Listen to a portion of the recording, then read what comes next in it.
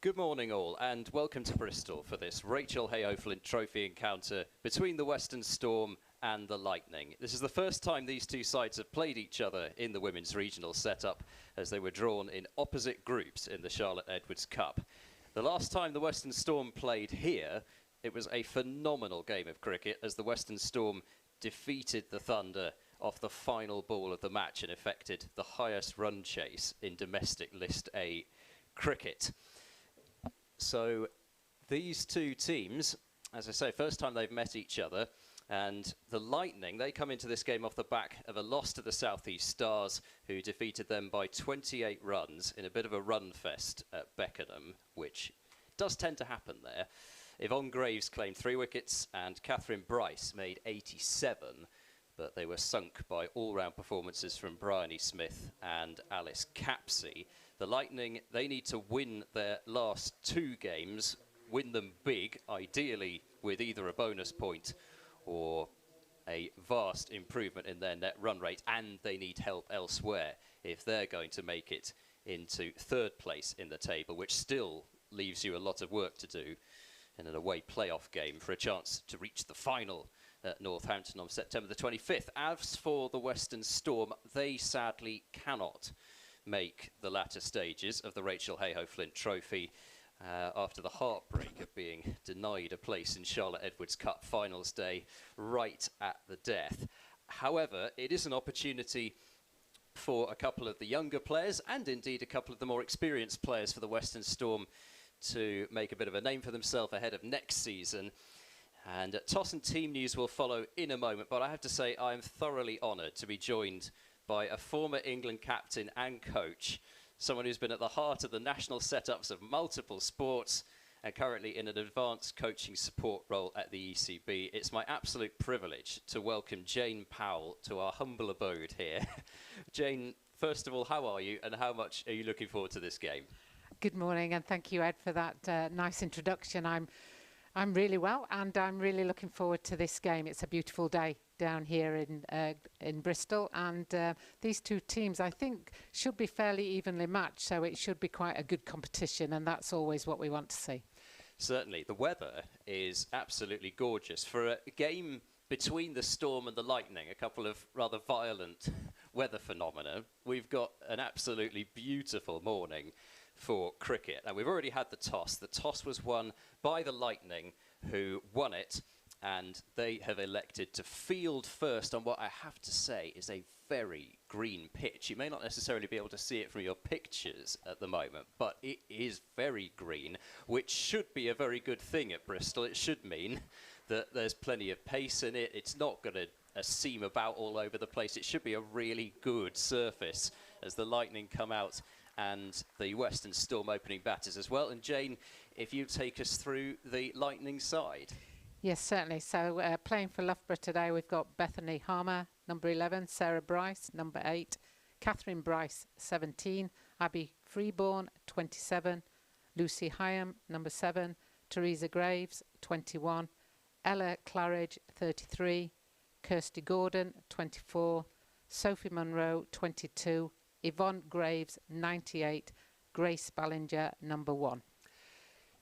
So that's one change from the Lightning's last game, and it's a good change as far as they're concerned, because it means that Lucy Hyam is back from concussion, having missed the last game, of the player to miss out is Josie Groves, the academy player. So opening the bowling, Catherine Bryce from the Ashley Down Road. And as for the Western Storm, they've made 3 changes. Bethan Gammon, Steph Hutchins, they miss out, as does Jolie Roberts. And back in Claire Nicholas returning. Nicole Harvey back into the side, which is a big boost, of course. And Lauren Parfitt. Ready for the first ball then, bowled by Catherine Bryce to Lauren Parfitt down the leg side.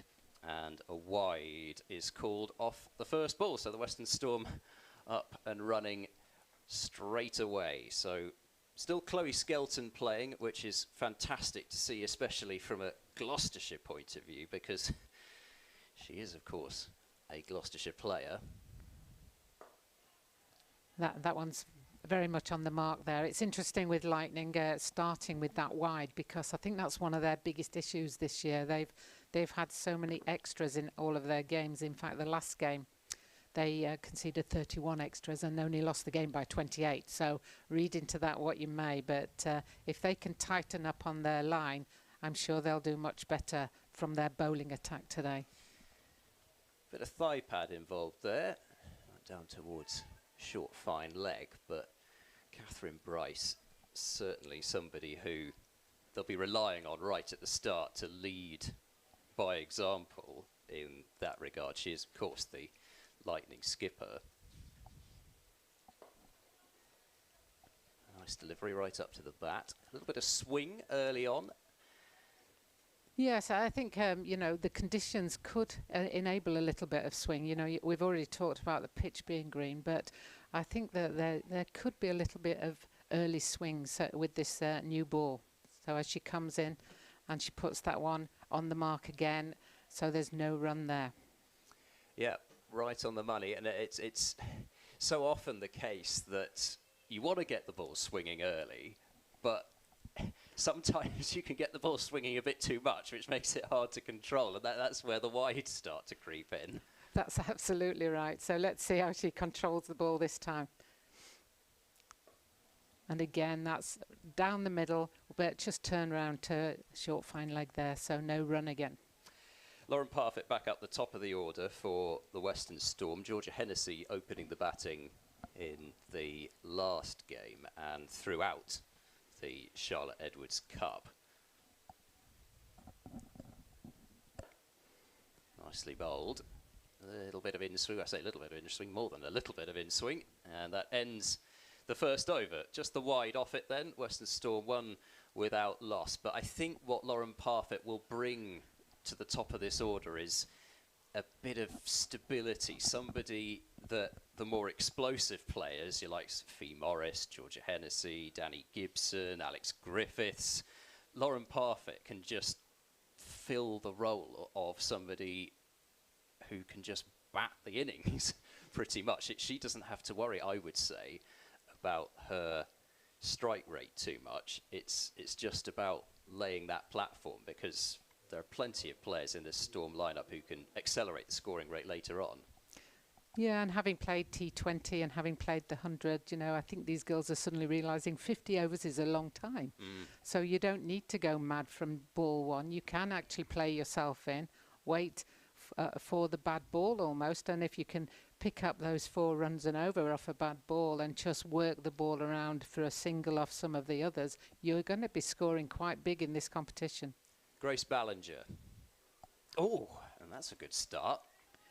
She's got a bit of lift there. Yeah, lifted off a length, didn't it? Yeah. Lifted off a length and just made us jump up here in the commentary box. Fee Morris is looking distinctly bemused at that one. Look at the replay here, and it's quite full, and it's taken her on thigh pad, heading up that kind of area. Bit of life in this pitch.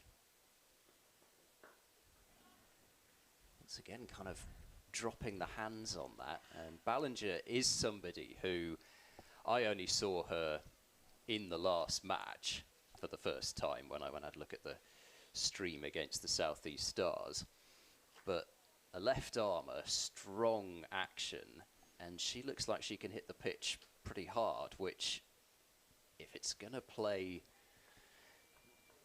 nippy, if it's a pitch that is going to be lively, then she could be a real handful here early on.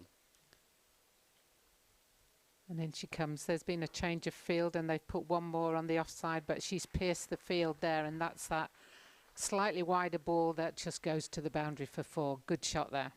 It was. Bit of width, and I suppose that's the caveat to a bit of pace and a bit of strength and hitting the pitch hard. You've got to make sure your line's immaculate, because Fee Morris has put that away with some ease to the point boundary for 4. So the first run's off the bat, and Fee Morris off the mark with a boundary.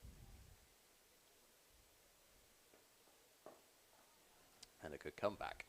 Yeah, she's tightened that up. It's interesting because she changed the ball changed the field, the ball before the boundary, and she moved a short fine over to the offside and brought round square leg just backward of square, and it's almost like she felt she could go wider on the off, and as a result, Fee Morris made full use of it.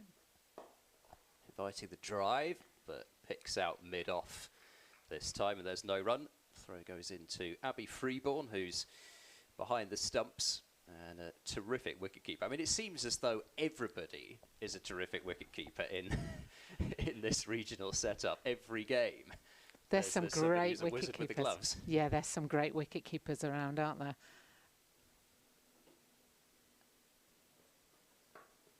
And going back to the wicketkeeper, I think that's one of the when you see Sarah Taylor a few years ago, I think everybody was inspired by her.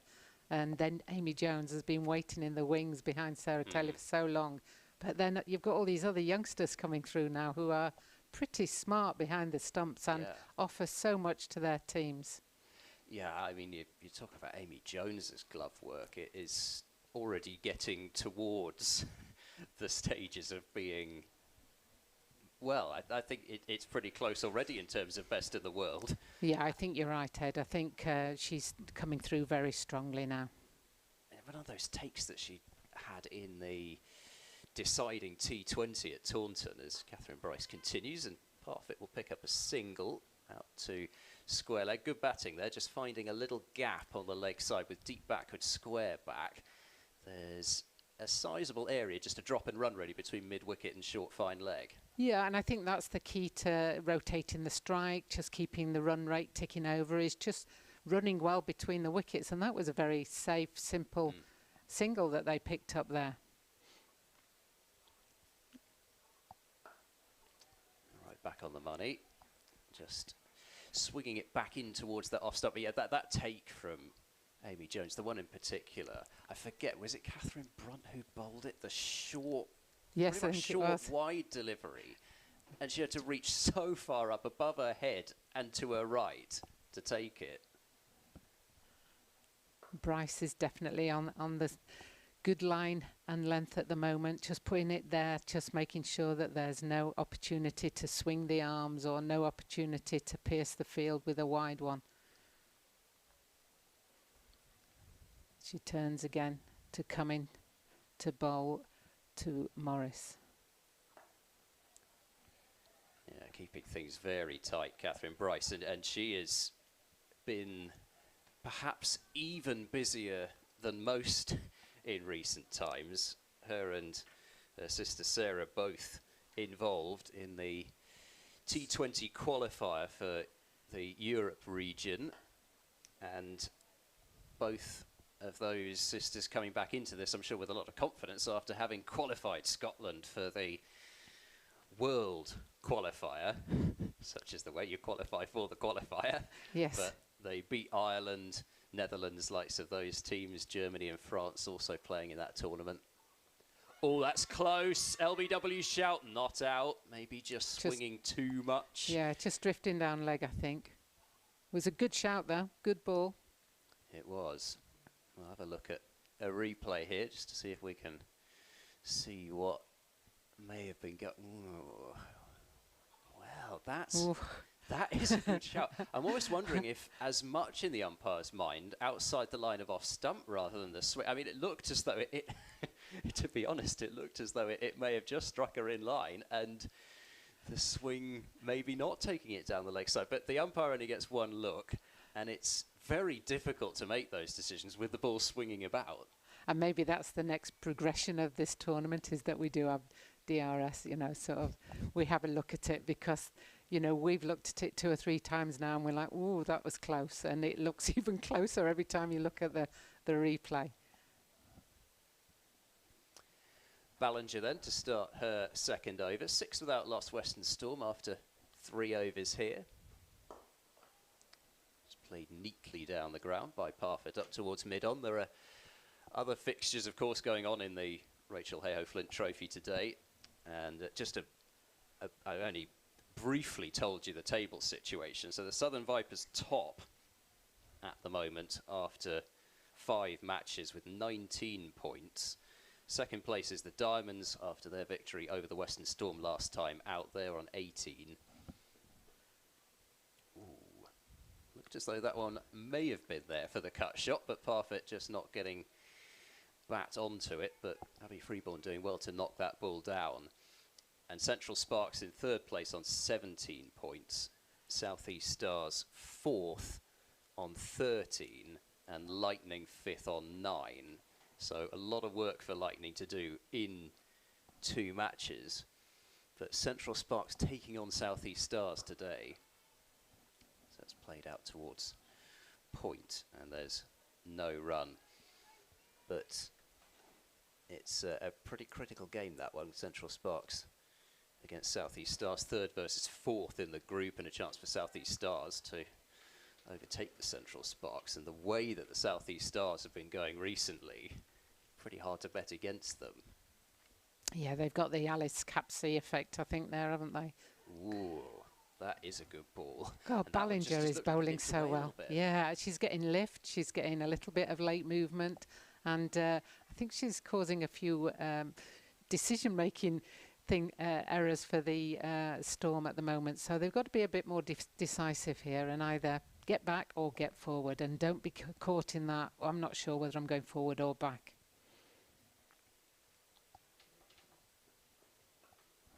Angled down to deep 3rd by Parfitt. There'll just be the single there as a throw comes in from the boundary, and it looks like Kirsty Gordon down there at deep 3rd. So 7 without loss as Parfitt picks up her 2nd single. But I saw some stats from the wonderful Hypercourse on Twitter about the South East Stars during the Charlotte Edwards Cup. Come back to that. Oh, and again. There's some life in this pitch, and Ballinger, I think, is feeling quite rightly that she deserves to have taken an outside edge in that over, because that's another beauty which she's landed on around about off stump as we look at the replay here. It's just nipped away.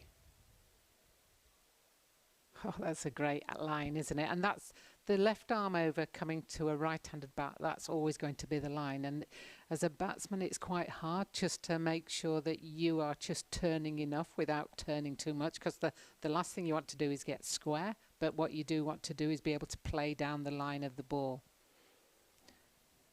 So Bryce coming in again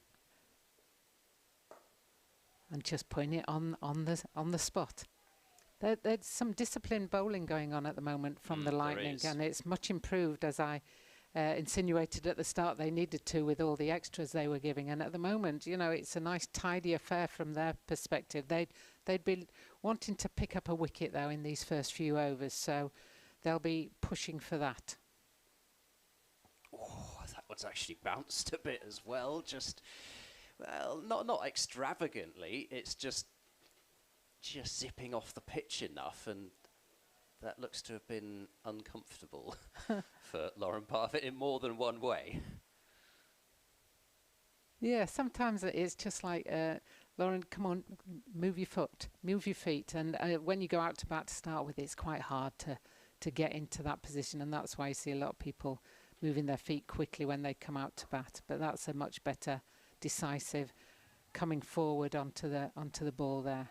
And the other thing is that you've got the keeper up to the stumps right away. Catherine Bryce does not waste any time when she bowls about getting that keeper up. She gets her right there to start with, and opening batters who might be hoping to maybe bat a bit outside their crease when they come out, they can't do it. Yeah, that's a ploy that's being used by a lot of the regional wicket keepers this time round, and it can have one of two effects. One is that it keeps the batter in. The negative effect is that sometimes if the ball moves late or you're missing it, and that might be why there's a number of extras being conceded. Yeah. What would have been 1 wide down leg side suddenly becomes 4 wides down leg side, for example. Yeah. And I think that's probably where we just need to improve on that stat as much as anything else. So therefore we have to look at the technical aspects of what we're doing and see what's the pluses, what's the minuses of everything that we're doing. But no, it's great to see the attacking play. Nicely worked by Parfitt off a controlled outside edge, and there is no deep third. It's running away pretty well across the outfield. Ballinger's on the dive, but she can't bring it in. So that's a neatly played boundary from Lauren Parfitt, and the end of over number 5, Western Storm 11 for no wicket. Yeah, and it shows you how quick this outfield is. It's very well manicured. I mean, the groundsman deserves a lot of praise for the way that he's prepared the ground for this game, and we've just seen there just a gentle deflection in many ways, a deliberate deflection, and it's just raced away to the boundary. So that starts to make you think about, right, what number are we looking at? How many runs do we need? How many can we protect? So part of you when you're batting is like, oh, that was good, and part of you is like, oh, we need to raise the runs because we're going to have to defend this at the end. Yeah, and I think that's another reason why Lightning be very happy, I suspect, to have won the toss. That's drifting down the leg side. Morris helps it on its way, and it's not going to be hauled in. There's a deep backward square leg, but there is nobody finer than that on the leg side. So one of the first times since really the first over that Ballinger's misdirected with the line, and she was put away for 4 more. And also, I think we can see on this replay, I think it's a bit short, and she's been bowling quite well up to the bat on the previous one. So well played, Fee Morris. That was well picked out. Yeah, she's very strong on anything short. Fee Morris loves to bring out that pull shot, whether it's through mid-wicket or behind square. Full and wide this time, and driven, well timed by Morris, but fielded out in the covers, so no run there. You mentioned the outfield. It's really good here. Yeah, and it's, if there's no rain, and even if there is rain, it just all seems to drain away, and it's very hard out there, actually. It can be, but it means the ball races.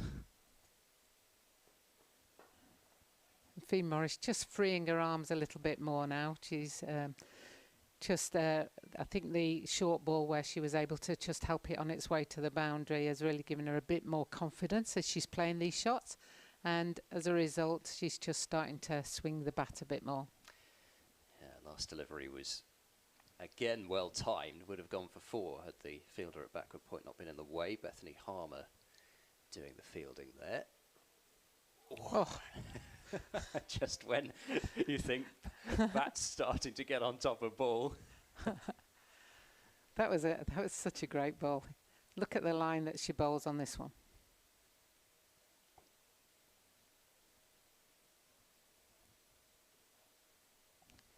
Just angles away from the bat. Seemed to just kick off the wicket, that one. Yeah.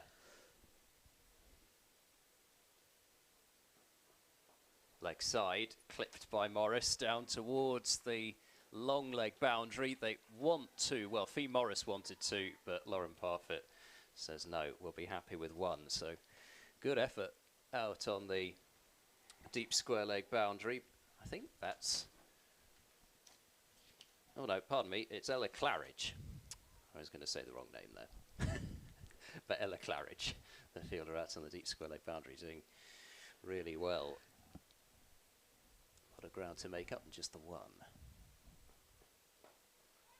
Opening the face. The decision whether to run. A little bit of yes, no, ooh, but they came through quite comfortably there. So come through for the single. Harmer at backward point again, and she had to dive full length. She may not even have had a chance, even if she'd been able to field it cleanly and spring up, but that was the hesitation there, just not quite sure whether it was going to make it past that backward point fielder. So a better over there, and as you see on your screen, 17 without loss, Parfitt 7, and Fee Morris has 9. So again, I just think, you know, if you're the Western Storm, I think you just got to say, let's lay the platform here. And I know it's not the same.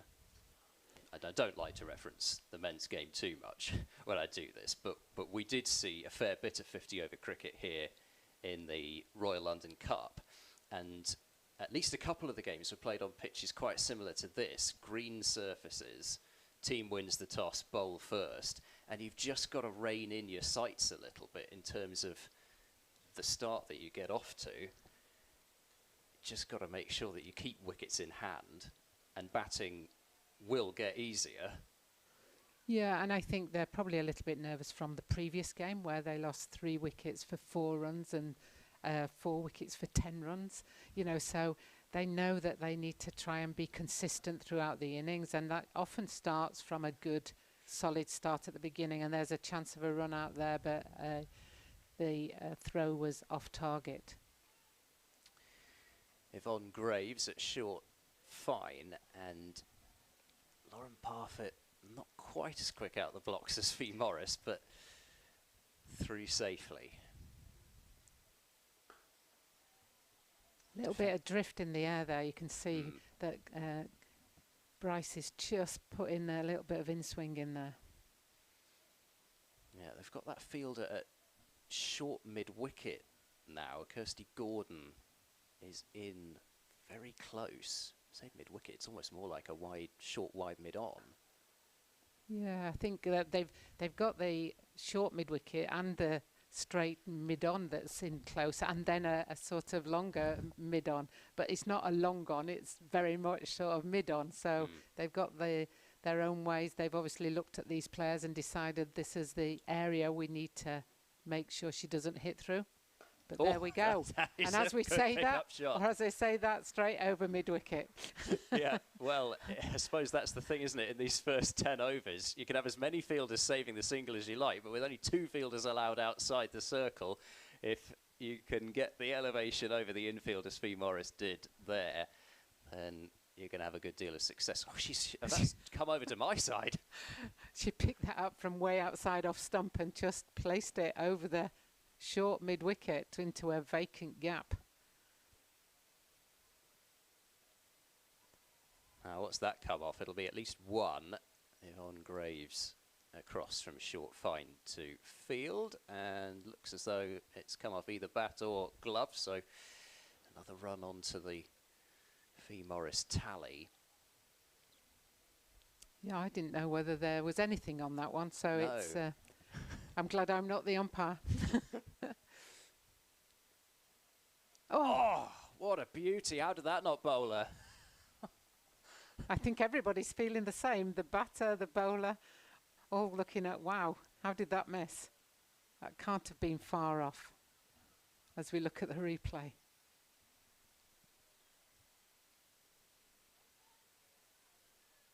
Oh, it's come back considerably, hasn't it? And between bat and pad. So a really good over to watch in terms of back and forth between bat and ball, and 23 without loss after 7 overs. Morris up to 14, and she's showing signs that she might like to, having seen a few deliveries, might like to get on with things a bit here. Ballinger to start her 4th over. Bit of width driven gloriously by Morris through extra cover. That is a delightful shot, and it's flown away to the extra cover boundary for another 4. And any youngsters watching, this is how to play the off drive. You just look at her balance, the way she's just sees the ball, she leans into it and just guides the hands through the ball. Great shot. It is as pretty as it gets, really. No overhitting at all. Bat just goes to the ball without a huge amount of flourish, but perfect timing. Trying to open the face this time and guiding it straight to backward point, and there is no run. You mentioned to me before the start that you were here for the first game of the season. What a game that was. Yeah, and sadly for Western Storm, you know, Heather led at the top with 91, if I remember rightly, and then Anya came in at the end with 60 plus to win the game, and it was a fantastic innings by Anya. Not as well renowned for her batting as her bowling, but she certainly won that game with the bat on that day. Yeah, definitely. It was, you're quite right, 91 from Heather Knight, and Anya Shrubsole finished 61 not out of 41 deliveries. And he did 32 off the last 3 overs with 1 wicket in hand. carved through backward point. There's work for the deep third fielder to do. She does well. Gets across, made it look pretty easy in the end, actually. Teresa Graves didn't even have to bring the dive out, but another run on to the total, 28 for no wicket. And the last over, they still needed 7 off that, and Sophie Eccleston was bowling. I know, yes, and I think it was a case of snatching defeat from the jaws of victory from Thunder's perspective, but it was a fantastic game for women's cricket. You know, it was just, or for cricket, should I say, it was just a great game. Driven, maybe not quite where Parfitt was intending, but it'll go down to deep third for another run.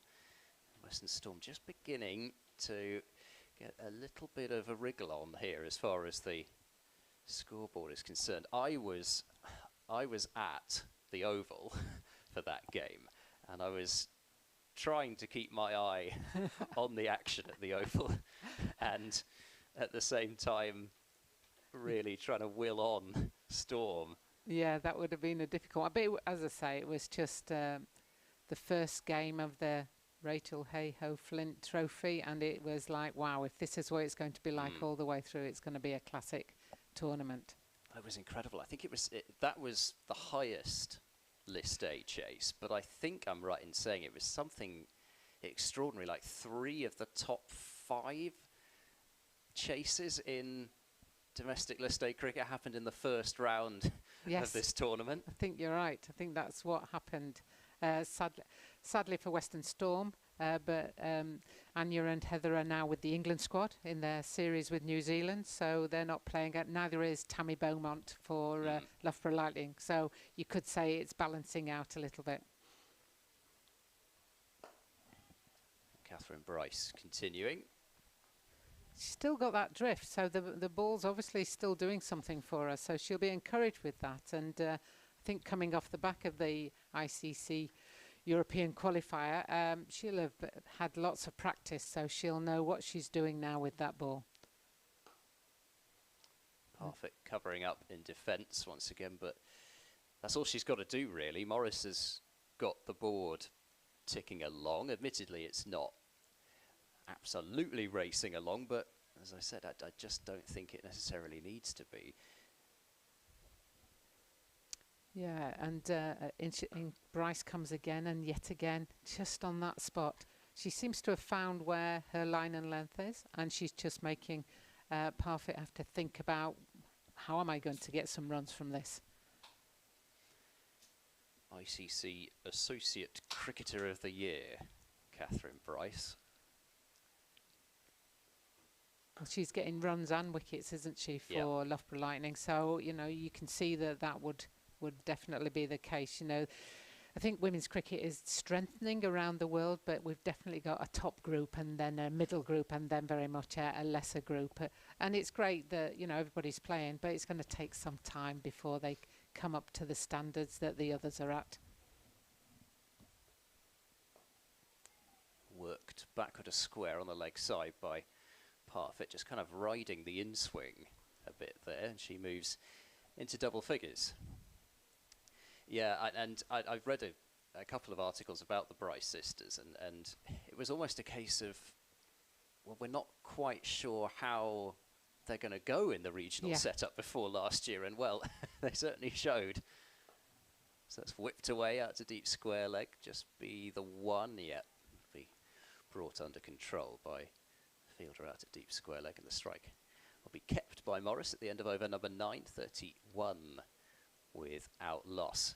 And you're talking about the sisters there. Give a shout out to my sister. She's tuned in from Australia, by the way, guys.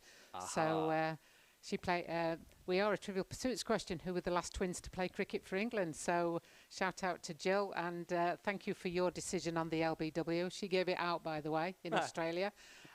Sorry we can't take your take on that, but we thought it was pretty close too. Well, yes, we could not have you on without asking about your sister. And are you the only twins to play for England? Were there ones before you? No, I think people think the Bedsers, but one of them only played for Surrey. But you know, so I don't think there were I'm not sure. I don't know if I'm honest, but I know we were the last ones to Yeah, play. because I think you might be, but I was just wondering whether you knew, just to Yeah. confirm in my what I looked at in my research. Driven, has she got the gap? Yes, she has, and I think this is gonna maybe even race for 4. It does. Yeah. There's the outfield at play again. That was just a push. Yeah, and I think you've just got to pierce the infield. If you pierce the infield, I think you're almost guaranteed a 4, because it's very difficult for the fielders to chase, because, as you've said, this ground is immaculate. It's a delightful follow through on that shot from Morris, just kind of holding the pose briefly. She guided it right through the gap. And you see she's opened her stance a bit now to Ballinger, so that she can pick up that left arm over line a little bit easier. Good play. Yeah, it's been an exciting start, hasn't it? I mean, we've seen that there looks to be some serious runs in this, and yet at the same time we've had the swing early on. Maybe now the Western Storm have seen off a lot of that period without losing a wicket. Yeah, I think, you know, we're nearly up to the 10 over mark, so if you can be at 4 and over, then you'd be, without losing a wicket, you'd be okay on that. You know, we've got to stop getting our heads around we need 60, 70 or plus. Without losing a wicket, then you'd be pretty comfortable with that. But that's the base that we need to then push on from. The Western Storm have got a deep batting lineup. If you weren't here for the start, Luff, Hennessy, Griffiths, Gibson, Wraith, Skelton. That's a pretty deep batting lineup. Oh, there's a shout for late before here. Not out, says umpire Anna Harris. Ballinger looking a little aggrieved that that wasn't given. Left arm over the wicket, but she hasn't necessarily been, in general, getting the ball to swing in. If we look at the replay. Just missing leg, I think, that one. Yeah. It may have even pitched outside leg stump. So as far as the umpire is concerned, the minute it pitches outside leg stump, you're not even looking at anything else, because it just can't be out. Took a leg by as well. That's just guided wide of backward point, but a single down to deep third. So umpires today, I didn't actually mention both of them. We've got Anna Harris at the pavilion end, and Ian Ramage is the umpire at square leg. So more of a Scottish connection out there, with Ian Ramage as well as the Bryce sisters. Last ball, legal delivery, of course, of the power play. Morris just content to open the face and guide it down to deep third. So 38 without loss after the 10 overs of power play.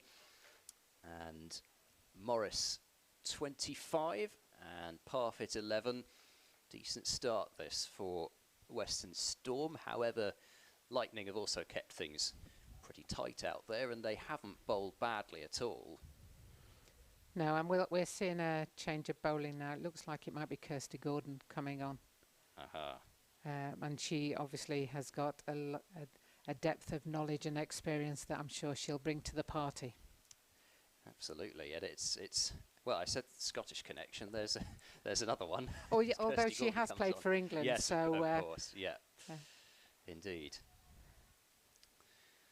And were it not for the fact that we have Sophie Eccleston, the world #1 left arm spinner, you know, you could almost say that Kirsty Gordon would still be there.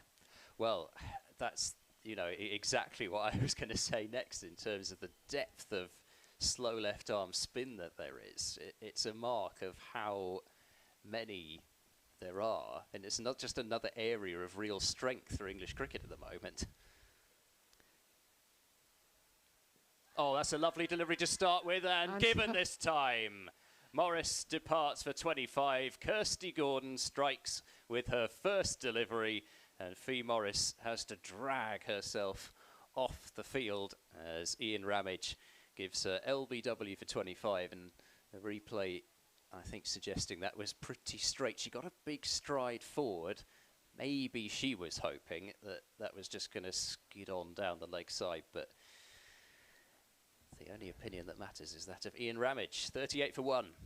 And what a great change of bowling. You know, you'd be very happy with that first ball coming on, putting it there or thereabouts and making sure that it's nice and straight and that you can pick up that first wicket. So Lightning will be it. We've now just had a slight sway, but both teams would have been like, okay, first 10 overs was okay, but picking up that wicket first ball after the power play does start to make you feel like, right, that's a great start now for to push us on as a fielding side as well.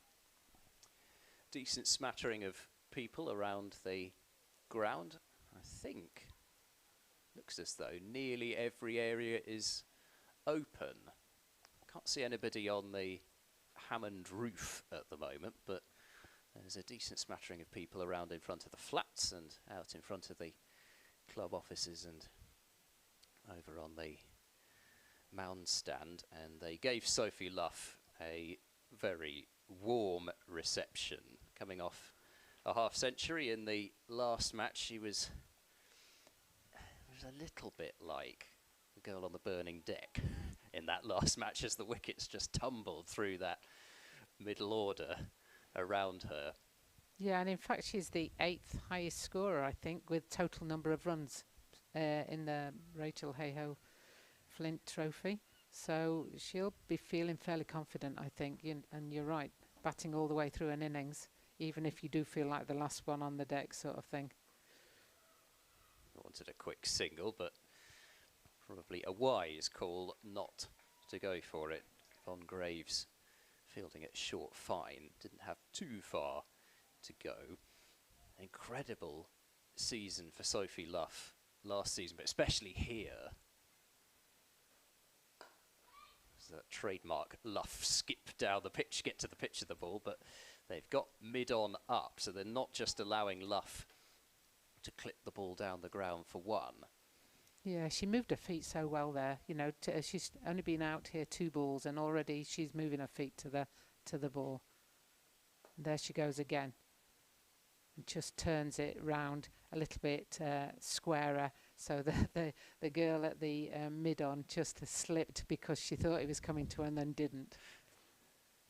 Just use the wrists to work it a little wider than that, so Luff gets off the mark, and she of course had a century and another big score here last year. It looked as though her and Heather Knight were seeing the Western Storm to a rare victory over the Southern Vipers at one stage in the games that we saw here last year, but it was always going to be very hard for Luff to have a season exactly like she had last season, but as you've given us the stats there, she's still having a more than handy season this year as well.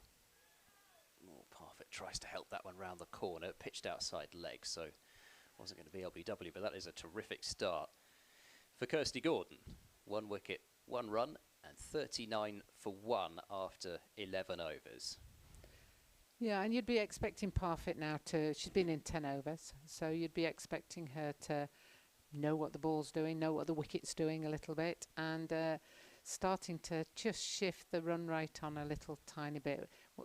You've got that balancing cricket of taking up time and not getting out and putting pressure on your partner, or just rotating the strike. And I think that's the key thing that she needs to do now, is just to try and rotate the strike so that the pressure's not all on Sophie to score. Yeah, and that's the other thing, because Sophie Luff, one of her greatest strengths is rotating the strike. So if you're not careful, you can also end up facing all the deliveries. Yeah, because if Sophie, she's facing the first ball coming up, if she rotates the strike and gets off strike, but then Parfitt stays there for 5 balls, then as Sophie, you start to get frustrated because you've done what you've set out to do. Sophie Munro into the attack, and she wraps Sophie Luff on the knuckles first ball, I think, possibly, or certainly at least high up on the bat. There isn't a ridge there, but it's almost like there is, because it keeps lifting off a good length. So the batters will be a bit frustrated with that lift, because If they don't get to the pitch of the ball, there's a chance it'll take the edge. I was very interested to see how this pitch was going to play, being so green. Oh, she's liking the look of this, I think, is Sophie Munro. You'd almost be saying, shall we have a slip skipper? You know, it's just lifting, and it's just like, well, are we defending or are we attacking? You know, if we're attacking, can we afford to put in a slip? Yeah, there's lots of debates, and I think that's the fascination of cricket. Oh, that's struck her on the shoulder of the bat and then popped up in the air briefly, but Freeborn just out of her reach. And I'm not sure what happened there. I don't think I've seen that before. The ball hit the shoulder of Sophie Love's bat and then she just dropped it on the floor.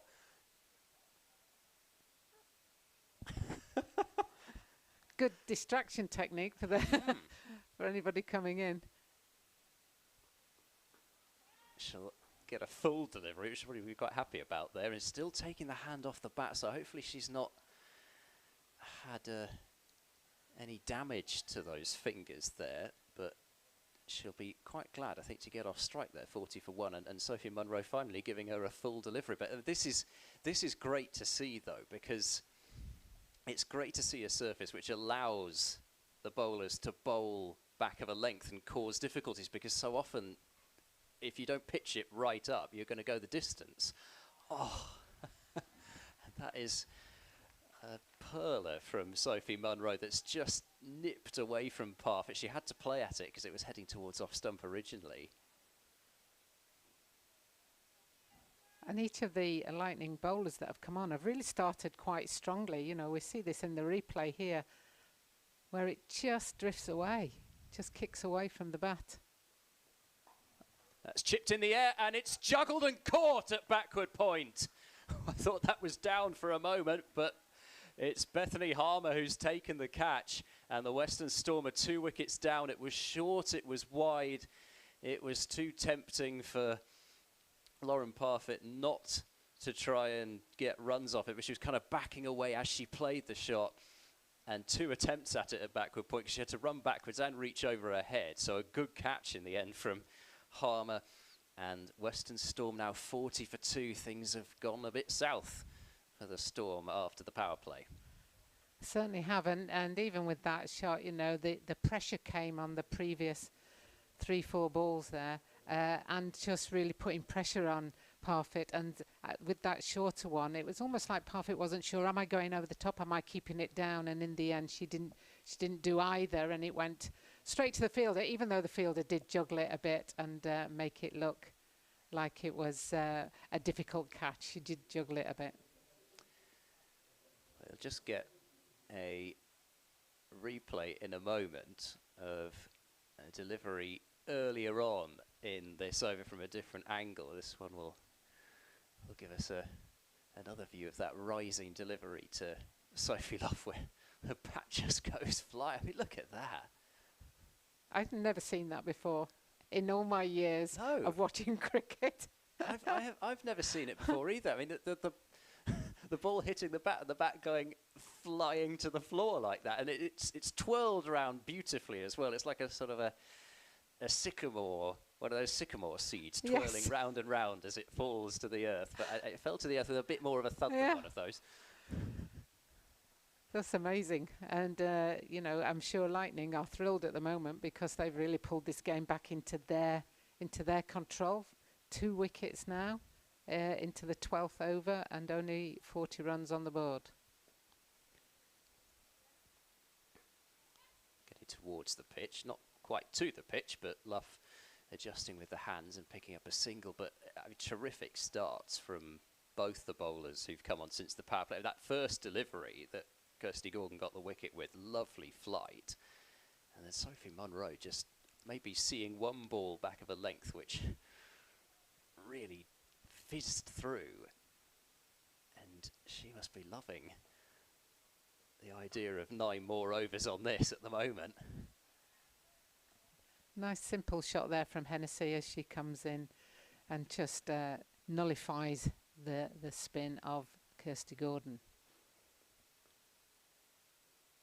little bit more flight on that one from Gordon, and it's punched down the ground. She's had a really good time of it lately as Kirsty Gordon. 15 wickets in the 100 for Phoenix, as Hennessy facing here, and once again playing defensively, but 15 wickets at 14 in the 100, and in this tournament 11 wickets at 13 with an economy of under 3 and over. And that one just spearing in on off stump. Hennessy can't free the hands. And you know, when you've got this left arm quality spin, you know, you get the flight, you get the turn, you get the guile, and it does make a difference. But Hennessy just, I think she just brushed that one off her hip there round to leg side. So that's another over from Gordon. She's got incredible figures at the moment of 1 wicket for 2 runs. So yeah, you'd be very happy. 41 for 2 after 13, and we'll just get a... I thought we were going to have a full-on sanitisation break, maybe a couple of balls' time. Ed Seaborn and Jane Powell with you on the Western Storm live stream, and I couldn't have a former England captain and coach without kind of going back to kind of where it started for you, and where did you catch the bug personally? Oh, well, oh God, we've got some lift there. Very easy for me. Father played local league cricket up in Yorkshire, so every Saturday, Sunday, Wednesday nights we were at cricket, and Mum made sandwiches and Dad played, and it looked like he was having a lot more fun than Mum did in the kitchen. So both my twin sister and I said we want to play as well. And a very progressive father who encouraged us as well. So all credit to our parents for supporting us at a time when cricket wasn't quite as welcoming as it is now. You know, I just find it phenomenal, the opportunities now that the girls have, and just go for it, girls. Anybody out there listening, you know, just go for it, because it's just such a great life, a great sport. You meet some great people, and you have this sort of competition.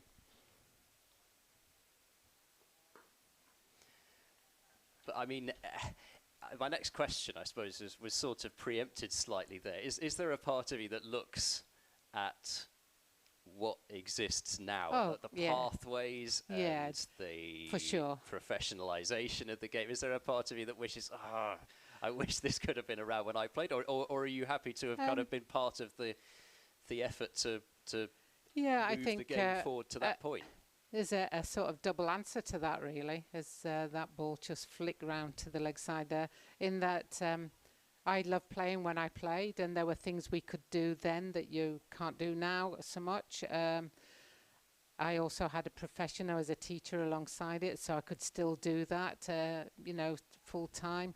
But, you know, I saw the 100, and my goodness, that is unbelievable for women.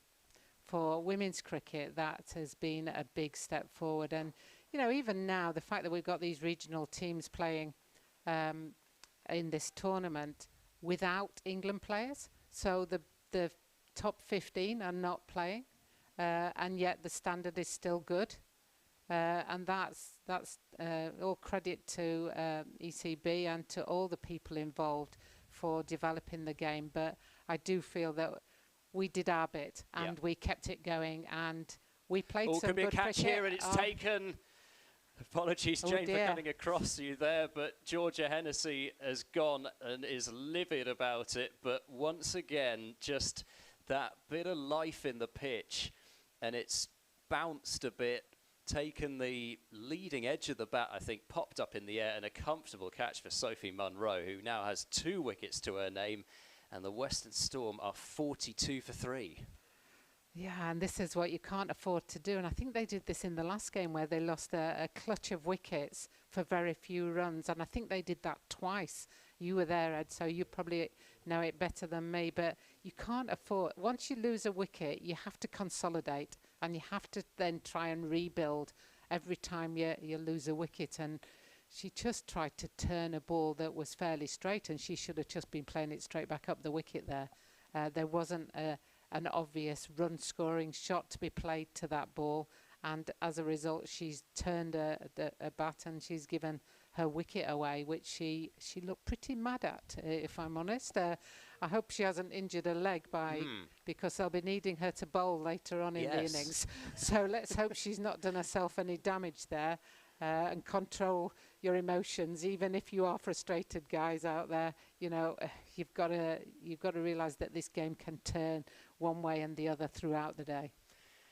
3 wickets for 4 runs, and when you mentioned the last game, it was 4 wickets for 3 runs that the Western Storm lost in the middle part of that innings. And now Alex Griffiths comes out to the middle. She's not on strike. It's Sophie Luff on strike to Kirsty Gordon. Oh, and that wasn't too far off. Another return catch, and then the ball hit the stumps and the bails didn't come off, which I suppose if you're at the Western Storm, you're probably quite glad to see that at the moment. But yeah, I think she was back anyway, so yes. I don't think it would have been a run out. But yeah, that's the sort of luck that goes your way when things are working in your favour and goes against you when they're not. Got the super glue out on the bails there. I like the way that Luff just plays that ball round to the gap at square leg and just takes a very easy single. She makes the game look quite simple when others seem to be making it look quite complicated at the moment. Yeah, that's exactly what she did last match. Ooh. Oh, this could be another return catch, and it's just short. Just on the bounce, working against the turn, and a straight delivery, catching the, I'm not sure whether it was leading edge or whether it was just the bat face being a little bit more open than it might have been, yeah. That's a better shot choice from Griffiths there than the one previously. Good to see Alex Griffiths up the order here, getting a chance earlier on than she did last year to quite a lot of an extent. And she's got time to build her innings here, which last year it seems as she came in quite a lot in the Rachael Heyhoe Flint Trophy, having to get on with it right towards the back end. Yeah, I mean, the advantage of losing early wickets is that anybody who comes in now has got plenty of time to build an innings, and it's not just a question of coming out and going bang, crash, wallop. It's a question of, right, where are the singles? Where are the spaces in the field? Can we rotate and hit those singles, and can we make sure that when there is a bad ball or a ball in our area, because there are players should know by now where their hitting zone is and where they like, which shots are their favoured shots. So as soon as you get a ball into that area, be confident, play that shot. But what you don't want is this, I need to get on with it, I need to get on with it. No, just play through the innings. If you play through the innings, you're going to pick up some runs. And to be fairly frank, Western Storm could do with building that total at the moment. Certainly could. And also be happy, I think, when Sophie Munro is out of the attack, because it's been an incredible start from her. 2s all over the place, 2 wickets, 2 runs, 2 overs, and having a feel for that one, Alex Griffiths. And we're situated right behind the wicketkeeper here, and I'm like, oh, I think I might need a slip. Can we bring somebody in here? You know, and maybe that's the ex-captain in me is like, I'm looking at how do we change the field. Oh, and as I say that, we're having a change of field. And I believe that we are going to have a slip-in. Hooray! It's almost like you've done this before. It was just like, oh, that ball is just lifting, and she's fishing for it outside off stump. Oh, I thought it was going to be brought in play straight away. It's going to be a single down to the deep third boundary where Teresa Graves is patrolling. But, you know, that's a great field now because you've got that cover at third, but you've also got the attacking nature of the slip coming in as well. And I think she's probably just gone a little bit wider now, which you almost want her at 1.5 slips rather than first slip or second slip. So it's a slightly different position. Oh, Was there a nick on that? I think there was, yeah, quite a... In fact, it was a fairly thick edge as Freeborn went diving away to her right, so she found the outside edge.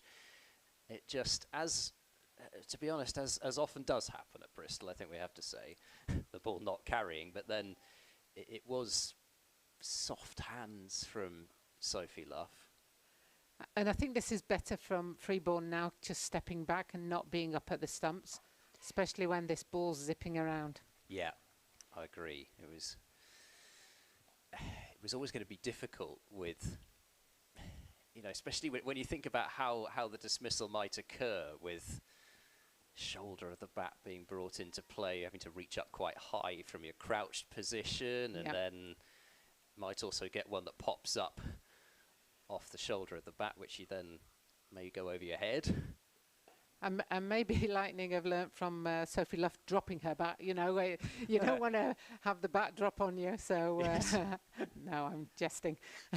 But there's something in that. No, it is. I don't understand how anybody stands up to the stumps as a keeper these days. With everybody bringing out these scoops and reverses, and there's the bat flying out in front of your face all the time. Certainly a very different world to what it used to be. That's for sure. You know, and we didn't use helmets in my day, really, if I'm honest. So and I kept wicket in a test match. So, you know, you'd be up for the spinners and you'd be back for the seamers, and that's just the way it was in those days, you know. But you know, almost the reverse shots that are played now, that was a no-no. You weren't allowed. That just wasn't cricket, you know. And now because I played hockey as well, and I'm like, oh, I would have loved that. Reverse it here, dunk it there, do that, you know. But yeah, I love the way the game's going and gone, if that makes sense, because it's just. It's like no holds barred. Let's see what the next thing will be that somebody brings out. You know, let's see what's the next shot. We've had the nutmeg, you know, we've had all sorts of different things. So what can we do next? Where can we score runs? And now it's 360 degrees that we're looking at. 46 for 3 after 16 overs. And you can always tell the ones who played hockey. Yeah, a strong bottom hand. Kirsty Gordon coming in, and that's nicely played by Sophie Luff, straight back over Kirsty's head for an easy lovely shot. It's always a good boundary to target, that one. Yeah, and I think, you know, any 50 youngster, up. you know, this is the shot you need to perfect first, not your reverse shots. This is the shot that you need to perfect first, because that is just a classic cricket shot, but also one of the safest shots in the book. Yeah, just got to get it over the bowler's head. Coming down, just played defensively this time, and it's certainly one of the things that I talk about too much probably on here, is that just because you use your feet, you don't have to whack the ball over the top all the time. No, not at all. She has whacked the ball over the top this time, though, and there'll be one bounce and over the rope for 4 more. So Sophie Luff has had enough of Kirsty Gordon and Sophie Munro just tying things down, and she's going to transfer some of the pressure back onto the bowler. Yeah, I think this is Sophie's way of saying we don't want you to feel you're on top as well. So I'm just going to show you that we can hit runs, and she's played 2 glorious shots. Sorry, 3, because the one where she didn't go over the top was also a good shot. It's pushed long on back now. Gordon, yeah, drops it a bit shorter there. Yeah, that's the effect of coming down the pitch all the time, and she almost got the drag down that she was after, but she's also pushed long on out, which means she can get the single now. Kirsty's altering her length now because she doesn't want Sophie coming down.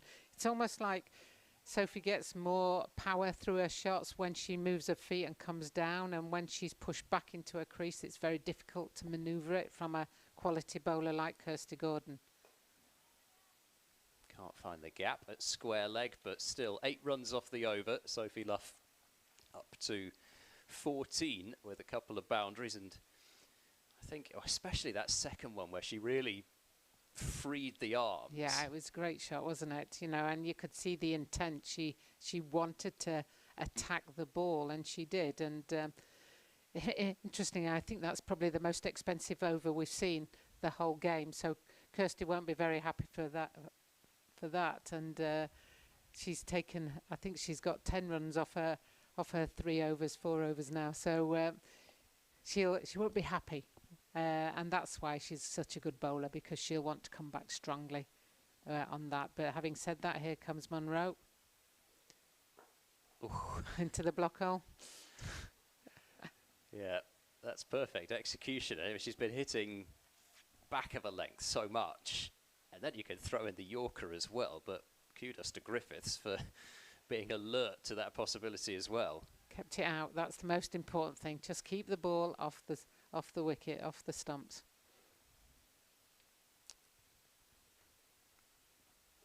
Oh, top edge. Is it going to fall safe? It might just do yet, right in between two fielders.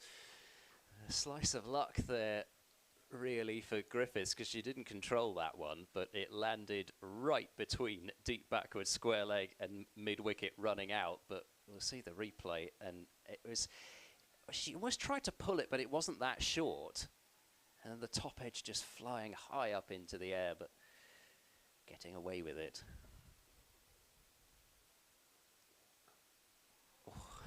She's causing problems wherever she bowls, Sophie Munro.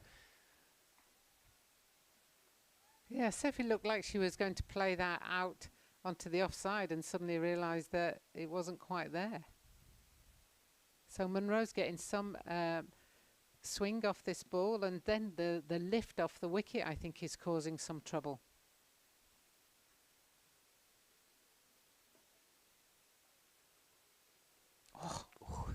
And feeling for a ball which it's sort of held its line, really, that one, but that is more beautiful bowling from Sophie Munro, who she played in the 100 for the London Spirit, played a few games there, and then was the joint leading wicket taker for the Lightning in the Charlotte Edwards Cup.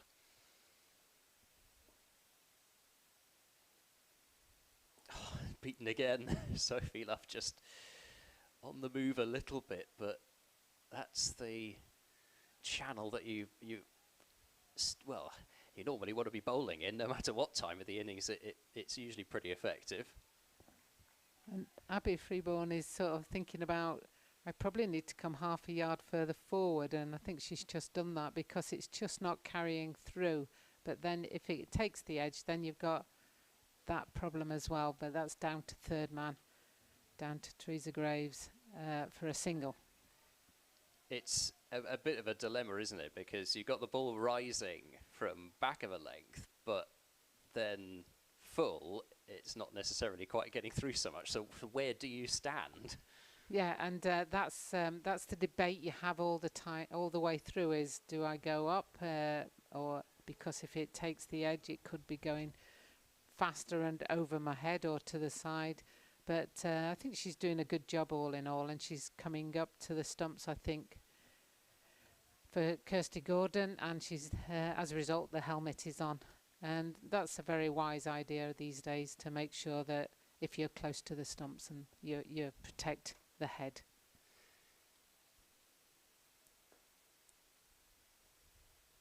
Oh gosh, that almost snuck through. Just skidding on with the arm, and Sophie Luff is showing the bat to to the bowler almost there, in a sort of a way of doffing your cap almost. Yeah, she didn't give that as much flight because I don't think she wants her to come down the wicket so much, but there you go, she's come down the wicket and just pushed in so that she can't get under it, and she's probably a bit nervous about elevating, doing a lofted drive now because we've got the cover fielder. She's just quickened her pace a little bit, Gordon, not quite tempting Luff down the pitch almost as she was earlier. She's still going to do it, but she's going to make life a bit more difficult. But Luff, as she knows that as long as it's not turning square, she kind of backs her hand-eye at least to get something on it. And then you also take LBW out of the equation to a certain extent. A bit wider there from Gordon, and that's a misfield. And I think it's going to pull up just before the boundary, so they'll pick up 2 runs there. Yeah, that's the other thing you can do with the with the batter trying to use their feet, fire it wide. It was the one trick in the book that she hadn't brought out, but Yeah. Luff adjusting to it beautifully. Admittedly, it shouldn't have been runs, but No, and still that'll was. frustrate the bowler as well. So she probably won't send it wide now. And there you go. She sends it nice and straight down there. Sophie Luff, you know, her tactic is a really sound one. Move your feet to the ball. You know, if you don't allow the ball to turn, it's not going to cause you any trouble. Whereas if you just stay in your crease and there's some movement and turn, then you're going to struggle. Oh, and we've got a dive at backward, fine leg there, and they come back for 2. Good alert running from Sophie Luff, and Alex Griffiths also pretty sharp between the wickets, so Luff knows that if she calls that quick run, there's somebody to respond to it. Yeah, and batting is a partnership, so you do need to know who you're batting with. You know, it's no good, you know,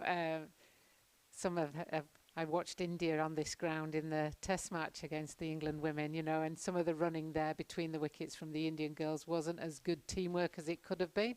And whilst some of them play some lovely shots, they're not the best callers or the best runners in the world, and it makes a difference. You lose 20, 30 runs a game if you're not running well between wickets. Munro starting her 5th. Oh, a drive at that one from Griffiths. It was not a half volley, and then on top of that, it nipped away from her. I know Munro's already got 2 wickets, but you'd think she deserves about 3 or 4 at the moment because she's just bowling on such a good line and length, and the batters keep playing and missing, getting edges that are running safely. That's a better shot from Griffiths. She got the full face of the bat onto that one. Yeah, I mentioned Sophie Munro, the joint leading wicket taker in the Charlotte Edwards Cup for the Lightning, but it was 6 wickets. They didn't have the happiest time of it in the Charlotte Edwards Cup, the Lightning, with 6 losses from their 6 games. But in general, actually, it was more the batting that was the issue for the Lightning in that one. Oh, another delivery, which just having a bit of a feel for. She didn't get that close to it, actually, in the end, but Sophie Munro certainly won't be thinking along those lines. Now it's almost like, look, you go fishing when there's a lake. There's no lake here. Keep your bat in. Don't go fishing out there. And as the bowler, you're thinking, great, keep doing that, keep doing that. And then you've got the choice. You can either bring one back in or just give her a slower ball, which she may just pop up to somebody. Nicely timed by Alex Griffiths, and despite not picking up a run for that, might just make her feel a little better to get one out towards the middle of the bat. Always better when you get the middle of the bat, yes. isn't it? Well, I wouldn't know personally, but but yes, I can imagine. Oh, just got one a little bit more leg stump there, Griffiths, and taking a bit of a stroll over towards the leg side after that one, because she probably missed out on as bad a ball, and it wasn't that bad a ball from Munro, as bad a ball as she's bowled in this entire spell. Yeah, it's the first one that's not on, off, or just outside off stump line. Played away comfortably off the back foot by Griffiths, but straight to Harmer at backward point, who effected that double attempted catch to get rid of Lauren Parfitt for 11 at the end of 20 overs. 60 for 3, the Western Storm, so 22 for 3 since the power play for the Western Storm. And there's the card. Sophie Luff 19, just beginning to get herself moving a bit, but 2 wickets for Munro, 1 for Gordon. They've both been terrific since that power play. And Gordon 5 overs, 1 for 16. There's the bowling figures. And Munro 5 overs, 1 maiden, 2 for 6. And now it's, I guess, difficult a little bit for Catherine Bryce to know whether to keep Munro going. Do you use up all her overs, or do you say, we've got 3 wickets here, let's try and not get through some other bowling? It's not like that, but do you want to do you want to keep things going for as long as you can here, or do you want to use some different bowlers whilst they know that the Western Storm aren't moving things along against them? Yeah, and in the last game, they bowled the two Graves sisters, so they do know that they've got them to come, and one got 3 wickets for 43. So, you know, they know that they've got that quality. But, yeah, I think I just keep going at the moment. Just keep tightening the screw. I guess they think, probably quite rightly, if they can get rid of Sophie Luff, you then maybe really do remove the linchpin. Yeah, and, you know, I said it right at the beginning, but one of the great things that they've changed is they've only had 2 extras off 20 overs. So only 2 compared to the 31 that they gave away. I mean, I know there's still another 30 overs to go, but that's got to be considerably better, I would think. And that makes a difference, because it means that Western Storm are having to play at every ball. Yep. Yep, no little releases of pressure in terms of still picking up runs without actually doing anything. And also, you know, just the mental aspect of knowing that the ball is going to be on the money. And we probably haven't had that many freebies, but that's a lovely shot. One bounce over the rope, over extra cover. Sophie Luff, that's probably as good a shot as we will see today. Right to the pitch of the ball, and over extra cover instead of straight down the ground, because that long on's in place. Yeah, and it's when Sophie Luff comes down the wicket, she's moving her feet and she just swings through the line of the ball very nicely. She would love to get Gordon out of the attack. Oh, that's a nice bit of bowling from Gordon, just cramping up Sophie Luff for room this time. But it's one of those instances, I guess, where you take the odd risk just to force the Lightning into doing something a bit different. You want them to change the bowling, because at the moment these two have formed such a good bowl. You've talked about bowling partnership. These two have really formed a good one. Yeah. So maybe you get somebody who'll come on and give you a bit more loose stuff. Yeah, and part of Lightning's thought processes will be, oh good, she's going in the air, because when people, there's always a risk when you start to hit the ball in the air. Not the way Sophie Luff's hitting them at the moment though, but you know, the minute the ball goes in the air, there's a risk to the batting team that there could be somebody who could take a blinding catch or a straightforward catch. So as a bowler, then you'll be like, well, I wanted to hit in the air. I wanted to. So they won't be unhappy, but they'll want to try and get her out quite quickly, because she's the only person at the moment who looks like she's starting to take a bit of control of her own innings.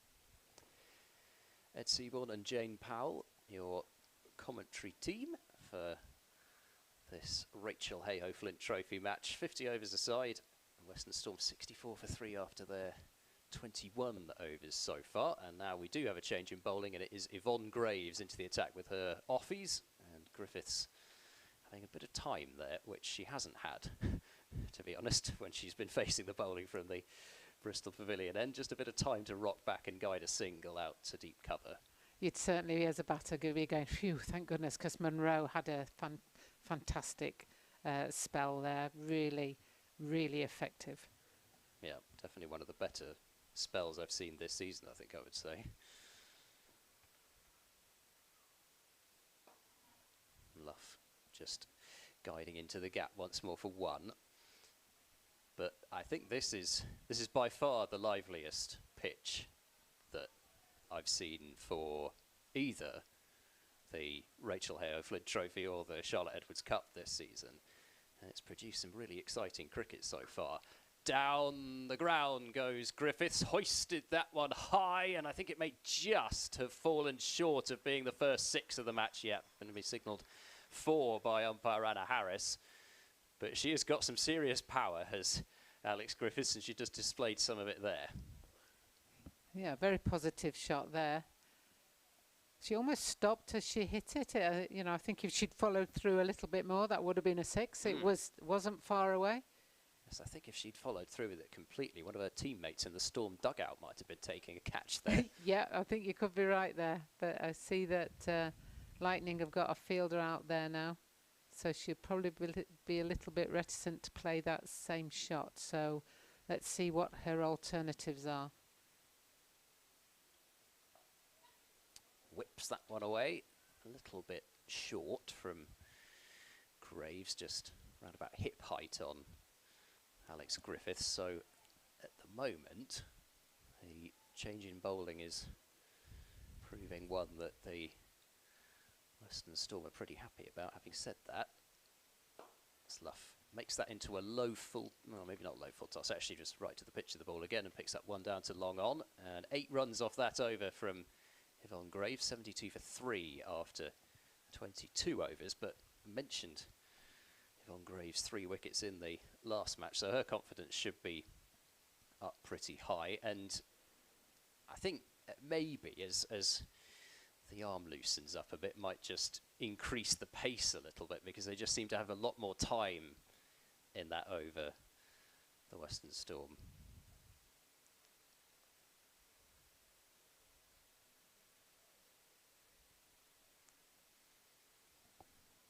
So it looks as though we are going to get the Graveses.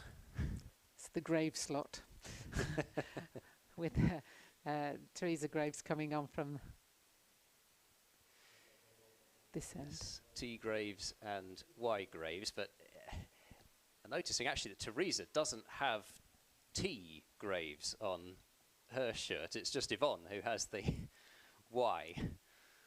But yeah, in a way, it almost doesn't matter, because the T and the Y are going to look rather similar from a distance, so you'd probably still end up, if you didn't know them, you still end up wondering which Graves that was. Here's Teresa starting things off. She's got a pretty bustling action. well, that was one of the interesting things when we got our England caps, our commemorative caps, and they obviously both just say J Powell. So it's like, which one's yours, which one's mine? So we're forever trying to work out which one it is. I was going to ask you actually about your England debut at some point, and I was actually listening to, break off of this delivery, that's just chopped into the offside for 1, Griffiths into double figures, was listening to you talking about your tour out to India first of all, and then your now official, I guess, test debut was here against New Zealand. Did I play a test then, or was it against India? I definitely, my debut one day was against New Zealand down in Hastings. I remember that. I think that was the first time I played. But I was a good fielder in those days, so I 12th manned lots of times before I actually got a cap, if that makes sense. So I was in the squad many times. My sister played before me against the West Indies. And I was 12th for that game as well. So I felt like I was in and around the team, but it was very different to the setup now, because you were in or you were out. There was no squad system, you know, so you picked 11 for a game. That's it. And then, we'll have a 12th. So that was back in the day as well. So, yeah, so. I mean, according to my research, Canterbury against New Zealand. Yeah, I did play there. Yes, I do there. remember that. Yes, I did play at Canterbury. You're right. When you get older, you know, your memory starts going a little bit. And, you know, when people say, "Oh, you've done so much," I go, "Yeah, but I've had a long time to fill in." So, yeah. So, yeah. I love Canterbury. love Worcester. We didn't play. I played here when Princess Anne came, because I've got a photo of me being introduced to Princess Anne. So we played a game here back in the day. So, you know, there's some grounds that you remember for certain things, and that was the most memorable of that day. You know, you don't meet those people very often. So amazing. And Hastings, yes, as well. and that's a bizarre one, because we played on a Sunday. So Hastings had a bylaw that said you couldn't play sport till after noon. So because people had to go to church in the morning. Yeah. So we were at the ground, obviously, at 10:30 or whatever, but we weren't allowed to start the game till after 12. So that was an interesting one. And I was batting with Jeanette Britton there, and we made a complete mess up of a run out. You know, we almost met in the middle and went right, and she was she'd been in before me. Oh, and there's a chance, and it's put down. Gone through 2 fielders at the moment, but the third one picks it up. It's a sharp caught and bowled chance, that. Yeah, and so Jeanette had been in, and she was on 30 or 40, and I just went, oh, I'll go. So I just turned and went back, and Ingrid Jagersma made an absolute hash of the run out, so I wasn't run out. And then I did go on to score a few runs, but, you know, it was like, I can remember Rachael Heyhoe Flint was the manager then of that team. Right. And she came up to me and she said that was a very selfless act of teamwork and well played, you know. So, yeah, he made a mark, but mainly because we'd made a complete error. Yeah. Yeah, Rachael was a great, I mean, I did play with her as a when she was captain a few times, just in friendly games and things like that. And but she was manager of the team in '84, so she was a fun manager, put it that way. I'm sure. And of course, your sister played in the same team as her. Yep. Yes, she did. And Jill ended up working in Rachel's sports shop for a summer season because she went and lived in, Rachael had a spare flat in Wolverhampton.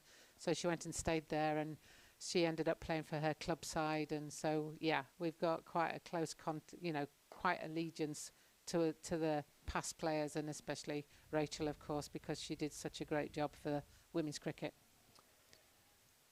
And also, you said in your story of the near run out with Jeanette Britton, and she, I saw, went on to make 3 figures in. That's going to be a wide, a rare extra. Yeah, that is a just rare not one. Quite able to help that one round the corner. First extra for a long time, actually. But she went on to make a century in that match, and I can only think if she were playing now, as that's pulled away through wide mid wicket, there's a fielder right there though, so it'll only be the 1 and the end of over number 24, and it's 80 for 3. I mean, it is such a shame in a way that, you know, you only have to watch Jeanette Britton, the footage of her batting for you know, even 20 seconds to just think, oh gosh, if only everybody nowadays could see that. Yeah, and I think that's what the game's done now for these girls. You know, so people know Sophie Luff, people know the names of the girls playing, you know, and it's not just the England team. Whereas in my day, people didn't even know the names of the England team, let alone anybody who played county cricket or, as it was, or regional in those days. So good luck to the girls, you know, all credit to them, and take your chance. If you get an opportunity to take it, you know, I came into India Test match because Jeanette Britton broke a thumb. Jeanette's been very big in my story as well, and I had a chance to play at Blackpool and scored 115 not out, and I took my chance. You know, you have to, if you get an opportunity, you grab it and you take it. You know, I scored 115 not out, I think, in that game. So you have to take these opportunities when they come, and it's in your hands. Yeah. Again, that was on the list of things to ask, of course, as well. How can you not when you are getting the rare opportunity to commentate alongside somebody who's somebody who's captain, coached England, made a Test century? What were the emotions like when you got to those 3 figures there? If I'm being really honest, I punched the ball off the back foot through the cover for 4. I waved my bat toward the dressing room and I said, "Drop me now." Towards the selectors. not towards the fielders. No, towards the selectors, about try and drop me now. I won't use the, I don't swear, so it was like, drop me now, you buggers. But yeah, I mean, just pure delight, you know. You don't score centuries for your country very often without having that emotion, you know, and that exuberance, if you like. So, yeah, a great day. I'm sure it was. Teresa and Yvonne Graves continuing here, keeping things pretty tight. The Western Storm picking up some singles here and there. That was an attempted. Yeah, it's interesting forcing because the weather's the clouds are rolling in, so I wonder if that's going to affect the seaming of the ball or the swing of the ball as we go through this game. So if I was Western Storm, I wouldn't be unhappy at too early. You know, we're still in here. We've still got half the overs to go after this, and if we can get another 100 off the next 25, we're still in with a shout here. They're just picking up as we get a little break here, because we have reached now the halfway mark of the innings. 82 for 3. There are the bowling figures on your screen, and the standout figures remain. 5 overs, 1 maiden, 2 for 6 from Sophie Munro, but all pretty tight.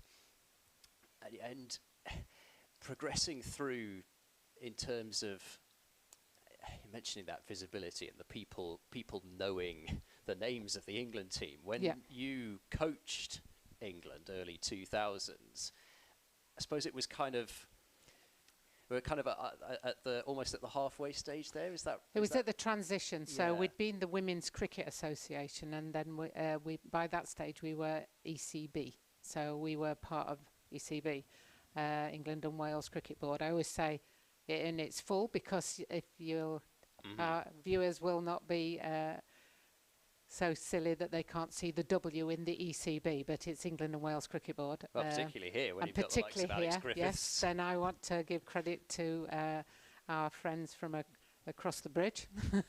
There was a slight transition there. I mean, I still wasn't a full-time coach, so I was still teaching full-time when I was coaching. But, you know, I did have Claire Connor as the captain there, and we all know what a fantastic job Claire's gone on to do. She was a good captain. She then went into, she's now Director of Women's Cricket at ECB, and soon to be President of MCC. Indeed. You know, and just a phenomenal woman. Who knows how to communicate, knows how to take the game on into the next stage. And so it's just brilliant having people like that in those places of power. Yeah, I was going to ask what it was like coaching the likes of Claire Connor and Charlotte Edwards. No, they were great. You know, I personally don't like people who just accept what you tell them. I want people to challenge, especially in sport, because I think there's more than one way of looking at something. You know, we've looked at this today, and I've said a couple of times, "Oh, I'd want this in here," or, "Well, that's fine because I'm 60 foot up in the air and I'm not down on the ground, so I can see a different view that they're seeing." And I think before you have a point of view, one of my favourite sayings is get many different viewpoints. So if you can get as many different viewpoints as we recommence. Yvonne Graves continuing after that brief interlude, and a single right away for Sophie Luff takes her score up to 29. So both Charlotte and Claire were very good team members, because they'd question, but they'd then be determined that that's what we've agreed and that's what we go with. You know, and that's what you want. You need somebody who's can think for themselves, but also can listen as well. And of course, the next Ashes series after that, as that's cut away by Griffiths, that'll be 1 out to the sweeper on the cover rope, who is Sarah Bryce. The next Ashes series after that was 2005. And do you feel you helped lay the platform for the historic series that was? Yeah, I think... yeah, I mean, I think everything that you do contributes, whether it's... come back for a quick second run here. Slight fumble out on the deep mid-wicket boundary. It's substitute fielder Josie Groves out on the deep. Pardon me, it's Lucy Hyam out there, because I've gone and put down the wrong number.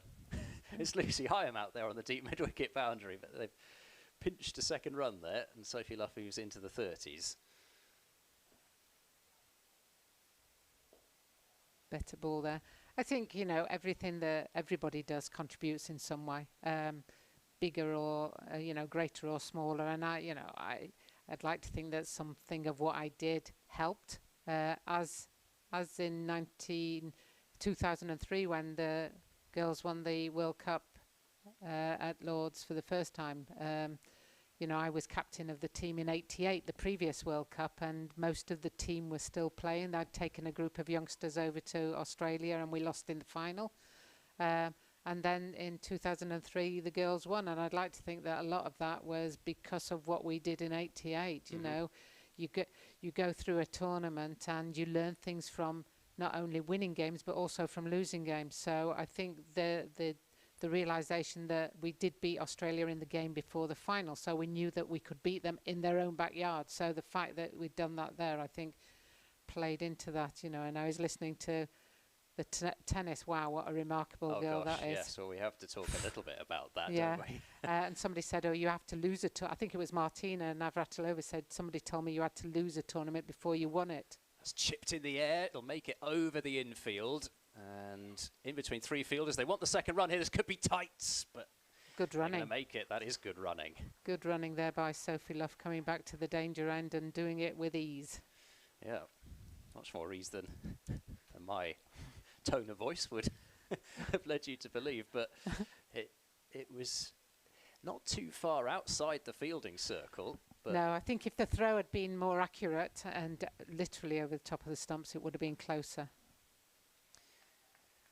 Yeah, well, I mean, what a run from Emma Raducanu. It was just phenomenal. I think she's the most complete sportswoman I've seen for a long time, and that sounds really stupid talking about an 18-year-old, because how can you be complete at 18?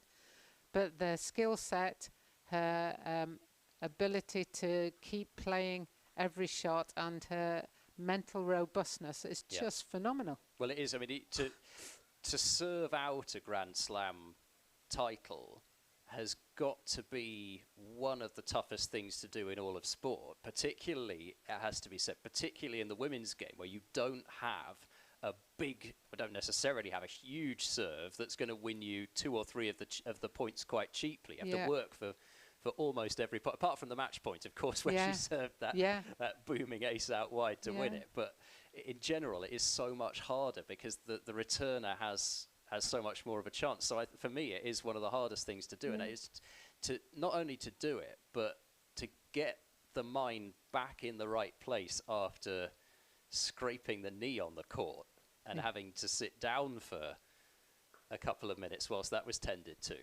Yeah, and I think certainly the girls out here, certainly Western Storm, they could use that same mentality. You know, you're in the moment. Play each ball on its merits. Don't worry about the score at this moment in time. Just keep playing one ball at a time, because that's the only ball that you can affect.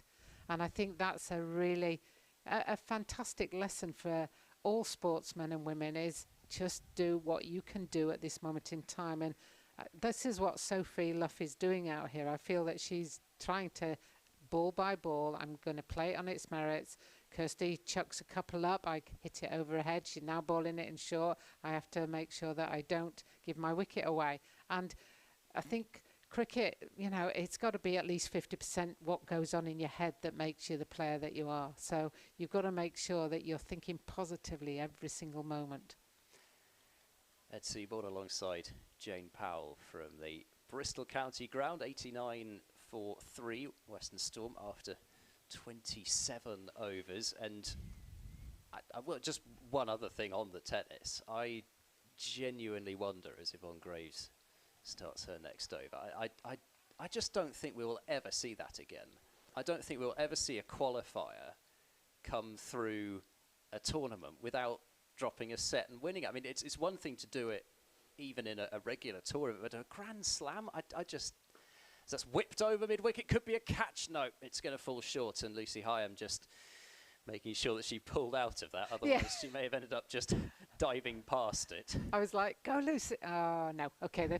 I don't think she would have got that even if she kept going. And there's always that danger if you keep going that you misfield it and it goes for 4, and that's not what's required at this stage. Or it knocks you in the chops as that's played down the ground past the bowl. It will just be the 1, however. I just don't ever see that happening again. I mean, it's taken, whoa, it's taken 50, 60 years now they've been playing in the Open era for somebody to win a Grand Slam as a qualifier. Never mind do it without dropping a set. It's always a combination, isn't it? You know, because we won't see it because there's too many good players around now, and one of them will take a set off you. You know, that's what's remarkable, is that she didn't lose a set. And I can't see that ever happening again. That's a good hit this one out. might This carry. one. It's over her head. She just came in a few steps and then had to back up. And Alex Griffiths picking up the boundary, but with a big bit of fortune there. However, that is a significant moment because it's brought up the 50 partnership between Alex Griffiths and Sophie Luff. I mean, she got a good piece of it, but probably should have perished. She wasn't in far enough for the previous one, and she was in too far for that one. And in fact, she's a bit in no man's land really there, Lucy Hyam. You know, you either have her on the boundary coming in or get her in closer, because if it goes over her head, she's not going to take the catch, and if it falls before her. So, yeah, I think you'd either want her on the boundary or bring her in even further. Things just beginning to pick up in terms of pace here for Western Storm, up to 95 for 3 now, 35 runs in the last 10 overs. And, in the last 8 overs, not the last 10 overs. But this 50 partnership has ticked things along. Now, can the Western Storm get some acceleration inside this final period of the game? There's plenty of batting, plenty of power to come. Danny Gibson hits the ball as hard as anyone these days. Nat Wraith also, and then Chloe Skelton, who made 30 on debut in the last match. And part of the decisions now that Lightning will be having to look at is when do we bring Munro back and Ballinger, because in particular, and Kirsty Gordon, you know, when do you try and break this partnership? Because they've got 50. We need to break the partnership now. Yep.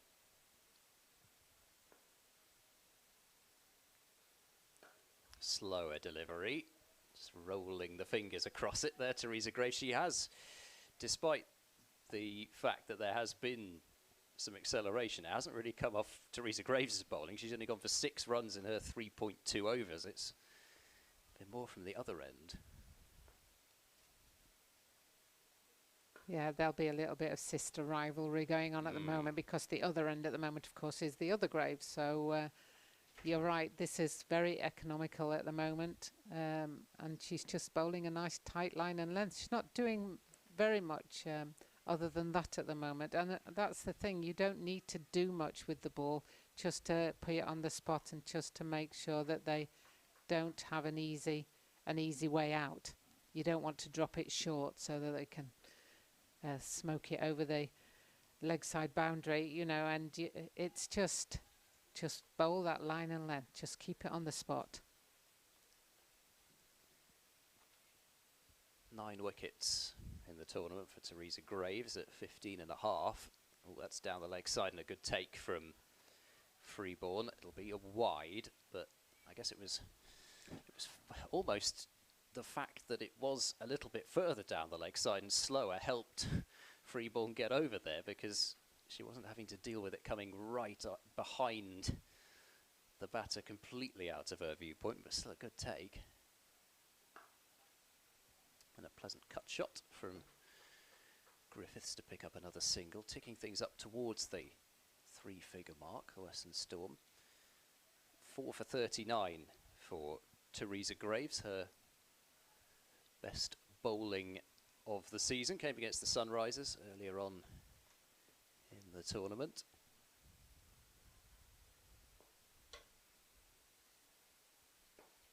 And finishes that over off nice and tidily.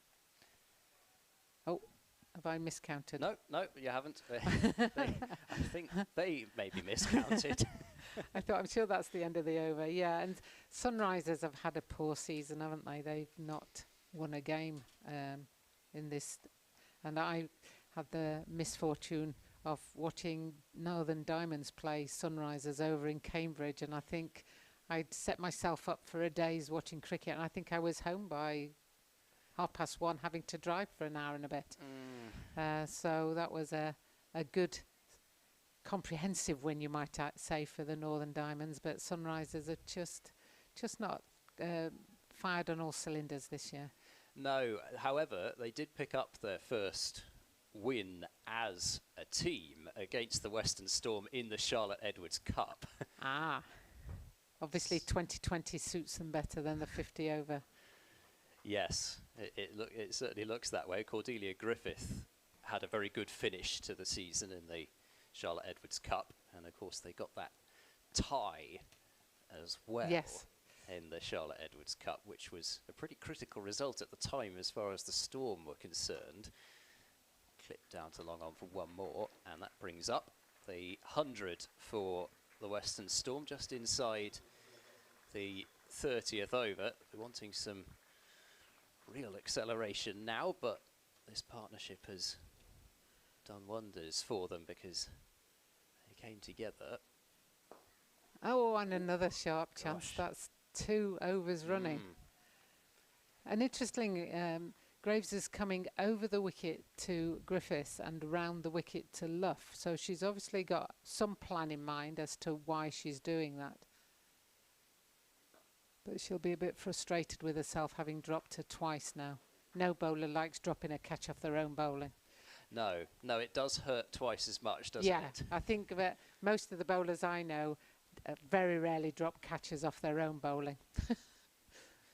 Yes, it's amazing how much better. Yeah. Twice as good a fielder off your own bowling. Amazing how that works, isn't it?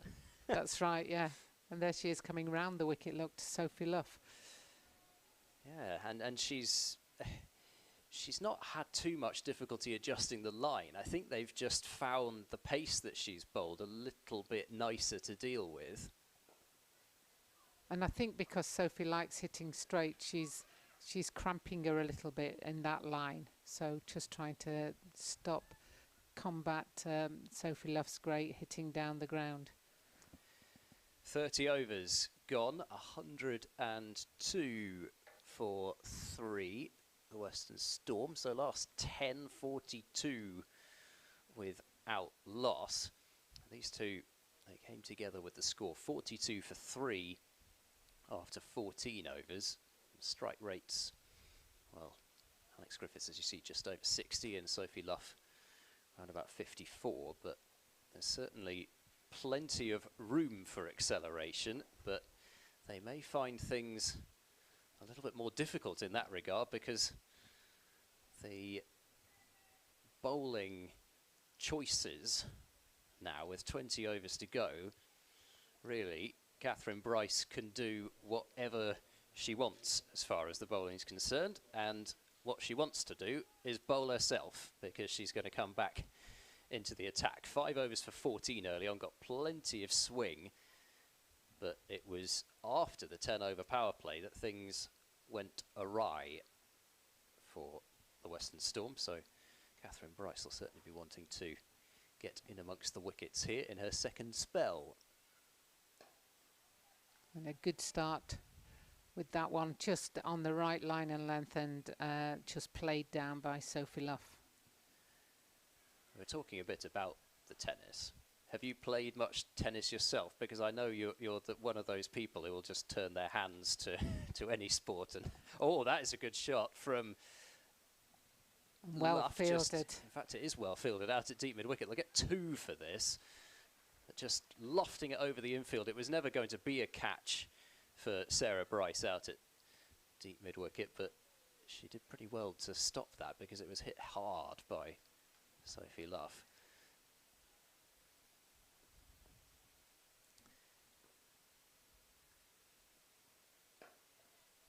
And Sophie Luff just coming out of a crease, just continually trying to attack this ball. As far as tennis is concerned, I played a little bit at school. My twin sister and I played in the Aberdare Cup, which was one of the top tennis tournaments of the day. We played, we got quite a way through in that. So, yeah, we were reasonable. Yeah, played most sports. I'm sure you were more than reasonable. Was the easiest way to get out of lessons was to be able to go and play for your school at various things. So, yeah, we played most things. Whatever we could play, we did. Between us, we played 5 sports for England. So, yeah, we played a few. I was thinking, especially with the badminton as well, and transferring the racket skills. I can't remember which it is that they say is it squash destroys your grip for tennis or something like that. I think they're all slightly, I think they're all slightly different. You know, badminton is a very wristy game, whereas tennis is not so. So it's not easy to play them all really well, but it's easy to play them all well because of the similar skills. And that's fairly tidy over there for Catherine Bryce. Yep, it was a good comeback to the attack. Just 2 from the over. It's a bit difficult to see which bowler at the moment the Western Storm are going to target. You see the figures on your screen there, and really only Ballinger and Graves have been at all expensive, and now those 2 don't actually have to bowl anyway if Catherine Bryce doesn't want them to. They've got through their 10 overs combined, as we just get a little break here. And I did play a bit of badminton in my time. It was about the only sport that I was any good at. What got you into badminton as opposed to, say... Yeah, that was just a teacher at school who was absolute fanatical on badminton, and I think at one stage we had 8 out of 10 of the county team were at my school. You know, Philip Kidger played for England, Johnny Unwin played for England, Michael Eaton, you know, and myself, you know. So there was a few of us that we just all generated it from each other. You know, once you've got somebody who's keen, then it tends to drag a few more along. So Sophie Munro back into the attack. So this would appear to be a pretty critical point in the game. Just be another single work down to fine leg. But if Munro comes back and bowls as she did in her first spell, then Lightning are going to have an incredibly good chance of winning the match. Well, I think they need to take a wicket, so you know, it's when Lightning would need Sophie Munro to take that wicket, because these 2 are looking quite comfortable at the moment. Mid-off and mid-on up. You know, that ball there that was lifting and they were both jumping out now, they're getting well over the top of it and just putting it into those gaps for the singles. So far I think they've taken 3 singles this over. Yeah, and it'll be interesting to see if she does decide to bang the ball in a bit more, whether she gets the same kind of response out of the surface. That's the slower ball, so she's done the exact opposite there, and that's a really good single from Sophie Luff. Just great awareness that the ball didn't have a huge amount on it, and it was played so softly she could even get a single to the fielder at mid-on. Yeah, it's a great choice of run there, and good running. You know, the fielder just didn't look in the contest. But will she get the same response from the surface? And also, with 2 set batters in now, is that going to change how easily they can play it? At the moment, she's just bowling full. And singles every ball this over. And you'd be really happy in the Western Storm dugout at the moment, because, you know, just rotate the strike, keep rotating the strike. That's 6 and over. 6 and over will get us a lot closer to setting the target that we want to set. And you can always hope that there's a poor ball along the way that goes over the boundary. So you're talking about more than 6 and over. Oh, that's a slower ball. That's no ball. Has indeed been called a no ball. So there's your, I guess, your bad ball and over. And that could prove seriously costly for Sophie Munro. And there's the free hit. Whatever you want to call it, the whirling of the lasso over the head from Anna Harris, which signals that the next ball will be a free hit. They can change the field because the batter's crossed. Sort of wonder actually whether if the batter doesn't change hands, whether they should actually be allowed to change the field if it's two right-handers in there. Here is the free hit, and it's slogged, well not slogged, picked up really over backward square leg and almost wrong-footed Heyhoe, the fielder, out at deep square leg, but she managed to put the brakes on, skid to a halt and reach away to her left. I think so often when you're out on that deep square leg boundary, you know, watch the spin, watch the spin. Yes. I can almost hear everybody shouting because you go running in and suddenly it's going to your left hand rather than your right hand, which well, is they what... often do, don't they? You hear that here in the stump microphone these days. Yeah. Spin! Which way? No. Yeah. But a decent over because of that no ball, even though it was only singles off it. 112 for 3 with 18 overs remaining. Should mention that poor Shane McGannon is having to work the cameras here on his own all day. So many thanks to... And doing a great job. Shane for everything that he does, giving us the pictures to go with, well, one voice that you'd want to listen to, and mine. No.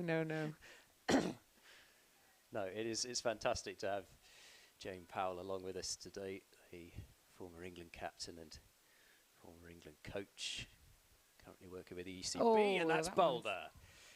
Catherine Bryce gets the wicket, and Alex Griffiths has to depart for a well-made 30, and you could tell she was just beginning to want to open things up, and she played a aggressive shot, attempted pick up, I think, again over the leg side to quite a straight ball, and she's been cleaned up. And she's done a good job. I mean, they put on 60, those two, so that's a good partnership, and that's the type of thing that you're looking for, is partnerships.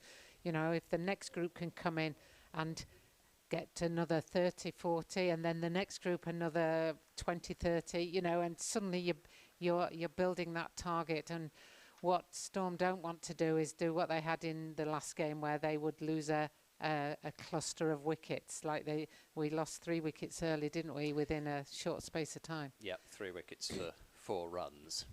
So that certainly can't happen here. Otherwise, I think it's not quite curtains in the match, but it becomes very difficult to defend a score well under 200. You might think you're still just about in the game under 200. I still think, especially as this day goes on, I think there's every chance this is just going to get better and better for batting, but you just about give yourself enough runs that you can create some pressure in the second half of the innings, but you've got to get close to that 200 mark at least, I would suggest. So Danny Gibson comes out, and if Danny Gibson stays there for any length of time, then 200 will not be a problem. But a well-made 30, as you say, from Griffiths, she more than did her job. And nice to see her, as I said earlier, really, a bit further up the order and getting a chance to play with a bit more time. And that's going to be a wide. Yeah, and in the back of Gibson's mind, in the last game on Friday, she only faced 2 balls and was giving out LBW. So in the back of your mind, you're like, oh, I can't get my pad near the ball. You know, I've got to stay here. So I guess Catherine Bryce is just right. Let me just get one on target. Let me just make sure that the pressure stays on. Better from both players there. Yeah, nice looking drive, but the fielder Lucy Heyhoe been brought up now onto the offside ring, so Gibson's going to have to pierce that inner ring if she wants to get runs through the offside. I think that may be No, it's not another wide, actually. Must have I think it just just caught the clipped pad. something. Yeah. I thought I heard something, but I wasn't sure Yeah. whether it was... The wicket keepers or the... Yeah, whether it was bat hitting ground or something like that, but... Although that's a difference these days. You don't see the wicket keepers pads like you used to. But don't worry, they've got some padding on under their trousers. Yes, the I guess more shin pad type pads rather than the old-fashioned ones. Well, most schools would wear batting pads for wicket keeping as well, wouldn't they? So that's Whoosh, a good took ball. all the pace off that one, right out of the back of the hand from Catherine Bryce. That was slow, wasn't it? Yes, really no pace to work with at all, which if you're just coming out, you want to get off the mark with a little single here or there, but not much pace to work with. That's off the pad, and It must just brief be, inquiry as yeah, to it must how be that just was. drifting down leg stump, and I think Lightning must be aware that she was out LBW in the last game, and it does look like she's playing around her foot at the moment, around her leg, rather than just playing, meeting the ball. A replay of the wicket, and still there is a bit of swing out there. Not a huge amount, but just enough, particularly early on in its flight. But a good bit of bowling, and Griffiths, it's hard to blame her for looking to get on with it because it's reached that point of the innings, but she will be frustrated having done all the hard work to get in, Yeah, that yes, she she fell will. just at the moment when she could have begun to enjoy herself. Yeah, and Munro will be happy now that we've got a new batsman facing at this end because she'll feel that this one won't know what she can do. Should be That's another leg by. pad, I think, yeah. Yeah, she's not got the pre-signal out as Anna Harrison. Now she is going to make the Yeah, leg by call. Well, these two should know each other pretty well because they both played for the London Spirit in the 100. Sophie Munro and Danny Gibson. Danny Gibson, really one of the names that set that tournament alight. yeah, in terms she played of, well.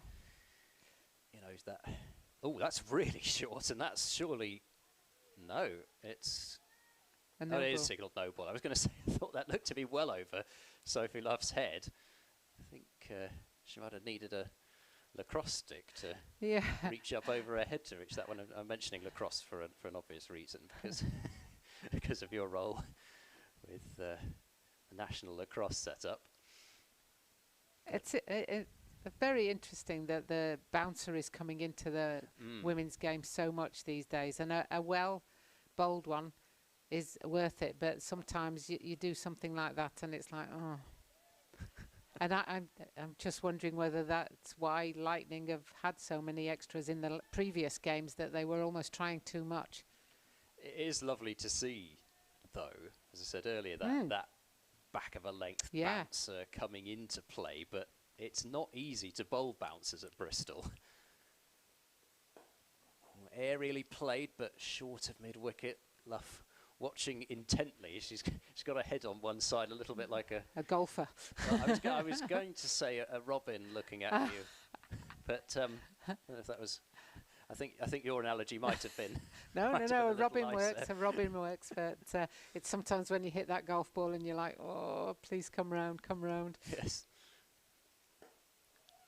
Well, she will pinch a quick single here, and the only difficulty there was whether she was going to run into Munro, who was standing where she was quite entitled to stand, but Yeah. the only I question think, was whether Luff was going to be able to get round her. I think Sophie has decided that she can beat the arm of Yvonne Graves out there at mid-on, and she has done 3 or 4 times in the last 3 overs, so every reason for her to be able to carry on and do that.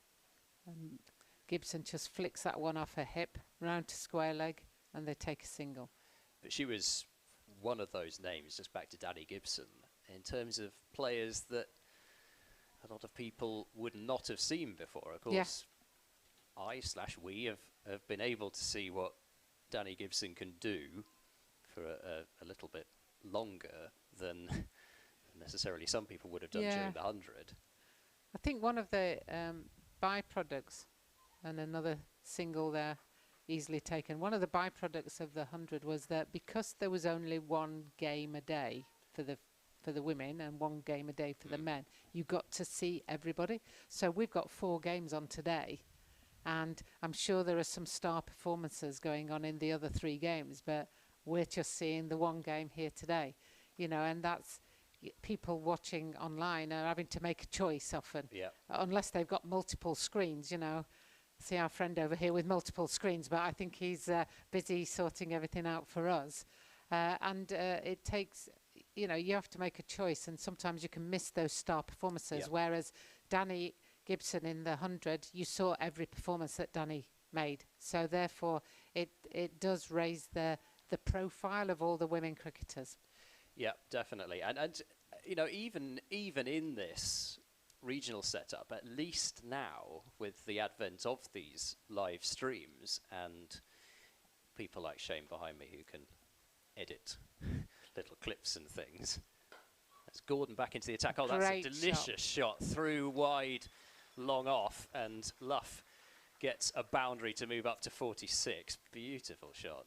That was such a classic drive, wasn't it? She just moves her feet so well. I think that's the thing that is striking me with Sophie Luff today, is because she moves her feet, she gets right to the pitch of the ball and she can hit, takes her hands through the line of the ball, and it just looks effortless. But at the very least, with the live streams, you can post these things, and even if it's just the odd little clip, people still see them. They'll pick up a quick single. Fielder from short mid-wicket couldn't quite get to it. And it'll be 1 run down to long on. But for example, in the last home game in the Charlotte Edwards Cup, well, I say no, it wasn't the last home game. It was the last game at Taunton, I should say, in the Charlotte Edwards Cup, as that's just cut for a single.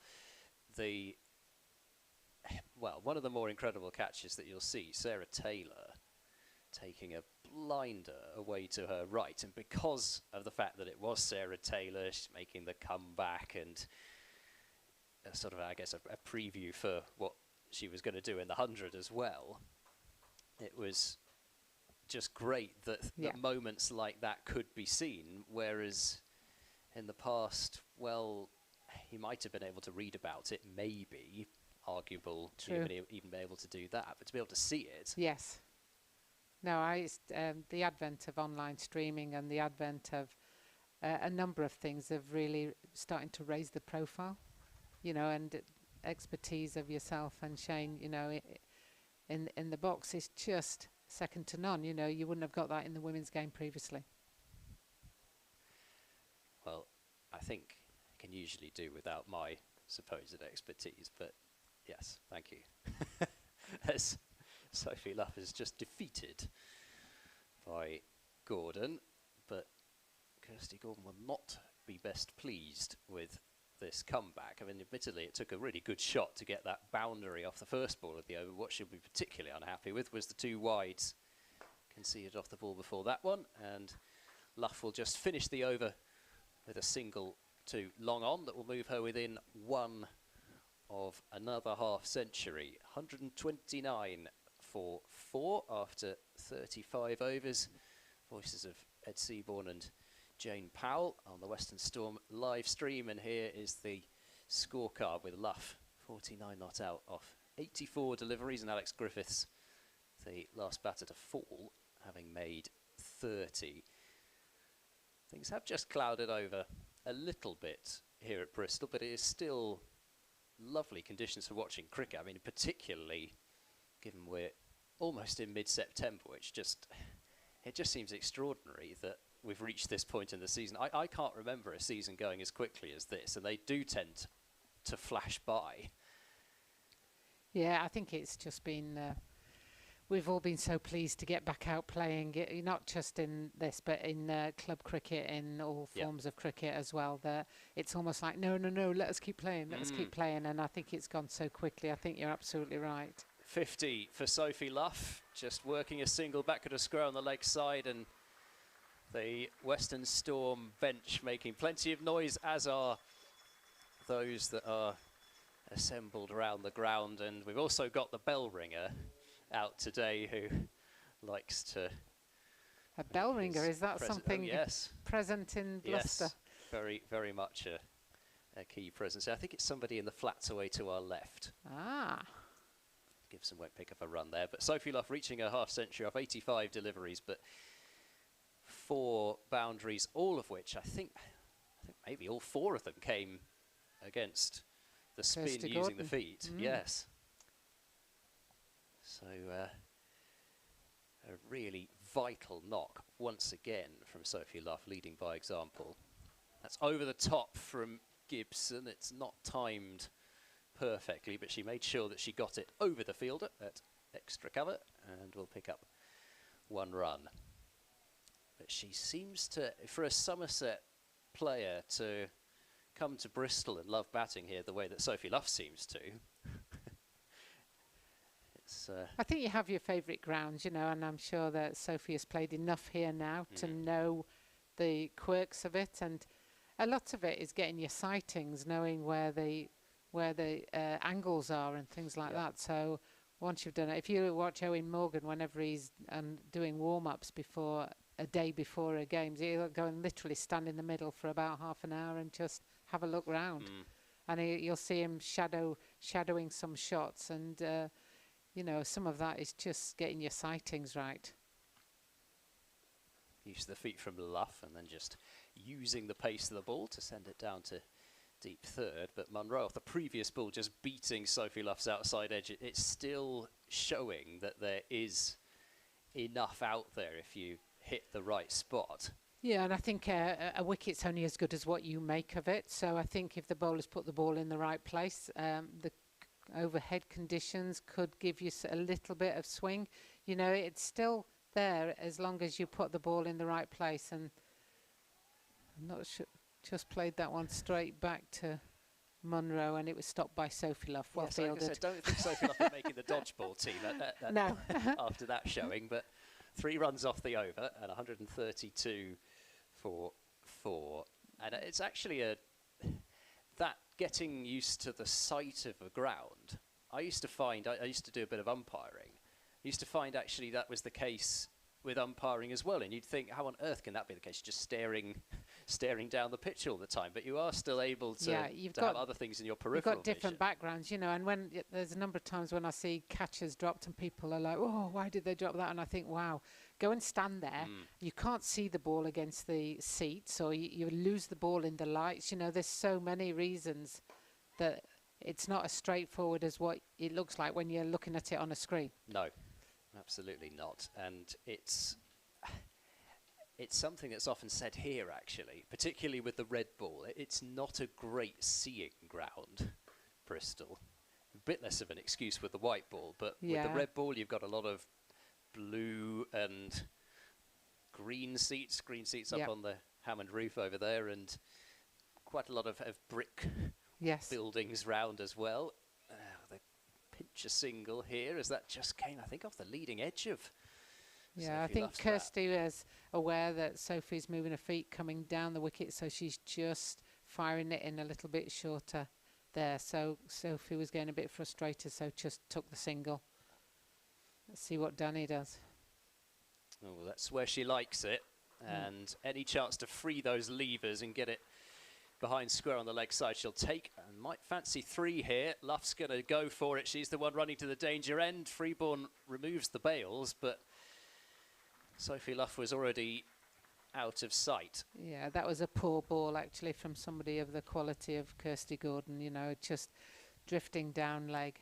It's just a free hit to any batsman. Yeah, particularly somebody, as I say, she loves to help that ball backward of square on the leg side, Danny Gibson.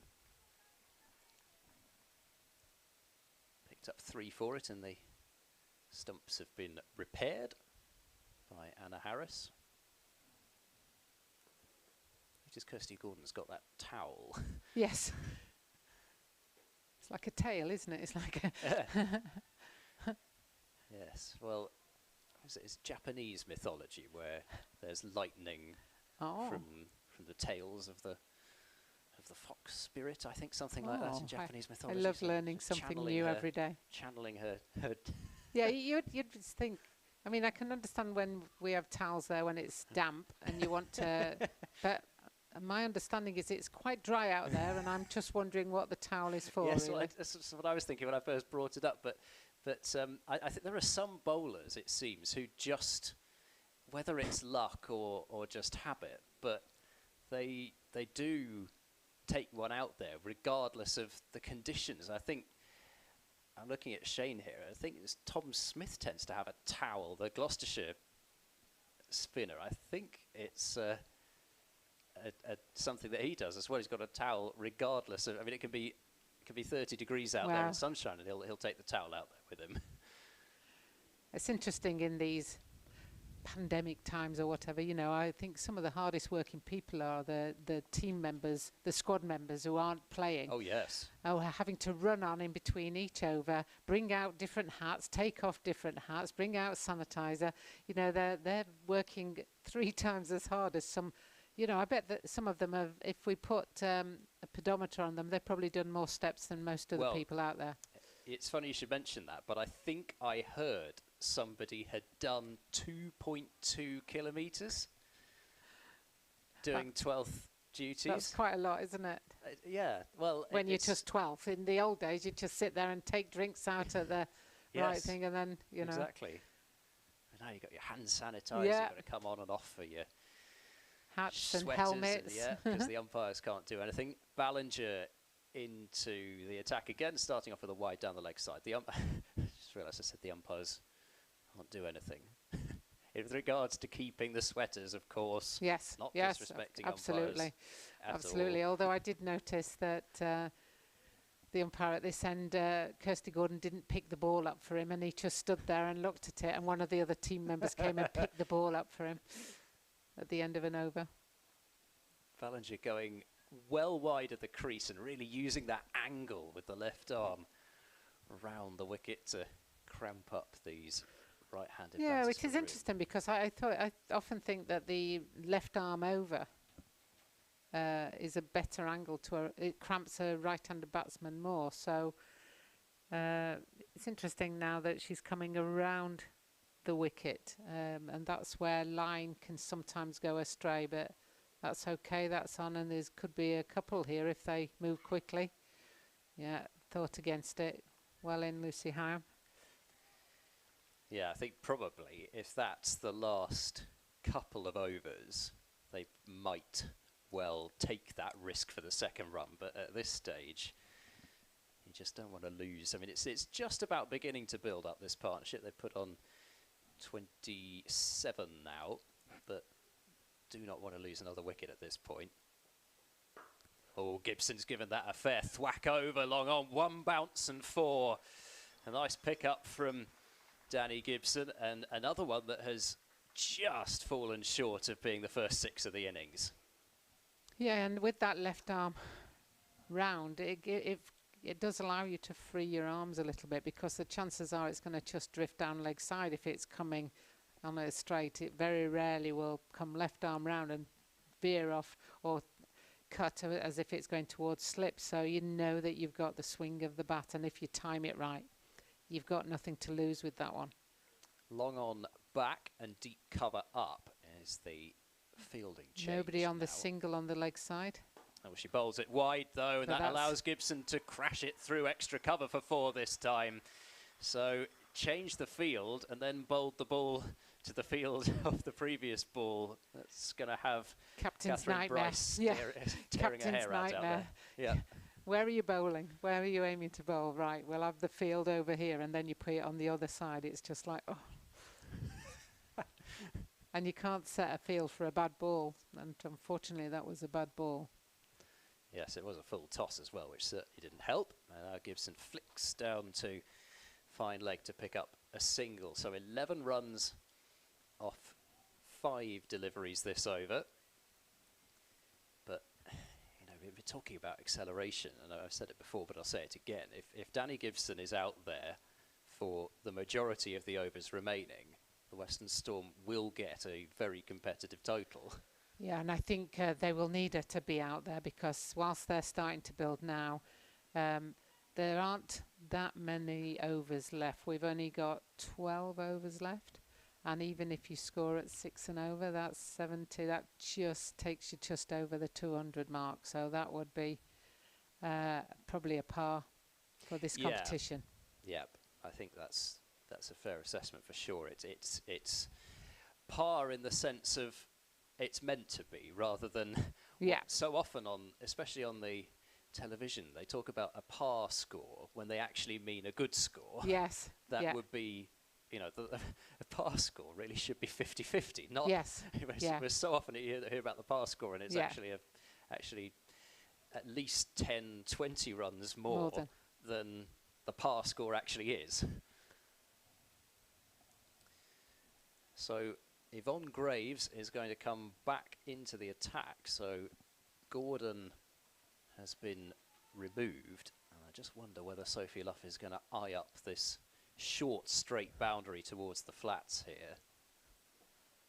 Oh, she did. And then Freeborn has bobbled the ball, and the stumping chance is missed. And that is a real rarity with Freeborn behind the stump. She is normally absolute money behind there, and that is a real surprise to see her miss this one. Oh, that's a tight single. Oh, she made it as well. I don't know how she made it, but she did. I think if you go straight away, you know, there's always that. The fielding's got to be perfect, because a misfit, a slight bobble, or a poor throw, and you're safe, you know. So they definitely do just want to push this along. 150 up. Short ball. Yeah, that's got to go, and it will. Yeah. Pulled away down towards wide long on for 4. And such a shame for the bowler, because she bowled almost a perfect ball first ball, and now she's just been smacked because she's dropped it short. It's also fairly slow as well, so Gibson's got a lot of time to size up where she wants to hit that. Better length. And there's a slight misfield here, and Gibson thought about a second run. I think the old adage, never run on a misfield, has been thrown out of the window, really, in the last 20 years or so. I guess it depends what sort of misfield it is, isn't it? And people always remind you of that saying when you run out of that misfield. Yes. You know, there must be lots of occasions now where there's a misfield and people are getting runs, but nobody reminds you of that saying then. And it's only when it goes wrong that they remind you of it. I think people just like to make you feel bad sometimes. Yeah. Won't pick up a run. Good fielding from Harmer, yeah. She's been good at the field, and even, let's say, the catch that she took, which she bobbled, you could see why she bobbled it, but the important bit was that she was alert to where the ball went after the parry and took it really well. Yes, absolutely. And so we have a sanitising break now, so on come the squad with the hand sanitizer. There's a whole load of new signals from the umpires, aren't there, this year, that you have to sort of pick up. Or not just this year, but, you know, since the inception of new games, new rules, etc. But the hand sanitizer one is quite a nice one. I quite like the smack you the back of your hand with your other hand.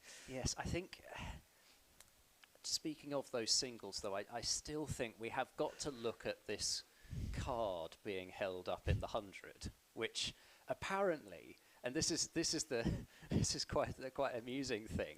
It was originally, the concept was to have it being, I think, either yellow or red. Oh my goodness. So thinking about You're off. Exactly. That's it. I've had enough of this. I'm going to bring the red it's the card exact out. opposite. You're getting 5 more balls here.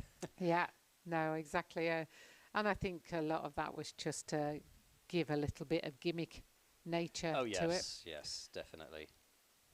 But, you know, I wasn't sure what I thought about it before it started, but having seen it, I think it's a concept that works.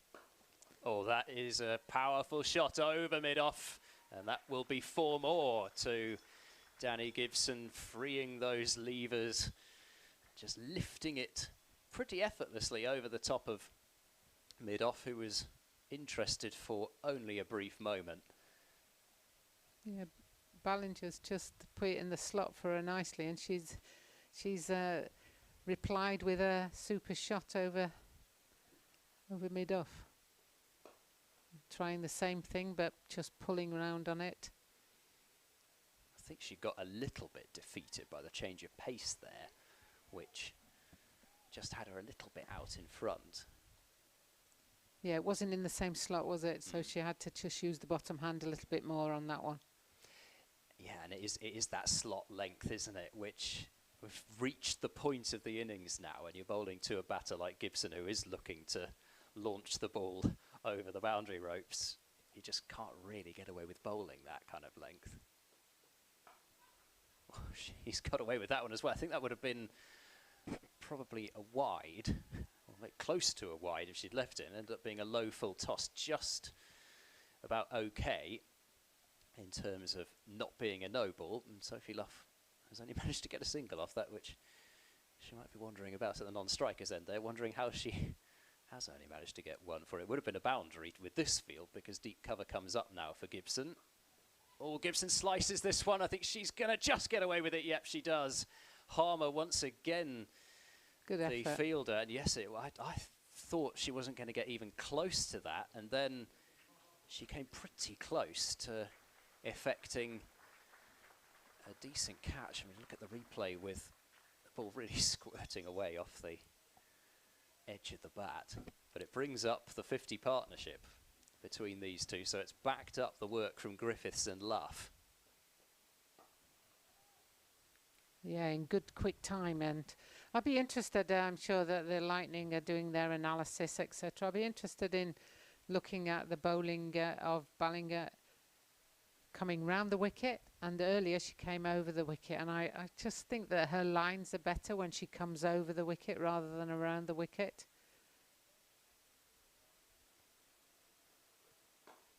Down the ground, just short of mid-off. I think she got almost a little bit fortunate that she mistimed that enough that it fell short of the mid-off fielder.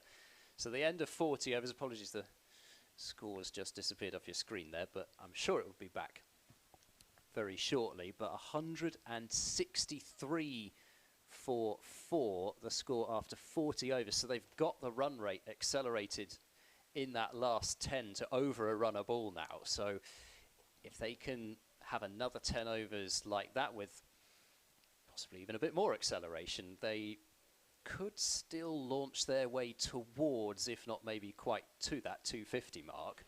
But if they have a very good final 10 overs, then you never know. Yeah, I think they'd be very happy or very pleased with anything 220-ish. Pardon me. Another full toss, but just the single to Sophie Luff. Nat Wraith would be due in next. She also more than capable of keeping that rate on the march.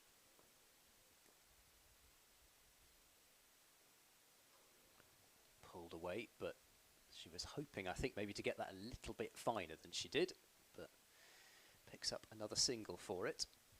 Yeah, Lightning have just started bowling a bit of a varied length. Excuse me. Varied length, and it's just the batters are making sure that they cash in on anything that's short or anything that's full, as that one was full. Just a single down to deep square leg, but Lightning just need to tighten up on their line and length. Yeah, a few full tosses creeping in, couple of shorter deliveries, but then they haven't really tried to hit that hard length the seamers haven't, which worked so well earlier on. It's flat batted up to mid-off, good fielding. And bizarrely over the years, some things don't change. You know, good line and length will still be of value. You know, it doesn't matter whether that's of yesteryear or if it's of today. Line and length are the key things in the bowling side of things. We'll get one here, maybe off the gloves actually of Luff rather than the bat, but they picked up singles off every ball this over. They would love a boundary to supplement that, but equally if Graves bowls 2 good balls to finish here, she won't be too disappointed with this over, the outcome. And now should be even more happy because there's no run. Yeah, every dot ball is a success at this time, at this point of view, isn't it? Well, in fact, that was the end of the over. So 5 from it.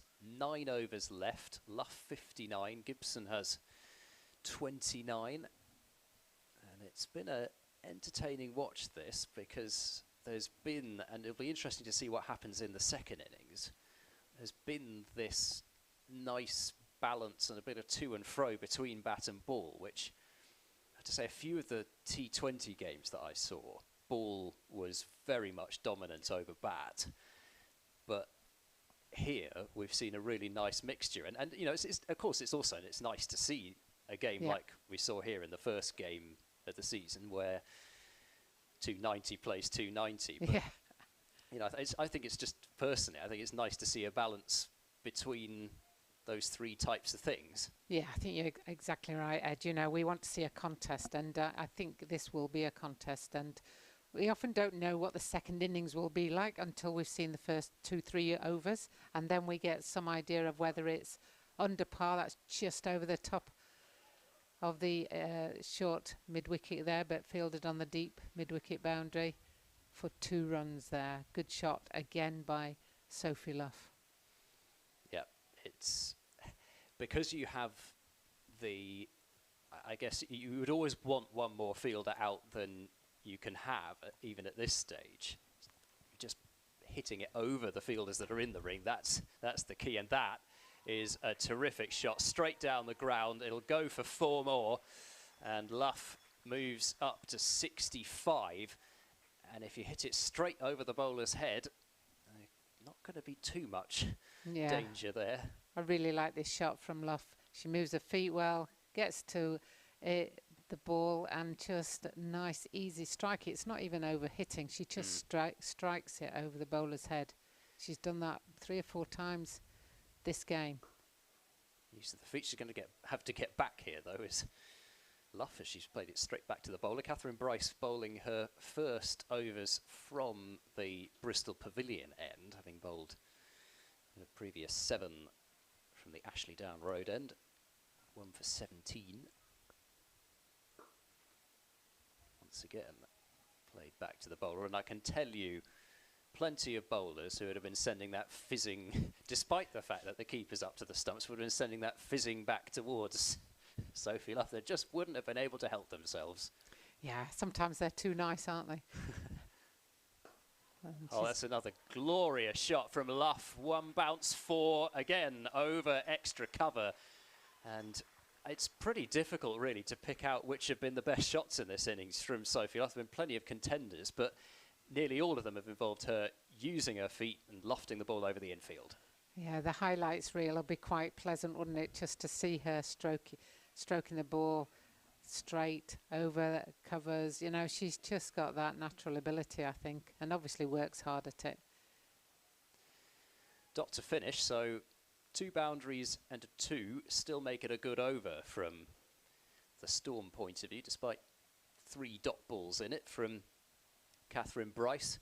It's the hands of Luff. She hits over, you know, most people, a lot of people would hit straight down the ground and over extra cover using a lot of arms. Yeah.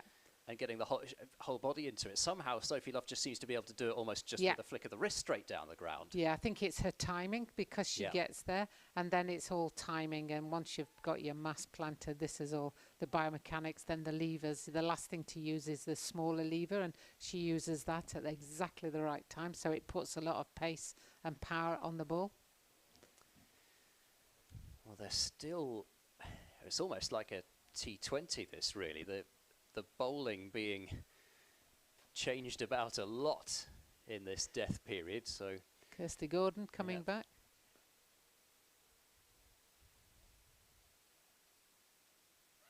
Oh, what's that come off? It's come off pad and it's out LBW. So Gordon gets her 2nd wicket, and the 2nd time that she is struck with the first ball of a spell, and Danny Gibson has to depart, having made 29 off just 26 deliveries. The replay just on your screens, and got a bit bamboozled by that one.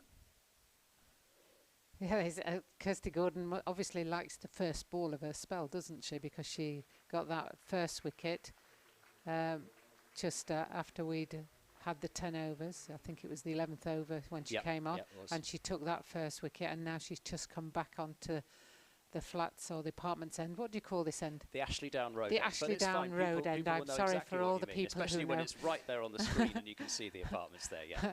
The Ashley Down Road end, and she takes another wicket with her first ball, and she'll be pleased about that, because I don't think she'll be pleased with some of the balls that have been hit back over her head from Sophie Luff, and Sophie Luff is still there, and she batted all the way through the innings just about on Friday, I think. So Sophie's making a habit of staying long, as they say.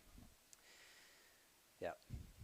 What you want from your number 3, and to be honest, really your premier batter without the likes of Heather Knight in the lineup. Yeah. Well, that's a big, I mean, Heather's such a valuable contributor in all aspects. It's not just to the batting, but Kirsty Gordon coming in, and that's just work round. That's a nice start. Yeah, exactly what you want. Yeah, that's a cricket. Yeah, cricket brain there. You know, I'm coming in. The other batsman's on 69 not out. She's been there a long time. All I need to do is make sure I give her the strike. So where am I going to score it? I'll just knock it round here. Good cricket.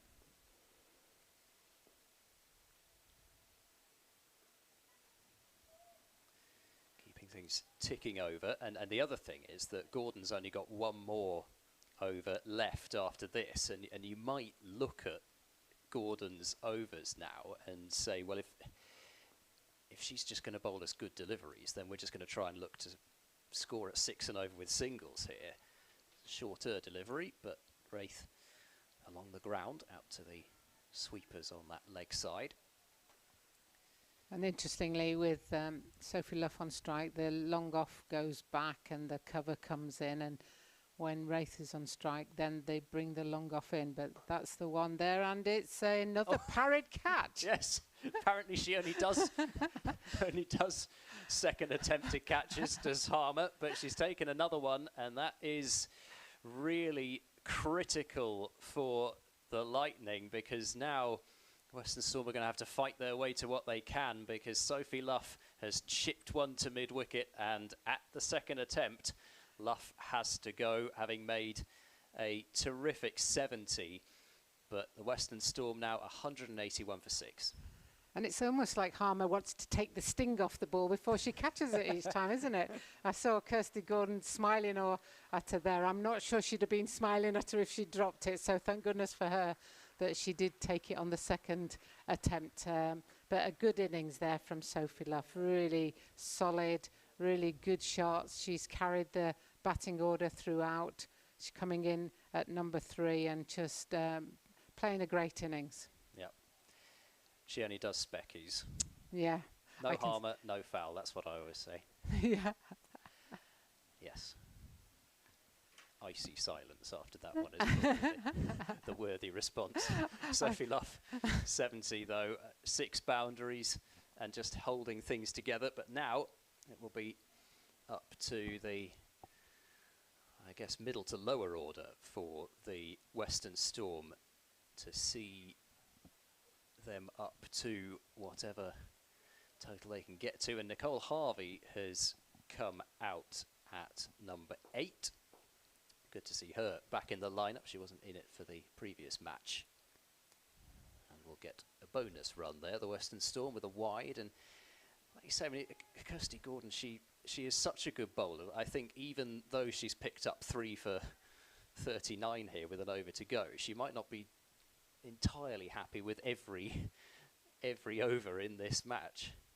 No, and I mean, that was a poor ball to a new batsman to just give her that wide almost. It gives you a chance to see the pace of the ball, if it's doing anything. You know, you need to make the new batsman play at the very first ball that they face. Put pressure on them. If you don't put pressure on them, then they've got a chance to have a look, calm down, and then they're into their innings, you know. And for somebody of Kirsty's ability, she'll be a little bit unhappy with herself there, I think. Yeah, Nicole Harvey, one of the 3 changes for the Western Storm from their last outing, with Lauren Parfitt also coming back in at the top of the order, so she'll provide potentially a left-arm spin option, although I don't think she actually bowled in the Rachael Heyhoe Flint Trophy coming into this. Did a lot of bowling to good success in the Charlotte Edwards Cup, so might see her with the ball later on as well.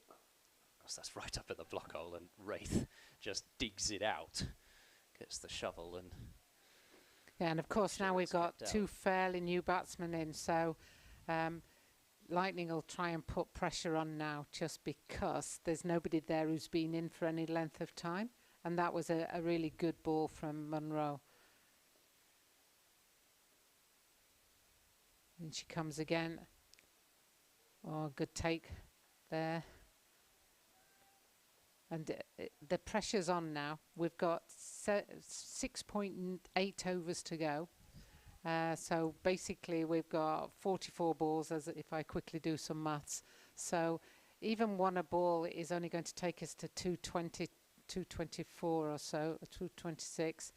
We need probably a little bit more than that if we can, but another good ball there from Munro. Yeah, it's bounced, hasn't it? As well as just being on that perfect line and length. Not a huge amount you can do about that early on in your innings, if I can speak properly. No, but I mean, Munro's first spell was just unplayable, wasn't it? So there's been a little bit more given in the second spell, but with this new batter, the ball's up in the air and it just falls before. I wonder whether the wicketkeeper would have been better going for that. That would look like it might have been closer in the end. Yeah, it's a tricky one, that, isn't it? Because I think that's exactly what Freeborn's thinking behind the stumps there, with the hand on her head there for a moment, and she may well have been able to get there. Now, what's going on here on striker's end? We've got a problem with the stump, it looks like. Not exactly sure how, but umpire Harris is just taking the opportunity to put the stumps back in again. Wraith up to 3, but things are really beginning to be, as rising delivery outside the off stumps played and missed, things are beginning to be really, I suppose what I was trying to say is the squeeze is really being put on now by Lightning, because now you can bring those fielders inside the circle right up, saving that single.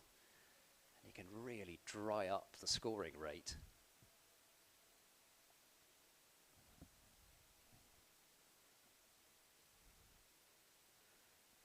That's bouncing quite high, isn't it? You know, Freeborn's having to take that at almost above her shoulder height as the ball comes through, and a good over there from Munro, just the 1 run off it. Lightning will be pleased with that, and Storm will be a little frustrated, because sitting in the dugout, it'd be like, come on girls, just get bat on ball and let's push the singles, put pressure back on the fielding team. I mean, whilst they're sitting on the circle edge of the inner circle, as Luff showed many times, there's still a single there if you run straight away. Kirsty Gordon to bowl out.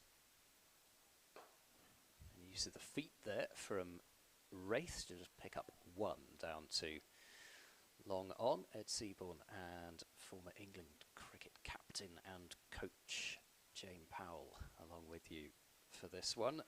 Western Storm and the Lightning involved in Rachael Heyhoe Flint Trophy action. The Lightning need to win this game in order to keep alive their slim hopes of progressing through to the knockout stages. It's Nicole Harvey trying to get off the mark, but still can't. But for the Western Storm, unfortunately, it's already done in terms of progression this tournament.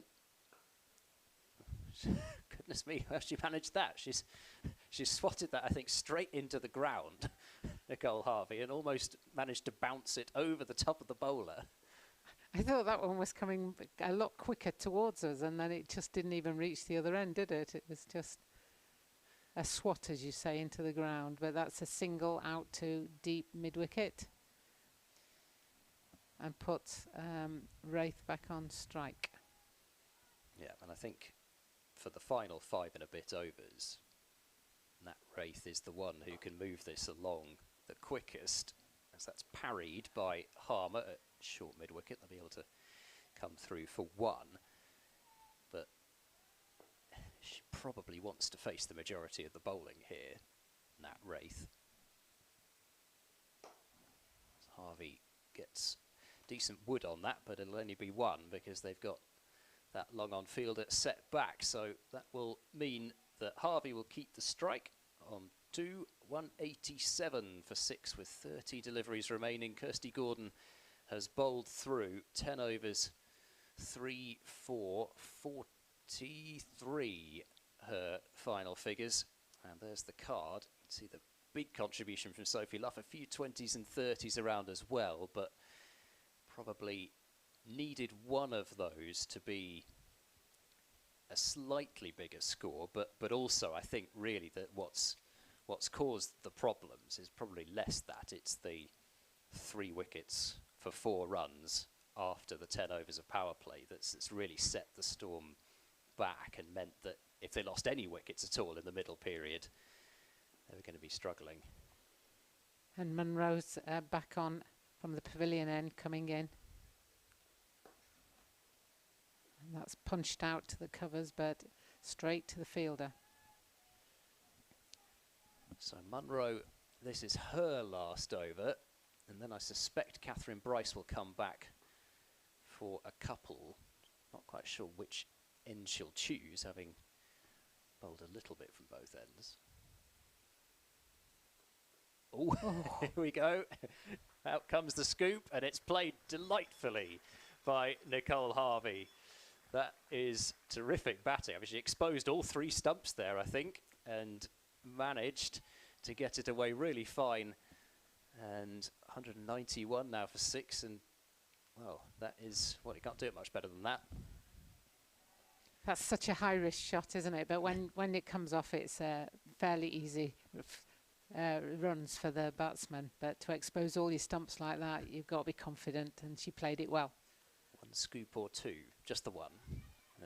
Oh, they'll get a quick single here, and it'll be a bye, as it's signalled now by Anna Harris. This has not actually been Abby Freeborn's best day behind the stumps. She had a match earlier on this season where she effected 4 stumpings in addition to scoring a 60-odd in double quick time. Yeah, you can see that she's got some ability, though. You know, it's sometimes it doesn't come off. That's a great hit for 4 over deep mid-wicket. You know, as they say, class is permanent, form is temporary, and it's obviously a dip in form today for Abby Freeborn. Not that short, but just short enough that Nat Wraith could pick it up, and it was a really strong shot over mid-wicket. Once again, a little short, but into the pitch and slower, I think, making it difficult for Wraith to get that away. She'll just get 1, but moves the score up to her score up to 10, I should say. Storm inching their way towards 200, but a couple of boundaries in this over's just got things going again for them. Yeah, certainly accelerated it, hasn't it? Oh, that's another really lovely shot from Nicole Harvey.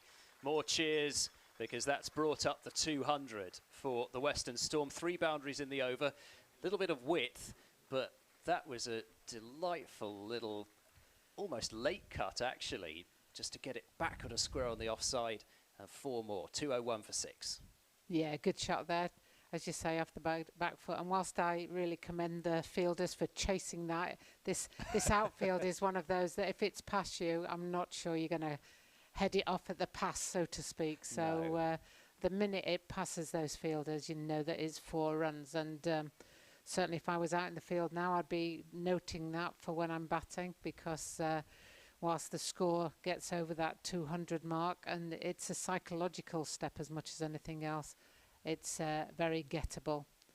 as Sarah Bryce comes in, but curtails that one. Not everybody was ready, so she has to go back to her mark and try that one again. Actually, briefly, just on that Abby Freeborn match, the 4 stumpings in the 60-odd. Oh, and she's popped it up. Be safe, and they'll get 1. There's been a few of those today, haven't they, where they just pop them up, and I just wonder if there's just a little bit of two-pacedness, even though we've seen that it has been pretty lively. If there's just a little bit, the odd one that does just stick in the pitch a bit more. It's driven, nice shot, and it will be maybe 2. No. Well fielded on the boundary by Heyhoe. Deserved applause for Heyhoe. There, she's limited that to the 1. I will talk about that Abby Freeborn innings again. There's not a lot of time necessarily. No, in between, is there? But the Lightning actually lost that game still. No. That's pulled away behind square. Will be 1. They'll think about 2 again, but not turning back this time. You'd be gutted, wouldn't you? Mind you, Exactly. I played with a lot of players who haven't always been that interested in the team result and just concerned with their own result. But I get the feeling that no. But I've got the feeling that Abby is quite a team player, so she'd probably have been just as gutted as everybody else for that one. That's misdirected by Catherine Bryce, and there's a chase on for Ballinger down towards the fine leg boundary. She dives and cannot get it. And she got close to that one. You know, I did say earlier that, you know, I don't know, you know, whilst I commend them, it's just not possible to stop it. And she got very close to that one. So all credit to the fielder for 100% effort there. But a good shot, helped it round. Yeah, just knowing where the gap was. And you can, sometimes you can get too much bat on those. Clipped leg side. I think it'll just be the 1 though. This time it's pretty quick, especially across those practice pitches out there on the leg side. So whilst it helps it travel across the surface, it doesn't make 2s that easy, particularly on that side of the ground.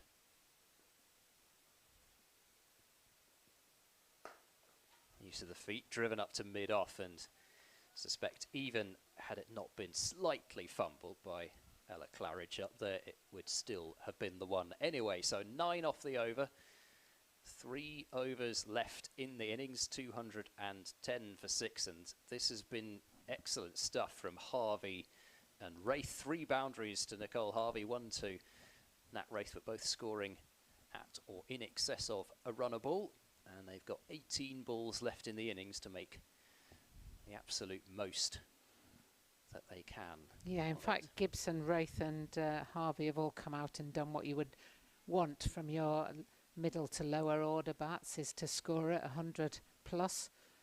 So all credit to them, and they're doing a good job for the team. So Ballinger is back from the Bristol Pavilion end. So they've gone with Ballinger instead of one of the Graves sisters. And she's going to continue around the wicket. And Balder! Well, there we go. Ballinger gets her first wicket. And that was a attempted forcing shot down the ground. Just the kind of shot that really you have to play at this stage of the innings. As we see the replay here, it was maybe just short of the slot and got under her bat, really. And that's it for Nat Wraith. She's bowled for 12, 210 for 7. That's a good full ball there from Ballinger, you know, and the line that was coming in from Ballinger, from that left arm round, you've got to make sure that you're pitching it just on off stump so that you're going to then hit the stumps, and that's exactly what she did. It was a very good ball, and at this stage the batters are doing what they need to do. She's trying to hit it, so no discredit to the batter there, because that's exactly what she needed to try and do. Just tried to connect, but sadly for her she missed it, and so we're 7 wickets down. So Lightning will be looking for the next 3 wickets, and Storm will be looking to push that score up to a minimum of 220 and possibly a little more. So Chloe Skelton comes out to the middle, which I must say an exciting moment for me to see Chloe Skelton come out with obviously the Gloucestershire connections from my point of view, but also because I've been keeping a pretty close eye on Skelton's progress because of that reason, and she scored a lot of runs in the T20 Cup this year as Gloucestershire topped their group in that. Somerset also topping their group, so strong performances from a couple of the counties making up the Western Storm. Skelton will just push that into the offside. They probably could have got one there if they set off for it, but a dot ball, and Harmer once again called into action at backward point. But yeah, runs in that tournament for Skelton, but also lots of runs for the Western Storm Academy, which is, you know, we see the cricket out here, but a lot of the real work is going on with that academy setup. And there's some very good players coming through those academy setups. And, you know, Stormer, I think they've got some great counties involved in their sort of academy programme. So with Gloucestershire and Somerset, and who are the other main protagonists? Well, you've got your Cricket Wales side of things as well, and the likes of Bethan Gammon, who played in the last match, but also Devon, Cornwall. Of course, yeah. It's a big area, isn't it? It is, yeah. Lots of commitment from the girls from a travel perspective, but I'm sure they're willing to do it to represent their area. Try to play off that one off the back foot. Ballinger is bowling very well here, and this is, I'm sure, really encouraging whilst we talk about the young Storm players. Ballinger at just 19 years of age, put under a little bit of a pressure situation here, bowling the last couple of overs of this innings. Skelton will pull and get off the mark, running up the first one as hard as they can, but no chance to turn back unless the throw gets away from Freeborn, which... Very athletic take there from Freeborn. Very ballesque. But good arm from Heyhoe. She's fielded well out on that boundary. She is one of the better fielders out there for sure.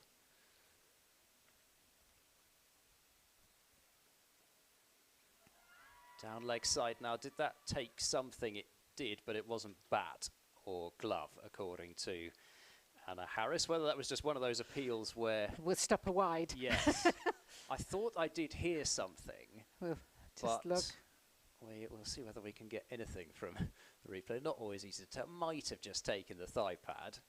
Nicole Harvey immediately making it very clear to everyone that it wasn't bat or pad, but pardon me, bat or glove. But good take by Freeborn, though. You know, going back to what you were saying about her playing well earlier in the year, you can see on that take that she's a very good wicket keeper. That ability to move and take that one that's suddenly going down leg side is a real mark of whether somebody is a wicket keeper or not.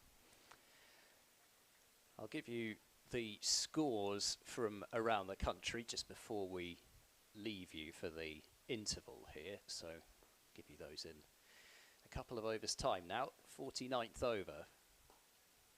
Just worked away back at a square by Skelton. And this is a very, very different situation to the one which Skelton came in at in the last match. She was out there in the end of the 22nd over at 112 for 6. It's driven, won't pick up a run towards extra cover.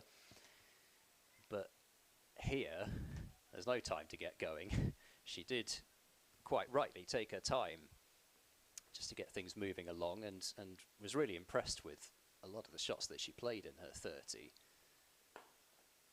Driven, but will be fielded by Bryce, swooping away to her left. Probably do need to have a little bit more intent at this moment in time. You know, there's only, what is the left? There's only 9 balls left. Yep.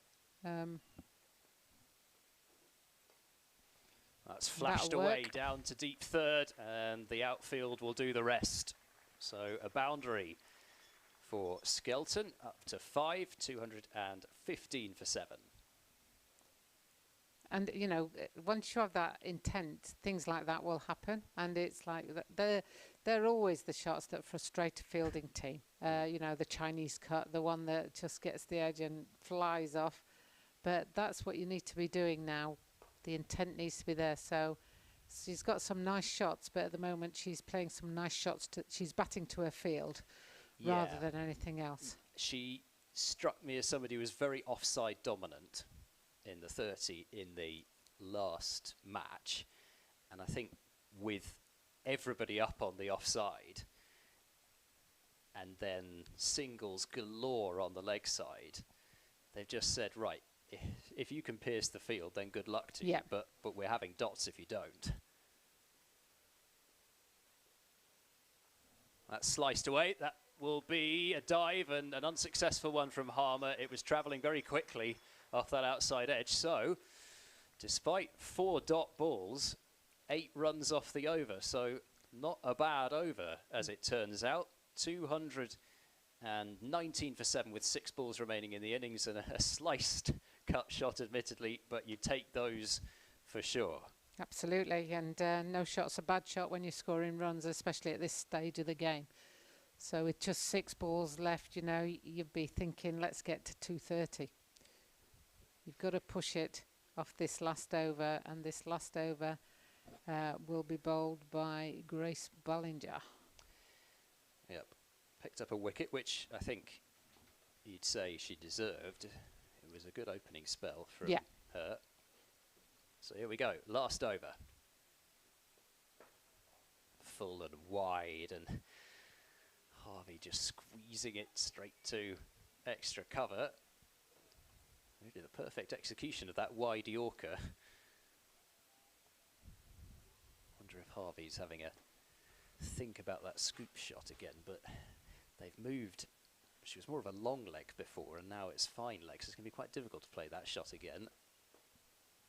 That's sliced between backward point and short third, so they'll be able to get 2 here. So Harvey will keep the strike, and she's made a very handy 18 here at a stage when Storm needed somebody just to keep that. I don't like to use the word momentum too much, but keep that momentum going towards the end of the innings. No, she's played a good innings as Harvey. And she's come in and she's knocked the ball around. She's not played too many dot balls. And she's been as creative and inventive as she's been allowed to. Leg by will be signalled this time, but still another run onto the board, which brings the total up to double Nelson for 7. Hopping on one foot. Both feet off the ground for both double feet Nelson, off the ground. Yeah. I'm sure some people are wondering what on earth are they talking about, which is usually what people say when I say things. No. There's an attempted pull shot there from Skelton, and that's struck her on the body. But those who aren't sure, 111 is known as Nelson in cricket, and the superstitious amongst us would say that a wicket falls when it's 111 unless you keep a foot off the ground. So 222, you need both feet off the ground. 2 balls left in the innings. Pulled over mid-wicket now. Are they going to chance things? Nope. Not with Lucy Hyam's arm. That's a good arm that she's got there. So Skelton will get the honours for the last ball of the innings. I suppose a 6 would get the Western Storm up to 230. But run for everything as the fielders go back to the edge of the circle.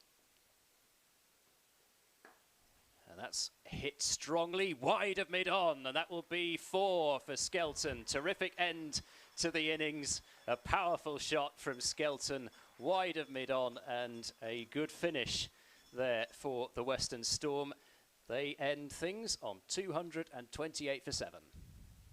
That's a par, just above par score, I would say. I think this will be quite tough for Lightning coming back out, and Storm have got something to bowl at. So it'll be great to see the first 5 to 10 overs, the power play, to then get an assessment of where we're at. Yeah, I think it's going to be one of those ones, isn't it, where both sides batting on it. That's when you judge how good a score this is, unfortunately, much as we would love to be able to tell you exactly how much how good we think it is now.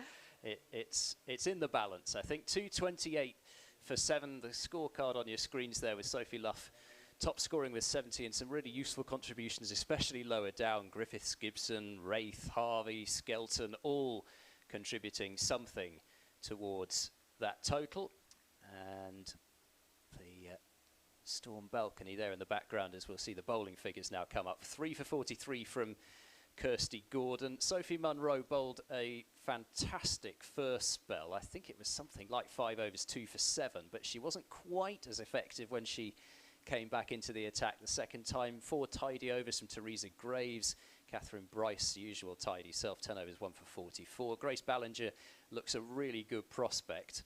Tall left arm seamer, and 7 overs for 39 for Yvonne Graves as well. But 228 for 7, that is the score. I'll just round up the scores from elsewhere in the country. Central Sparks 218 for 9 against the South East Stars. That critical match between, pardon me, not between second and third, between third and fourth in the table. So Central Sparks 219 for 9, and a couple more wickets for Bryony Smith, who had a terrific game against the Lightning in that last match. Northern Diamonds and Thunder, it's a rain delay at the moment. Northern Diamonds 181 for 5. They're currently sitting in second, so we'll want to keep pace with things up the top of the table.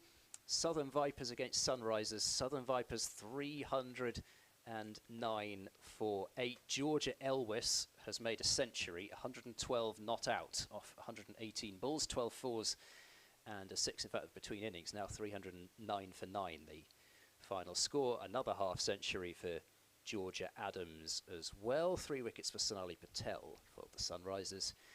And then this one, where the Lightning will come out to defend, pardon me, Western Storm will come out to defend 228 for 7. We'll leave you for the time being. So from myself, Ed Seaborn, and Jane Powell, we'll see you again in around about 20 minutes' time.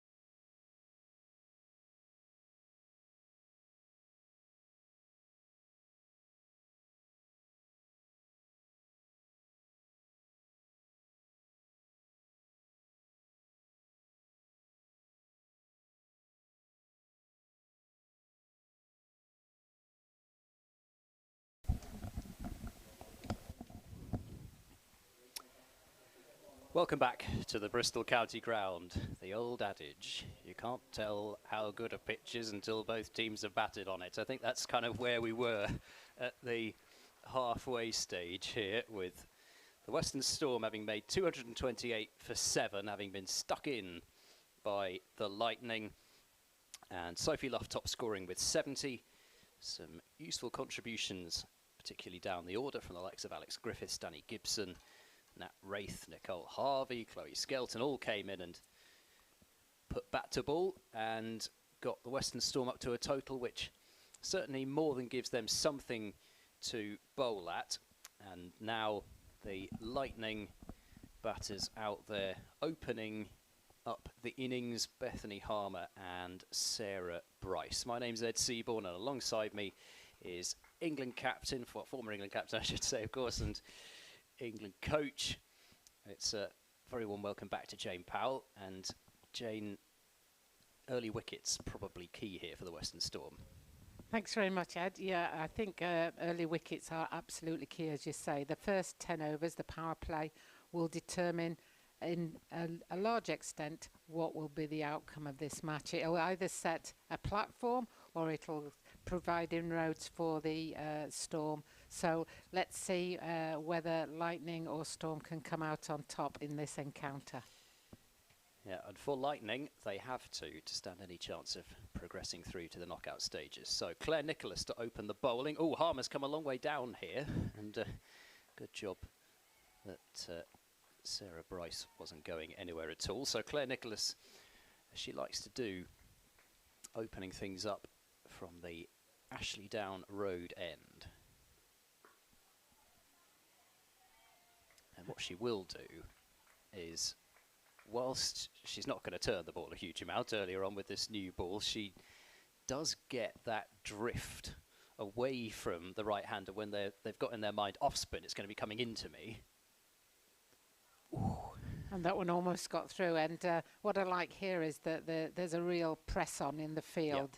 Yep. You can see that they're not going to allow that singles. Sometimes Lightning were sitting back on their heels and they were allowing the single to be taken, but it doesn't look like that's possible here. And as I say that, she just pushes that one round just backward of square and picks up the single, and that's a good start.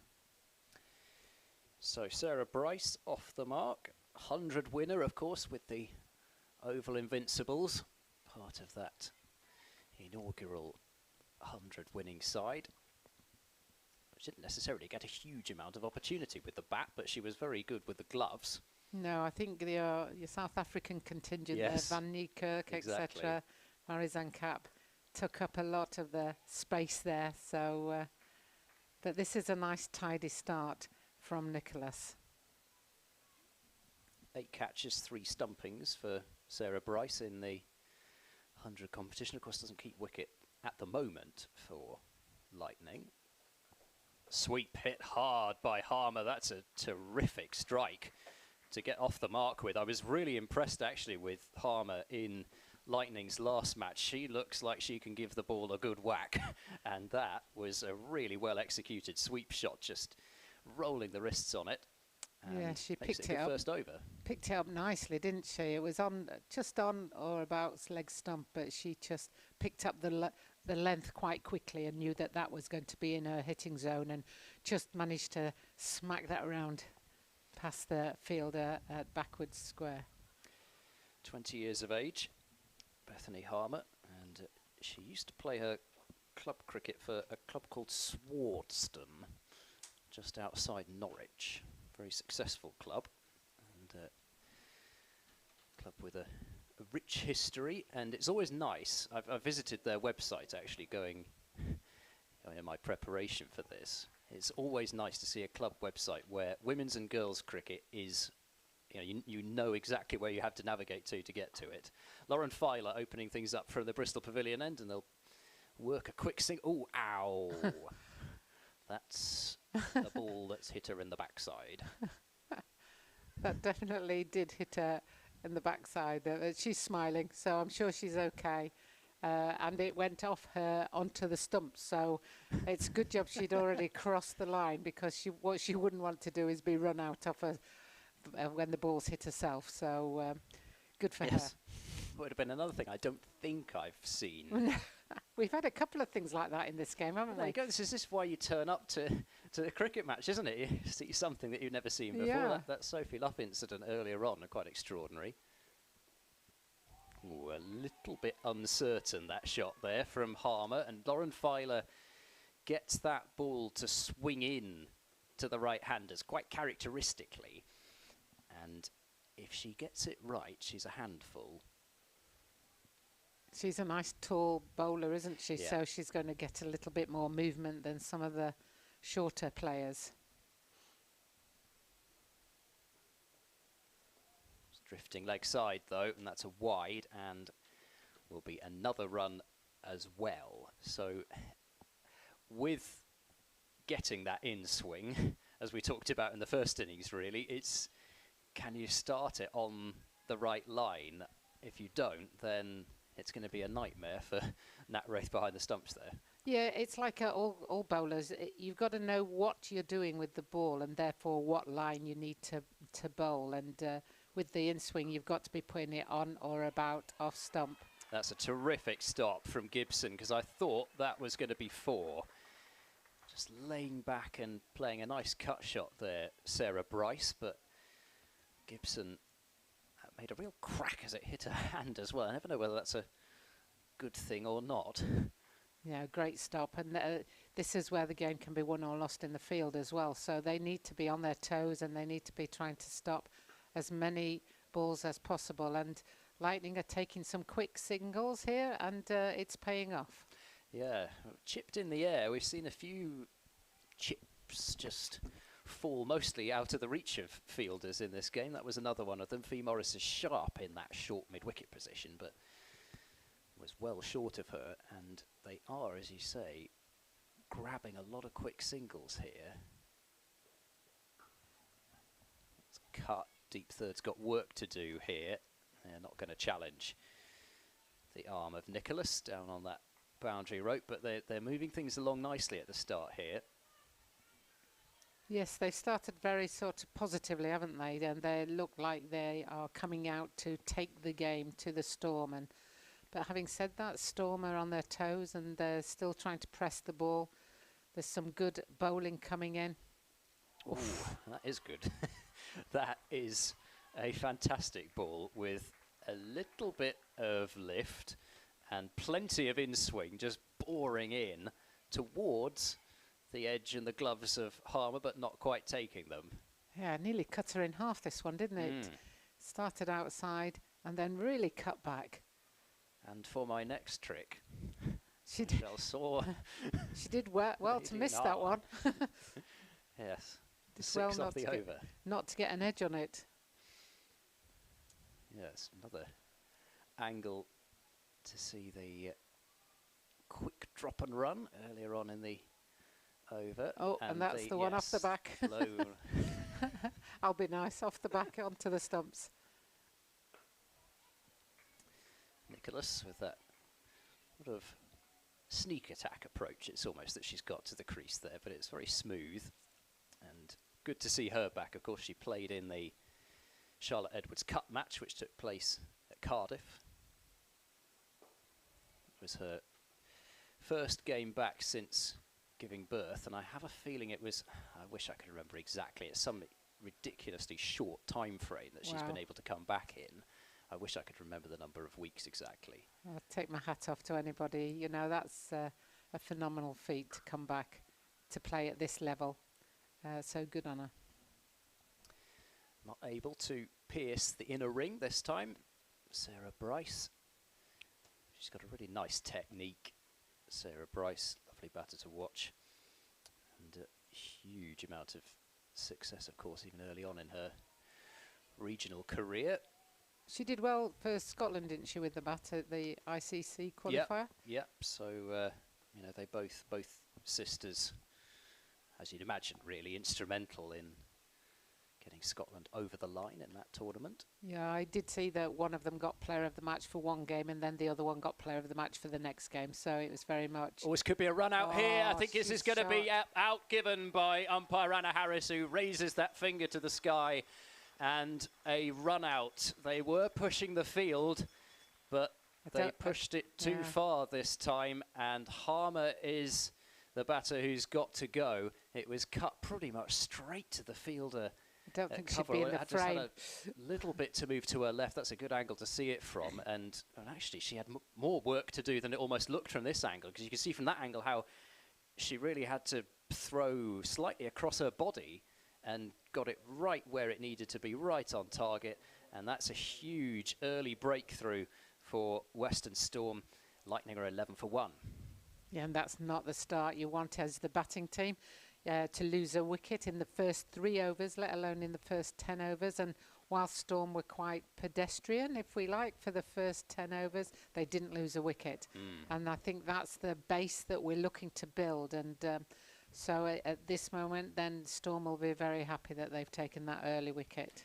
Yep, they will. And especially given, I mean, it was only admittedly one sweep shot, but she hit that really well, did Harmer, and as I say, I think she's definitely one to keep an eye out for, but she'll be gutted to have lost her wicket to a run out, and a needless run out, really. The pressure had been built by Nicholas, but still, never want to lose your wicket that way, and that's a great bit of bowling from Nicholas, and that's just, it's amazing how many wickets get taken with the off break that doesn't turn. It's such a good weapon, and that's a maiden over from Claire Nicholas as Catherine Bryce playing a missing to her first delivery. I will endeavour to make sure you know which Bryce is on strike, with 2 Bryces out there. 11 for 1 after 3 overs. Yeah, so hopefully there won't be any run-out mishaps with the Bryce sisters in now. Hopefully they know each other's game. They'll know which ones can be taken and which ones no, we need to say no to that one. So did you ever run your sister out? I don't think I'm going to admit that. I don't remember it or recall it, and a lot of the time pardon me, we would just nod our heads and go. We didn't call. So we knew each other quite well. I remember it's flashed down towards the deep third rope and it'll cross it, so that's 4 runs to Sarah Bryce. I think she was looking to get it down towards that third region, but whether it's exactly as fine as that, we'll be able to get more of a sense from the replay here. But ball just swinging in a little bit, and yeah, no, very deliberate, I think. Yeah, good shot. Very good shot. Remember, we had an innings in Delhi, in Agra in India, and the scorers couldn't tell us apart. So we had they put down a joint score. So we had a joint score, which was very good. I think we got over 50 between us. Oh, good. So that was all right. Did you raise both your bats? I think we both raised our bats at the same time, yes.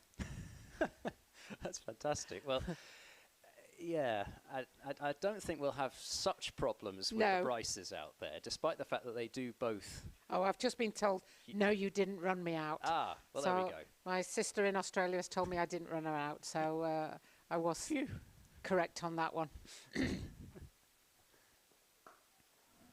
Push to extra cover, and Sarah Bryce on strike on 8. But yeah, I tended just to give myself up if ever I were involved in a run out, because usually if ever I were batting, you were better off without me. But I can imagine in plenty of situations, thinking to various club matches that I've been at in the past. Yes. Siblings and fathers and sons running each other out, not great. That's a good shot from Sarah Bryce, just carving it over the top of cover, and that's 4 more. Filer won't be best pleased with the delivery, but it still had to be put away. No, it was a bit short, I think. She's still managing to cut it back, but because it's so short, then Bryce is able to just hold her ground and use her hands and swish at the ball almost. And once it's over the field, it's going to be 4. Yeah, it is. Especially to that side of the ground. It is slightly shorter towards the car park, and that's wide, but just inside the markers there. So a dot ball. I do like the fact that we have a female umpire out there, Anna Harris. Yes. You know, she's a great umpire. She Yeah. comes over as so calm all the time. Yeah, yeah. Really, she had a great 100 competition, I think. Yeah, really did. Oh, was there something on that? I think there was. I think that was a glove. It's a drop catch, I'm afraid, from Nat Wraith. Difficult down the leg side, but it was, I think you're right, I think it was glove, which... I think everybody will be annoyed there and everybody will be relieved. Yes. Because if she'd not got anything on it, it would have been a wide. And if she'd hit it, it would have been 4. So there was equal amounts of frustration and annoyance, I think, with that ball. Yeah, so that's the important thing, isn't it? Yes. Everybody's annoyed. Everybody's equal. That's the important thing. Everybody's angry out there, which is what we like to see as a spectator. So that's 4 overs gone, and it's 20 now for 1. But they would have loved to have held on to that one. Western Storm, huge wicket of Sarah Bryce, and you'd think a lot depends on these two. Now they've lost the early wicket. Yes, I think the Bryces hold the key in many respects for this total, and certainly the other day, Catherine Bryce got 87. Yep. She was run out, so let's hope it wasn't her sister that ran her out on that one. I suspect probably not. In fact, Sarah Bryce got 45 and Catherine Bryce got 87 against the Stars on Friday. So a lot will depend on these two now. Yeah, of course, Abby Freeborn having a really good time of it in the Charlotte Edwards Cup.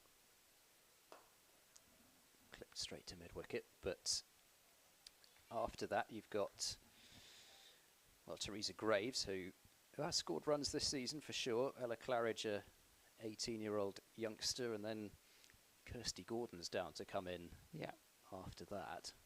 Just be turned out to deep square. And so Sarah Bryce moves up to 14, and Catherine, who has yet to get off the mark, will move into strike. But still, it just, especially given, also last year as well, the volume of runs that Sarah in particular scored last year. They just are such huge wickets. That's cut. It will beat the fielder at backward point, and that will race for 4. They're still chasing after it, but there is, as Jane's mentioned on multiple occasions, no point. Well, there is a point, but don't go and pick the ball up. Don't chase after it with the intention that you're going to catch it, because you just won't. The outfield is like lightning, and once it's past the fielder, it's very, very rare that you'll be able to catch it up. So, but you know, part of it is teamwork and showing your commitment. So there's definitely a point in it. I'm not saying don't chase it, but it's just like you're not going to catch that one. So, Catherine off the mark with a boundary, 25 for 1 after 5 overs. They're clearly looking to be positive here, Lightning, and I don't know. I suspect it's probably not this, but because they've got to win their last 2 matches by a pretty decent amount, even if they need help from elsewhere, but they've got to win big, not just win. I wonder if that's entering into things at all. Maybe not, but something maybe they do have in the back of their minds. Clipped away slightly uppishly by Sarah Bryce, but won't pick up a run. Sarah Bryce last year had a 136 not out against the Central Sparks. That was the Lightning's last game last year, which remains the 3rd highest total, individual total, in the Rachael Heyhoe Flint Trophy. And cut up and over the top again by Sarah Bryce, and that's 4 more. Stand and admire from Sarah Bryce. She knows exactly where that's going the moment it's left her bat. Yeah, and I think with the power play and the fielders in, then these batsmen know exactly where the gaps are, where the space is, and I can just stand here and swing my arms and hit over cover for that one, and I know it's safe and I know it's 4 runs, so I don't even have to run. And I think that's the thing that the T20s, the 100, it's really increased the intelligence of these players as to know where those spaces are and the gaps, and chops that down to 3rd man. Yeah, and then you get a better ball like that, and you still know where your gaps are for the singles. That's absolutely right, Ed. You know, I mean, that's just a real good cricket brain that says, well, it's not quite there, so I'll just open the face a bit and just run it down to third man. I'll take a single. So 19 now for Sarah Bryce. I shall, as I say, endeavour to keep getting the Bryce right.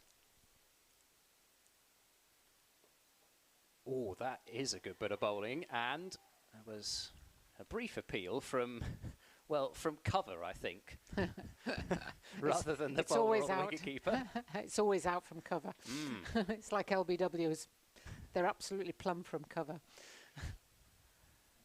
Yeah, well, it's just another example of when Lauren Filer gets that right. You better make sure all your protective equipment's in order. Oh, once again, a bit close to cut there from Catherine Bryce, and it's just swinging into her. It's been a bit of a mixed bag, these couple of overs, but she could have had a wicket still, even admittedly if it wasn't with the best ball that she's bowled. Yeah, she's very much sort of coming over the wicket and then just taking the ball in towards the batsman, and she's really cut them in half 2 or 3 times. When she gets it wrong is when she just keeps it a little bit too wide and too short, and that's when they can free their arms. And with the pace she's bowling, it just means it goes quicker off the bat. Still, I mean, there's not so many batters that be able to do what Sarah Bryce did and just stand there and slap it right over the top of the infield. And it takes some serious skill to do that. 6 overs gone and it's 30 for 1. No, and I think they've played such competitive cricket, all some of the Bryces, because they'll have been involved in the Charlotte Edwards, in the Rachael Heyhoe Flint, in the 100 for Scotland, you know, and so they're right at the top of their game almost. So they'll just be really enjoying this competition. Yep. And they are, I mean, I say that both their techniques are just tremendous. And I've got a bit of a theory on this. Let's work straight to mid-wicket. For some reason, people who use that particular bat manufacturer that they use, I won't mention its name because I don't want to be accused of promoting them at all. Not that we're in danger of that. But for some reason, you just look, everything you do looks more correct. So, oh gosh, maybe not that though. That has scudded along the floor from quite a short length, and Sarah Bryce brought out the barn door to stop that one. She actually played it quite well in the end, because I think that was about to bowl her, and she just chopped down on it. Oh gosh, she's almost chopped that one on. It's gone over the top of the stumps. So that one must be more so than the last one. Even Claire Nicholas can feel a little aggrieved about. Living life in the danger zone.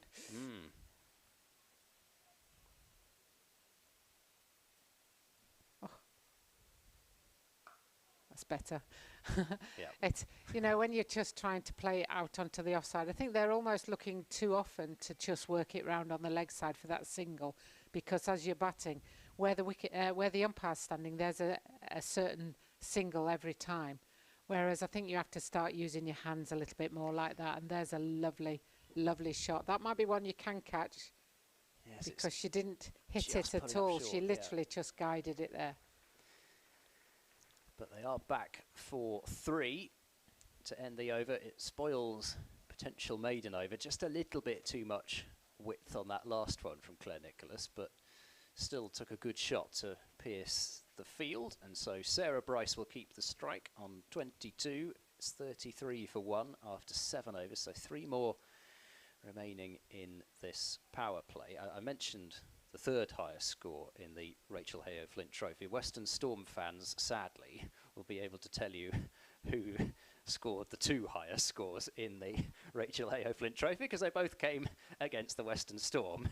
Amy Jones's 163 not out from I didn't actually write down the number of deliveries, but it was around about 117 or something like that. Extraordinary innings played at Edgbaston this year. Edged and between Hennessy, who's standing at 2nd slip, 3rd slip almost, and it goes down to the fine third boundary for 4 runs. So I'll tell you about that second score in a moment. But that was a moral victory to Lauren Filer there. But a big gap there between those two. You know, the slip position's an interesting one. Do you have a first, like I said, 1.5 slip in the first innings? I think that's probably about right. But she was almost at third slip there. Yeah, she's just taken a step to her left now. Yeah. So back into shot, as yes. you can see it now. I thought she was going to run that down through third slip then. I thought so did I. She's going to take the mickey now. Yes, I'm going to just mess around with you now. Yeah. But Filer's bowling a nice, accurate line and length here at the moment. And she doesn't need to do much more than that. You know, the pressure's on the batsman. You know, runs are on the board. We know what we've got. They've got to get them. So just keep it nice and simple. Just keep that ball on the line and the length. Catherine Bryce to backward point. This could be out with a direct hit. Oh, that was a very risky run. Gibson, as she's proven, no matter which shirt she's had on this season, is a very sharp fielder, no matter where you put her. And I'm pretty sure that that would have been gone with a direct hit. We've got 2 slips in now and a third man. So they're really expecting her to play it outside the line of off stump here. Yeah, Claire Nicholas down on the rope down there is pretty much having to peer through quite a small aperture between the 2 fielders there. That's a delivery which is left outside the off stump by Catherine Bryce. Just having a bit of a look there at Lauren Filer. That other score, the second highest score in the Rachael Heyhoe Flint Trophy, is Georgia Adams. Yep. 154 not out at the Aegeus Bowl last year. Oh gosh, has that got her? I think it has, yeah. Heard the nick from here. And the only question was whether that was going to carry through to Nat Wraith. But that is the end of Catherine Bryce, caught behind for 4. And Lauren Filer gets reward for really tucking the batters up for room, trying to dry through the offside, and got a little nick through. She was waiting for the umpire's decision, as is your prerogative, of course, but Anna Harris heard the nick, as we did up here, and it's 38 for 2. Yeah, I think she knew she'd nicked it and was just hoping that the umpire wasn't going to put her finger up. But that's the line and length from Filer that, you know, you just need to keep doing that. You don't need to do anything extra because the height that you're bowling at, and this wicket is still doing something. There's still a bit of lift from it, and it's cutting off the wicket. So the fact that it's cutting them in half is pressure enough as long as you keep it on that line. So great bowling from Storm bowler there, Filer. Yeah, and she's, you know, last season, she produced 1, maybe 2 of the balls of the season. Certainly for me, the ball of the season. Just the perfect in-swinging Yorker. I think that was in a game against the Sunrisers at Chelmsford from memory. I wasn't at the game, but I have a feeling that's where it was. But you know, she's always been the kind of bowler that will bowl you the ball of the day. You might get a few wides and a few deliveries misdirected as well, but she's got that potential to create wickets from not very much, and she's got more than a little bit to work with here.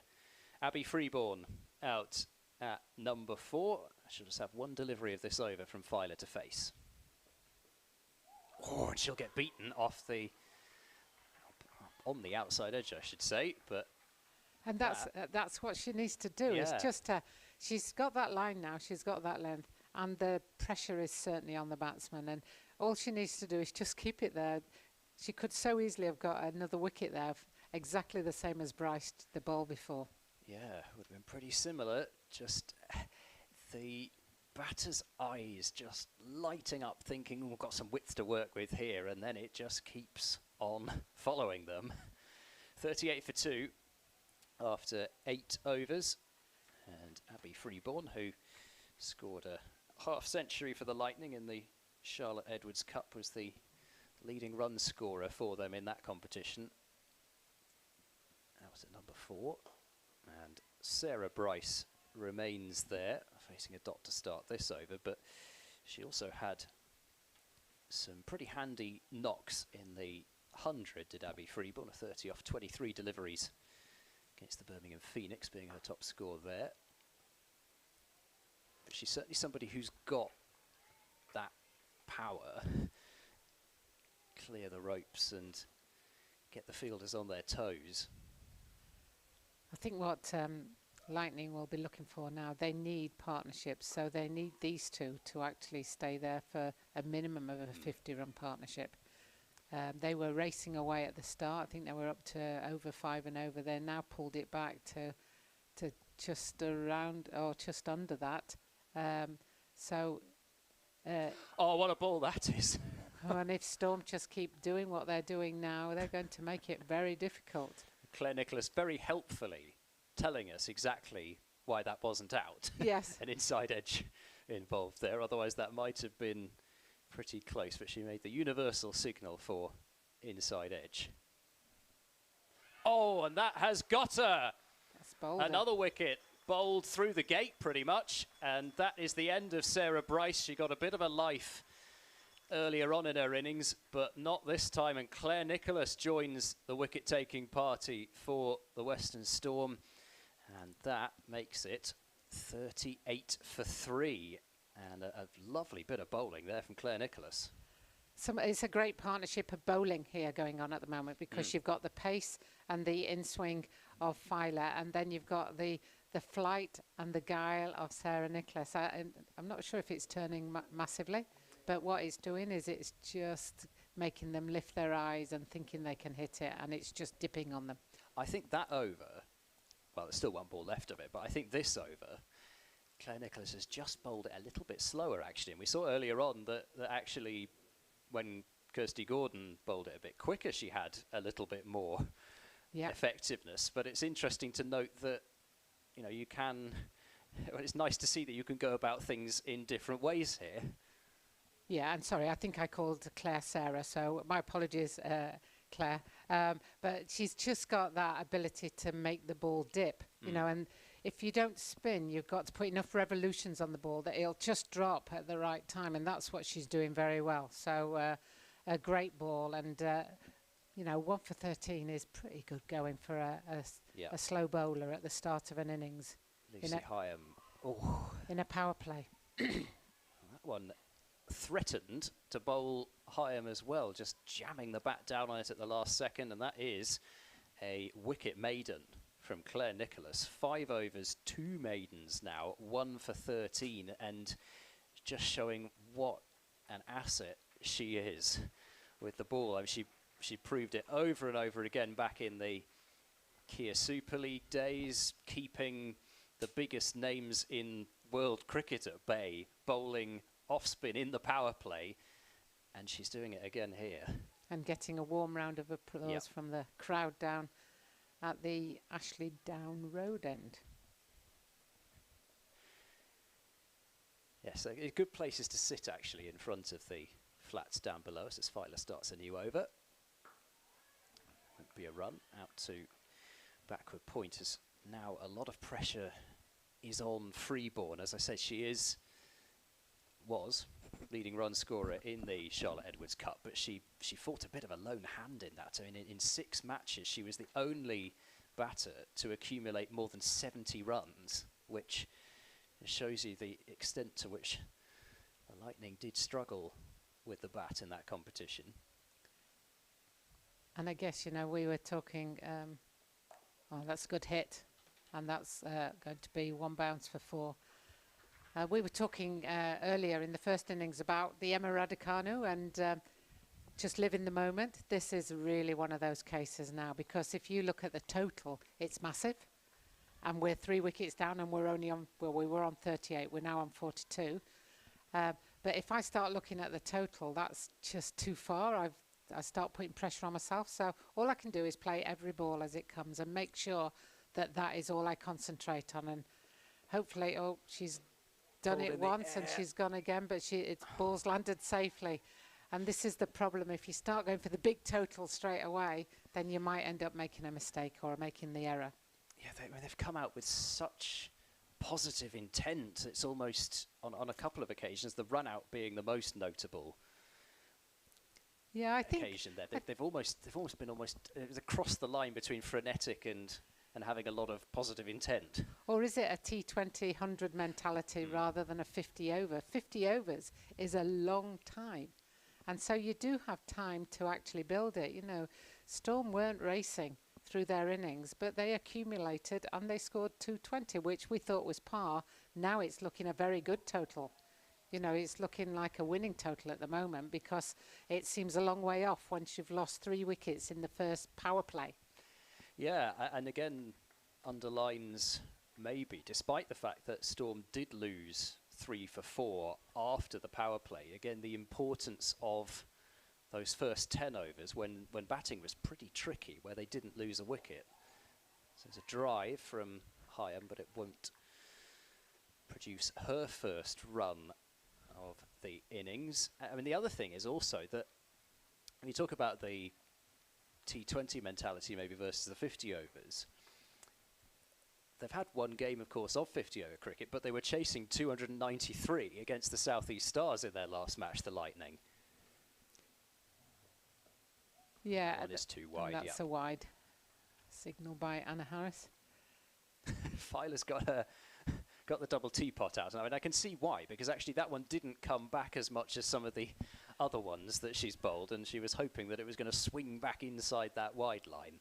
Yeah, and that's the problem when you've been swinging it back so much that you think you can put it on or outside that wide line on the crease and it'll come back, but that one... Shout for leg before here, which was obviously a pretty decent shout, but not out is given by Anna Harris. Just wonder about height possibly being an issue here. Of course, she's getting a fair bit of in-swing as Lauren Filer as well.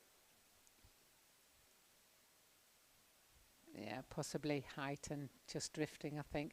I don't think Lauren Filer was too interested in the appeal. I think she appealed, but I don't think she was absolutely certain. So that is the end of the 10 overs of power play.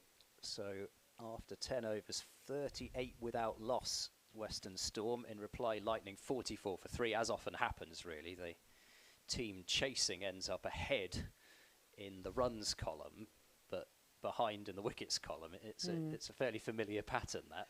But that's quite a considerable difference in the wickets column, which makes, if it was only 1, then you'd be like, okay, that's fairly even. But actually, yeah, you definitely got to sway towards Storm on this occasion. 3 wickets in the power play can be quite influential. And of course, however, the only thing to say about that, I guess, is that in 4 overs time, pardon me, the comparison will read 3 wickets each. That's however, right. Who's going to play the Sophie Luff role? The pressure's really on Freeborn to do that. That's a delivery which she's backed so far away from. She almost hasn't been able to reach that, even though it was inside the wide line. And it was another one of those ones that just drifts away from the right-hander and just got away from her. I wasn't sure how close to the wide line that was. I think the batter made it look wider than it was. I think it was well within the lines. Storm really keeping the pressure on here as well, even to Freeborn, who, as we've mentioned, she's got the power to clear the infield, but they're really forcing her to do that by having everybody in really tight here. And Nicholas still bowling. She could bowl 8 or 9 overs here. She could almost bowl through if they wanted her to. Yeah, I think she could easily bowl through. It's just a question of whether that's the best use of her for the team, or whether it's a question of, right, let's get somebody else on now who's slightly different and save her for when we know that she can come on. And it looks like she can bowl this line length speed all day. Yeah. So you know that she's fairly reliable and that she'll just be able to come back and do what you ask of her when the timing's right. They've got so many spin options as well, Western Storm, with Lauren Parfitt, who can bowl slow left arm. You've got Nicole Harvey, of course, who's just had an incredible time of it recently. So that's down the leg side, and Wraith can't stop it fully. Not sure whether she just got a little bit on that to slow it down, but they'll pick up 2 to the extras column, 46 for 3. So plenty of spin options, and of course Fee Morris with off spin. So you've really got a smorgasbord of spin options to choose from here if you're Sophie Luff, and that one's and the spin option. edge. The spin option is such a good one in the women's game because there's no pace or power on the ball, so the batter has to put all the pace and power onto it, and if you don't hit it well enough or you haven't got good enough technique, then you come a cropper. And she's really, she's annoyed there because it's been given her wide, and I think she felt it just glanced at her pad, but the only thing that's letting Claire down at the moment is a couple of wides this over.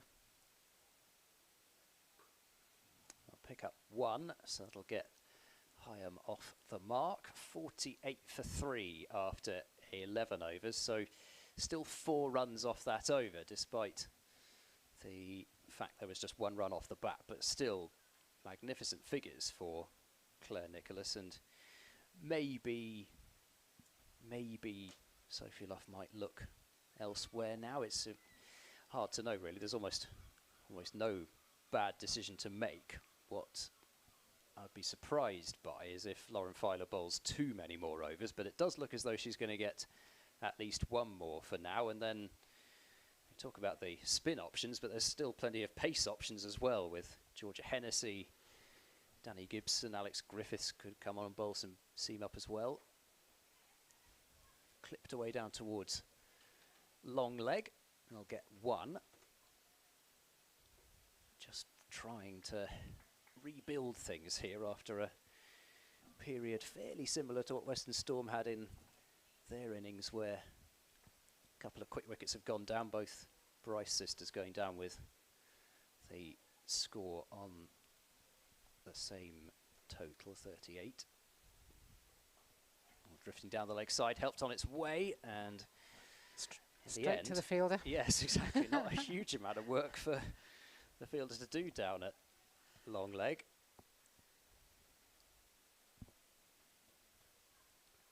.50 was up with that single. The board just took a little bit of time to tick over, so I think that stopped a few people from applauding just as they weren't exactly sure what was going on.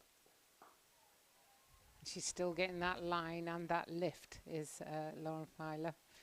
Yep, definitely. And if you are one of those seamers just mentioned who could come on and bowl, I'd have to imagine you'd be in the captain's ear at this point saying, I want that end. Me, I could do that. Oh yes, I'll go as well, yeah. Yes, I'll have the pavilion end, please, Skip. Yeah.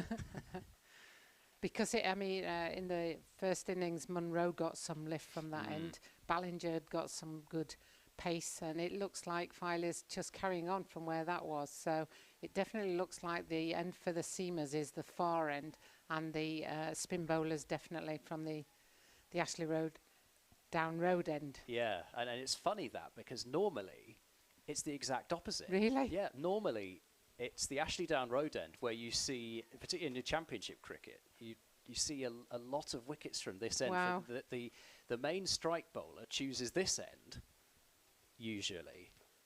I wonder if in the men's game you can afford to bowl just a fraction shorter because you've got more pace, whereas in the women's game you've got to bowl it a bit fuller.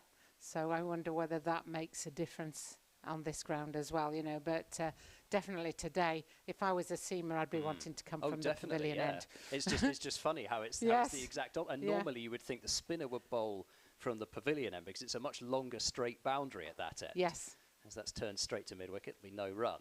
So there we go, isn't it? I love things like that. Yeah, no, and it's fascinating, and that's the one of the joys of cricket is that there's no set pattern and there's no set routine. So you just have to use your eyes and see what's happening and then make judgments based on that.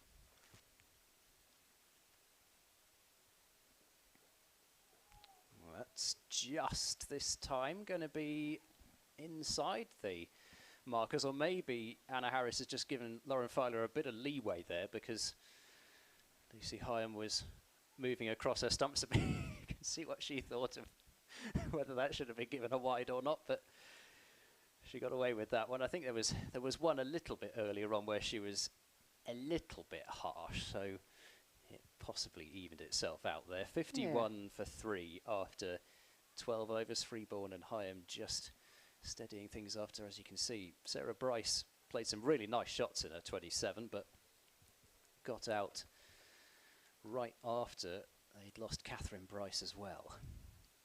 Yeah, it's interesting that they have steadied it, but, you know, they faced 20 balls between themselves and they've got 8 runs, you know, and steadying it means we just just keep rotating the strike. We don't need to just block completely. We just need to try and accumulate runs and possibly look to.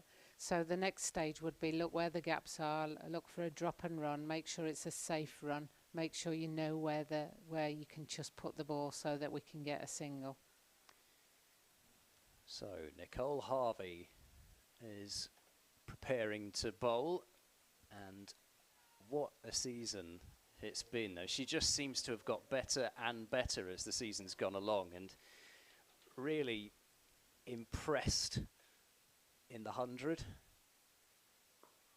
And that's what she's been doing pretty much since she's come back from the 100 as well. There's just been so few loose deliveries, which when you bowl leg spin, you're going to bowl some poor deliveries, but she's barely had any.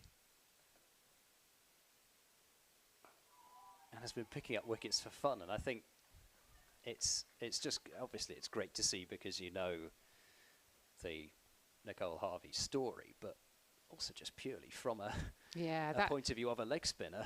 Yeah, in fact, that last ball looked a bit like a top spin, you know, so it looks like she's got a few variations as well. So the control you need to bowl this style of ball is much greater, and that's a great piece of fielding, even though they take the single. That was hit well through the covers, but a great piece of fielding there. Yeah, Chloe Skelton, the fielder. No number, no name. Yes. Fielder. I suspect she'll get a name and number next Brilliant. year.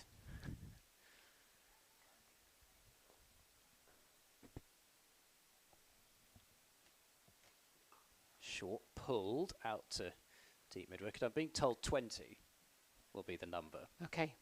So there we go. But Nicole Harvey, just to underline how good she was in that Charlotte Edwards Cup for the Western Storm. 12 wickets at 9.4 apiece. That's not the economy, that's the average. Strike rate, yeah. And an economy of 4.7. Wow. So you want to talk about somebody who really did put the Western Storm in the position that they were in, where they just missed out on net run rate on finals day. Yeah, that's real quality spin bowling with those facts and figures. And she starts level with the umpire. Yes. Really, it's just a no-nonsense approach, and it's almost as if that kind of reduces the number of things that can go wrong for her almost. And also with these spin bowlers, you know, both her and Nicholas, they're through their over before you even realise they've started. So when you're in the batting team, you're like, all right, that's okay, I've played that one down, and then suddenly you look up and you've had 15 overs or whatever the total is. You know, you suddenly go, cracky, where have they all gone? You know, and the overs are counting down, and that's another pressure that is put on you. And I think the spin bowlers just go through their overs so quickly that catches up with you before you even realise. Just got a brief break here. Looks as though Georgia Hennessy is going to come on from the Bristol Pavilion end. I'll just tell you what's happening.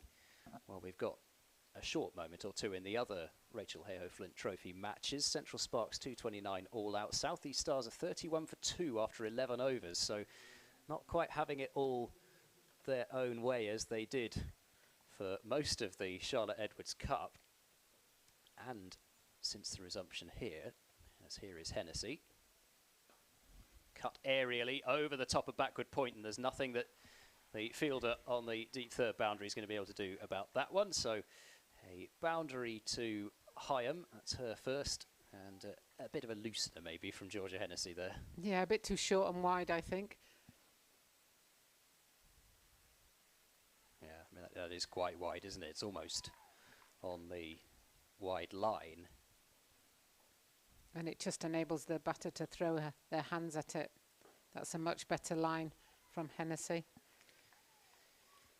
Yeah, so 39 for 2 now, South East Stars. Alice Capsey's at the crease, so that could all change quite quickly. Thunder 15 for no wicket in reply to Northern Diamonds 294 for 6. And Northern Diamonds, so that's just cut off a very slow, very wide delivery from Hennessy, but for no run. Several contributions there for Northern Diamonds. Bess Heath, unbeaten 78 from just 65 deliveries. Beth Langston, 58 off 30 deliveries, unbeaten. And another one that Hyams tried to thrash through the offside and this time not got anything on it at all. And Stara Callis, 57. So lots of contributions getting the Diamonds up to that 294 for 6 mark. So Thunder 15 without loss after 5 overs in that match. Pace right off that one from Hennessy. So, and Hyam looks good playing or defending the straight ball, but the one outside, I'd be tempted to keep putting it outside because she's swishing at it, and I'd just make sure I've got my fielders in the right place. You'd be very active if you're at point or cover or extra cover, just because she's just not getting a head over the ball at all. She's just flashing her hands at it. Nice looking drive to end the over, but 4 runs off it, 57 for 3. And it's you know, you tend to think as a bowler, you've always got to put it on that kind of 4th stump, top of off stump type line. But there are some players who actually you are sometimes better off bowling it a bit wider at them, and that is an acceptable strategy as long as you say, you've got your field set for it. Yeah, absolutely. And, you know, especially when you've got 3 wickets down, you know, another couple of wickets and you're virtually through them. So, yeah, it's almost like let's just risk it for about another 5 overs, and then we can always turn, you know, when you've got the likes of Nicholas and Harvey, you've got the capacity just to close it all down. So you know you've got the bowlers who can do that, and I'm sure Sophie Luff knows that, and she'll be managing them well. Seems a very sensible leader. Yeah, definitely, and somebody who's always a presence in the field, not just for her own team but for the opposition. She's always there at extra cover. Yeah, she leads by example. And you know that she's there, and you know she's in control, and that's annoying for the opposition when you're looking and you just think, oh, that person knows what I'm going to do. So this idea of bowling outside off stump. She's yorked herself, and that is a huge wicket for the Western Storm. Abby Freeborn, the latest Lightning batter to depart. She came down the pitch and got to the pitch of the ball, and then it went underneath her. Yeah, but that's the tightness of Nicholas's bowling, Harvey's bowling, sorry. Just completely yorked herself, and the only question was whether Harvey was going to get desperately unlucky and the ball was going to bounce over the top of the stumps, but it didn't. And Lightning are now 57 for 4. Key wicket that of Freeborn, who has to go for 7. And now the pressure is on some of the youngsters in the middle order for the Lightning. When I say youngster, I mean everyone's a youngster really, almost in this competition, but still, in terms of the players that they would be wanting to get the majority of their runs, several of those are back in the hutch. And I think now Teresa Graves, I said there was pressure on Freeborn to score big. I think these two, they need a really big partnership between these two now if they're going to wrestle things back, because the Western Storm are now bang on top after that wicket. Yeah, it's a long way. It's a long way back from here. You know, one of these two has got to get in the 60s, 70s, if not both of them. You know, and that's a big ask when you're coming in at number 6. So Teresa Graves taking strike, and you're also having to do it against a bowler who is really as confident as a bowler can be. You'd have to think at this point, proved herself in the 100, stacks of wickets in the Charlotte Edwards Cup, and here she is taking an early wicket here too. lovely flight, just worked straight to mid-wicket, and it's... And you can see the confidence because she's got a slip in there. You know, you can see that she's, I'm going to really attack here. Just held that one back a bit, just a hint of turn, doesn't need to be much. And it's another wicket maiden, 57 for 4. But she's got the confidence to drop the pace as well. She knows that she's not getting whacked all over the place, no matter what she does. So she can just do whatever she likes as far as pace, flight, variation goes. And then what that does is it boosts confidence in the whole team. And the whole team, you know, just looking at the way they attack some of the balls there, you can see that they believe that they can stop you running now. And once they start hitting, that's when you see fielders taking a step back rather than a step forward. And at the moment, they're all taking a step forward because they all think we're in here. Just drifting onto the pads and clipped fine. They'll just get one, though, as the fielder moves across from long leg and been pretty busy down there. It's Bethan Gammon who's on the field, so not exactly sure who is off. I'll try and do a bit of a scout round as we go along, but somebody off the field at the moment, and Bethan Gammon has been out there as a substitute fielder for a little while now. So, not exactly sure. There's somebody waiting to come on down in the distance over there. Might be Alex Griffiths. Oh, drive and a miss from Teresa Graves. It was really not a ball that was particularly easy to drive.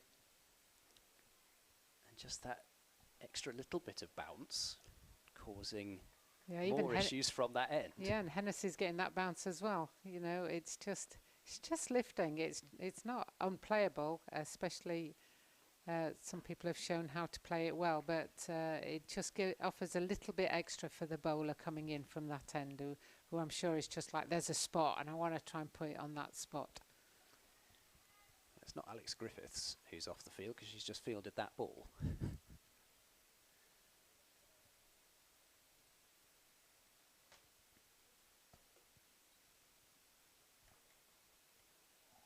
Once again, Hennessy just tempting Graves with a bit of width.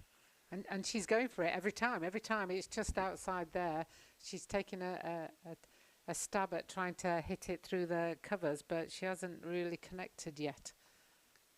Just taking a lot of pace off the ball. Hennessy, as she so often does, and that's turned straight to Skelton at square leg, and there will be no run. So 1 run off this over and 1 delivery remaining.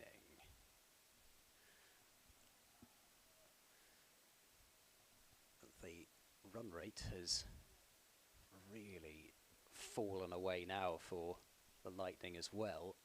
Oh gosh, and just when you think that Hennessy can't take any more pace off the ball, she then goes even slower. A really beautiful bit of bowling with that slower ball there, and beaten all ends up. 1 run off the over. It's 58 for 4 after 16 overs. Ed Seaborn and Jane Powell, former England captain and coach, along with you for this Western Storm live stream. And there's Nicole Harvey to start her next over. But just actually, there was one score that I didn't get to. Sunrisers 80 for 1 after 15.5 overs chasing Southern Vipers 309 for 9. Century for Georgia Elwes there. More runs for Cordelia Griffith for Sunrisers. She's 39 not out.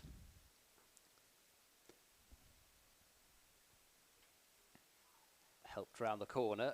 Nicely played by Heyhoe. Should be able to get at least 2 here. Not sure that they're going to be able to come back for the 3rd. No, 2 runs. So you mentioned earlier on, just briefly, a game that you played in Agra. Which other grounds did you play at on that tour to India? Oh wow, we were very lucky on that tour to India. I think we played at virtually all the test grounds. So we played in Delhi, we played at Madras as it was then, it's now Chennai. we played at the Wankhede in Mumbai, in Bombay, and then we played Hyderabad, Bangalore. Yeah, we played at every single ground that you can think of, I think. You know, it was just a phenomenal tour. We were there for 7 weeks, so that was a long tour. Yeah. And did lots and lots of flights and various things on that tour, and train rides. Oh gosh, well that is a lot of people's dream one day, including mine. Go to India, see some cricket and experience the trains.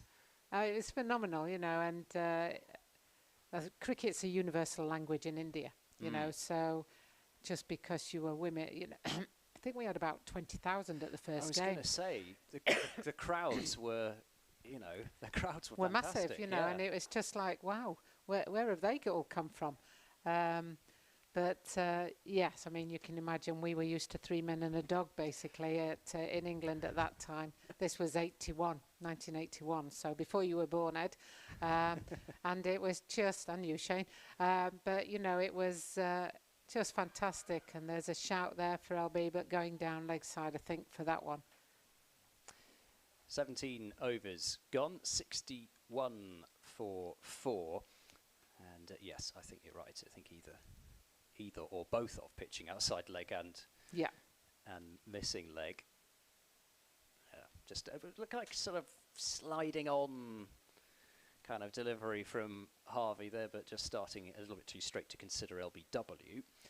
But yeah, and then of course you contrast that with some of, and we mentioned Hastings. Yes. I think I saw he played an international at, well, somewhere close to Wetherby. I've forgotten the name of the cricket club now. Collingwood and something, isn't it? Yeah. Collingham and Linton. That's it. Yes.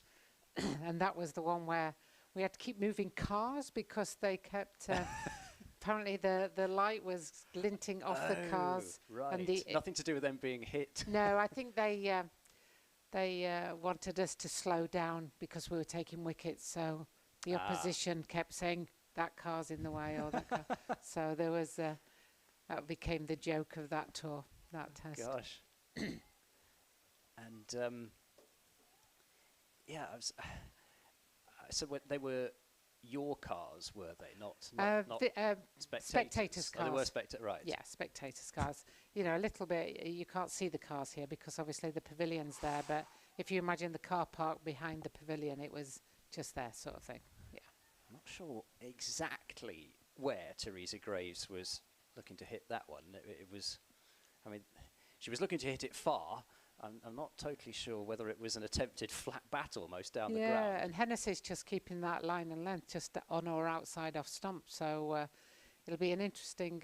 and that one's a full toss. That one's fairly easy, but it goes straight to the fielder at long leg, who just throws it in nice and easy.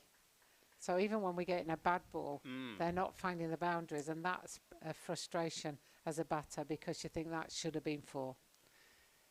Yeah, quite. There's been a few of those recently, just straight to the fielder at long leg. It's a little leg sideish again, but Heyhoe making it a little bit more leg sideish than it was by moving slightly across her stumps, but just pick up the 1, and things continue just to dry up here for the Lightning of late, as they're just beginning to, well, been able to build the pressure really because of the wickets that have fallen. Should get a leg by here as Skelton moves across from square leg.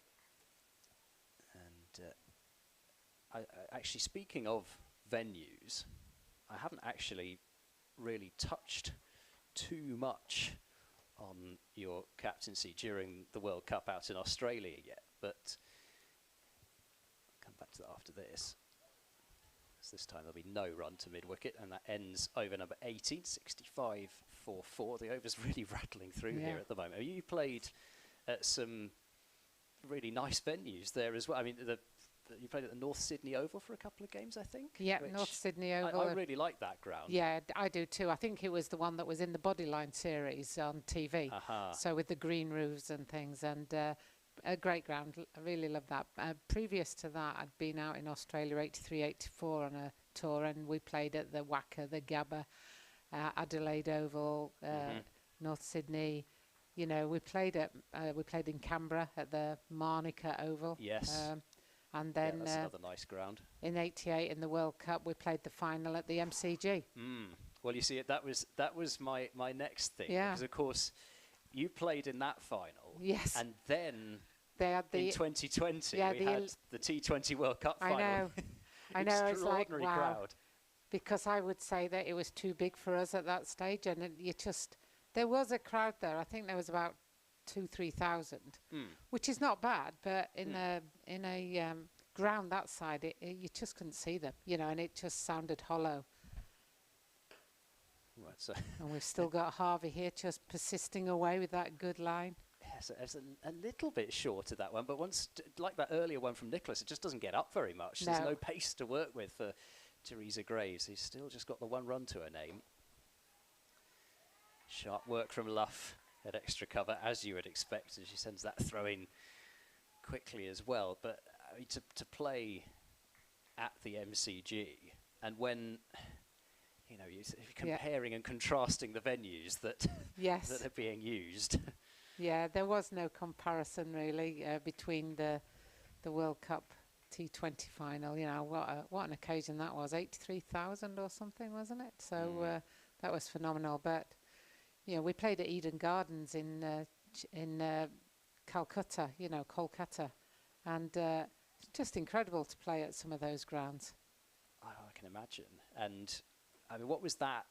How was that for you when you'd maybe not necessarily played in front of it at a huge crowd like that? Loved Did you just play up to it? Yeah, no, I loved it. I'm a bit of a showgirl really when it comes to, and I entertain the crowd and just banter with them really, you know, and I just love. I guess the long and short of it is we're playing sport, but it's entertainment. So you're an entertainer. So if you like to entertain, whether that's with bat, ball, field, you know, or just by engaging the crowd, then that's what it's about, isn't it? And I think that's what the 100 did so well, was it engaged the crowd, and that made a big difference.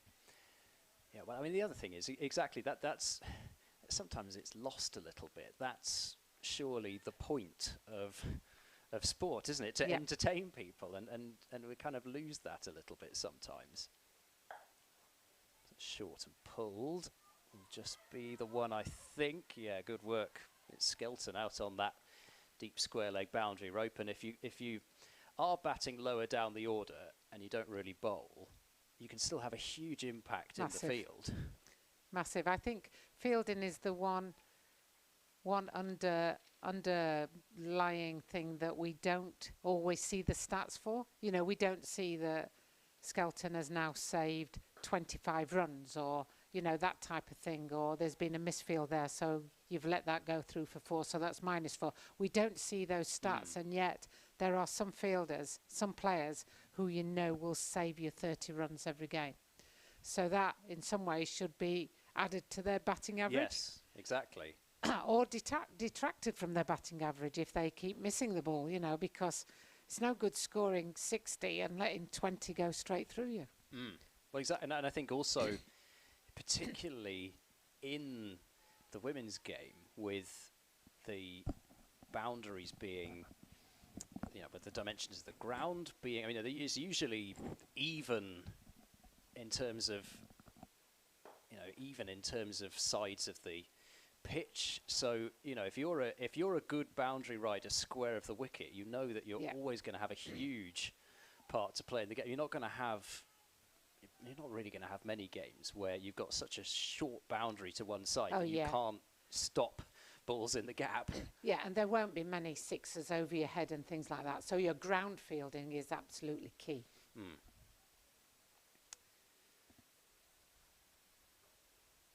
There's a chance maybe. Oh, Gammon's going to do a brilliant work. Great fielding there. Absolutely fantastic from Gammon on the boundary. And that just exaggerates or exemplifies what we were just saying. That was definitely 2 runs saved. Yep. Yes, you'd almost get, you feel more in terms of a somehow bonus on top of the 2, because it just keeps that pressure on now as well. It's been a long time since the last boundary. It lifts the fielding team, doesn't it? It lifts the fielding team, and the batting team are like, oh, blinking heck, that should have been 4. Hennessy back on the mark to end over number 20. So 70 for 4. At the same stage, the Storm were 60 for 3. So 10 ahead, but 1 behind in the wickets column. And I think you'd have to say the 1 behind in the wickets column is more than trumping those 10 runs at the moment. Well, it is, in so much as Sophie Luff batted most of the way through the innings and had that control and is a recognised top order batsman. Whereas at the moment we've definitely got number 5 and number 6 in. We haven't got any one of the top 4 in. The 4 wickets for Lightning are the top 4 batsmen.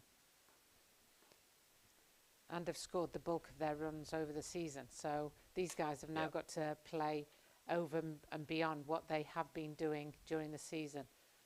Sadly, a wide there from Harvey. Yeah, she was maybe hoping for a bit more turn than she got, but still, it's been a very rare slight stray in line. I am continuing to be asked to pierce this offside field. That I don't think they've had a deep cover to her yet off the spinners. It's a little short pulled, but not out into the gap between the 2 fielders. Sweeping on the leg side boundary, we've got Alex Griffiths fielding out at deep square leg, and then Fee Morris at deep mid wicket, who fielded that ball. Suspect she may be into the attack fairly soon. Yeah, and it's very unusual at 20 overs that you still have a slip in, but that shows you the intention of the fielding side and their belief. They believe they're on top, because if you don't, then you take out your slip straight away, and that's another good piece of fielding there.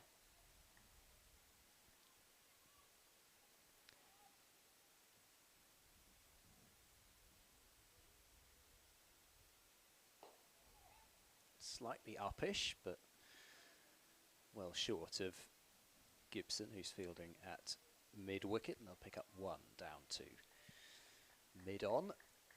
It's still a very pleasant afternoon, and what's particularly good from our point of view is we've got this kind of hazy covering of cloud. It's not making things too cool. We've got a bit of hazy sunshine about, but we don't have, which we would have at this point if the sun were out, it blazing into our commentary position here in the Ashley Down Road End flats, because yes. And the other thing is that I was pointing out during one of the championship matches that we did from here is that everything is black as well. You've got the equipment's black. We've got this black stanchion in front of us.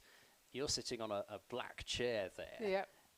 My laptop's black. Everything's just absorbing the heat, and you reach over to your laptop to try and do something like that. Yeah, exactly. It's like, gosh. Yeah, it's quite pleasant. I'm enjoying the view, and I'm enjoying the temperature. So. Well, I'm glad, because the railings are. Yeah. Unfortunately, they're necessary, but I'm too short to stand up because I don't see half of it, so I have to just crouch down a little, and I can see it perfectly then. So. Yes, they're a bit of a challenge, but fortunately, at least we have the monitor as well. But yeah. But it is. Yes, it does present a little bit of a challenge, those railings in front of us. But of course, we understand why they're there. Danny Gibson then into the attack, replacing Georgia Hennessy. Starting off with the ball just angling towards leg stump, and more good work from Bethan Gammon, sprawling away down at fine leg. And they're through for a couple of runs, but She's a good fielder. She saved 4 runs in the last 2 overs so far. She's another one of these who's wicketkeeper by trade, but it's amazing how the skills kind of transfer in terms of athleticism and. Yes, In the past, you were a wicketkeeper. I did. Well, was I a wicketkeeper? I did keep wicket. I was a wicketkeeper for a couple of Test matches, but I think it was more the understanding from the selectors. They wanted to strengthen the batting order, and we were playing a fundraising game against a men's team the week before they selected the Test, and we didn't have a wicketkeeper, so I went behind, and this guy flicked one down leg side, and I dived full length and it landed in my left hand. Or slashed through the offside, and there's a big gap there at cover to find, and Teresa Graves picks up 4 runs and moves up to, I'd say she moves up to 12. I don't think she does actually. We've got a bit of a disagreement seems to have gone on between the 2 scoreboards, so I'll just hold off on that for a moment. Either way, she's picked up 4 runs. Yeah, she definitely picked up 4 runs. Yeah, so as a result of my fluky catch, I was asked to keep wicket. So, but I mean, I just wanted to be involved. I used to love fielding. And wicketkeeper, you're involved every ball. So it was like, yeah, great. I'll go into the wickets. I'll go and be wicketkeeper. So, yeah. Yeah, so it's funny, isn't it? I mean, there's a lot of keepers start from a very young age, but then there is the odd one who just wanted to be involved all the time. Alex Stewart was a good example of that. You know, he came in a bit later. He was mainly a batter, but he's very good wicketkeeper and made himself. Oh, that's going to be 6. That's a massive 6 from Teresa Graves. Just a bit short from Danny Gibson, and that has been powered over the backward square leg boundary and way over it for 6. That's absolutely massive, that one. I think that went over all the grass, not just the boundary. Yes, admittedly, it's not a great delivery, but still, to put it away like that, that certainly sends a message. Teresa Graves up to 17, and it took her a bit of time to get going, but now she's looking pretty dangerous. I mean, overall 17 off 32 deliveries doesn't sound as if she's flying along, but then she scored 12 runs in 5 balls this over. And because the ball went into the crowd, then we're having to just clean the ball before it's sent back. Yes, of course, and admittedly it's something that you see a little bit less at the bigger grounds, but when you're playing at an out ground, for example, yes, you've got people actually sitting on the edge of the boundary. That, yes, it does take a little bit of time out of the game. Oh, that's an edge, is it? Yep, gone. A thick outside edge from Teresa Graves, and Danny Gibson has answered back. It was a wide delivery, and it looked as if it may have been there for the hitting, but she's just got the outside edge to it, and Nat Wraith has done the rest. 85 for 5 now, the Lightning. Oh, yes, that's a good catch from behind. That was very much not being in the moment. You know, 6 and you're out. It goes back to school days, doesn't it? You know, you hit a 6 and then you're out the next ball. But sadly, they could have done with her staying around a little bit longer, particularly with their ability to hit that ball so long and hard. We've kind of seen, especially from the Western Storm, a little bit more pace on the ball, and there is pace to use in this pitch that you can score quite quickly, but at the same time, you know, there's enough life in this surface that it feels as though you're in the game as a seamer with every ball that you bowl, which means that given the fact that the likes of Nicholas and Harvey, the spinners, and also Hennessey's been taking the pace off the ball a lot, because they've kept it so tight, the seamers can come on and not be really afraid of giving away too many runs. Yeah, that's exactly it, you know, and I think the fact they know they're up against it, but, you know, my logical head then kicks in and goes, right, six and over, because I've just shown I can hit a 6. I've got 28 overs left. That's going to be 140 plus. We've already got 80. That's 220 plus. That we'll win it. If I can just stay here and wait for that ball to be in the slot, and then I can hit that for 6. That's all I need every over. So I don't have to hit every ball. I just need one ball in the slot every over. Yeah, it did. It sort of felt as though she decided that ball had to be 4 rather than, well, if I play a good shot, I might get 4. If I get 1, so be it. And now, although it's Heyhoe on strike and Ella Claridge, the 18-year-old, has come out to the middle, Nicole Harvey can bowl with even more confidence, knowing another wicket, especially that of Heyhoe, is pretty terminal. You would have to say at this stage, with so many more runs being needed. A slight fumble from Fee Morris out of deep mid-wicket, but she's recovered well and kept it down to a single. And that's why the technique of Luff was so good in the first innings, because she made that intention. She would have been dancing down the wicket now to Harvey or Nicholas, or any of their slow bowlers. And if she's not quite there, she would have then stopped it, whereas they're staying in their crease and they're playing a forward defensive with no intention of anything else. Whereas Luff approaches it from, I'm going to hit it, no I can't, then I stop it. Yep.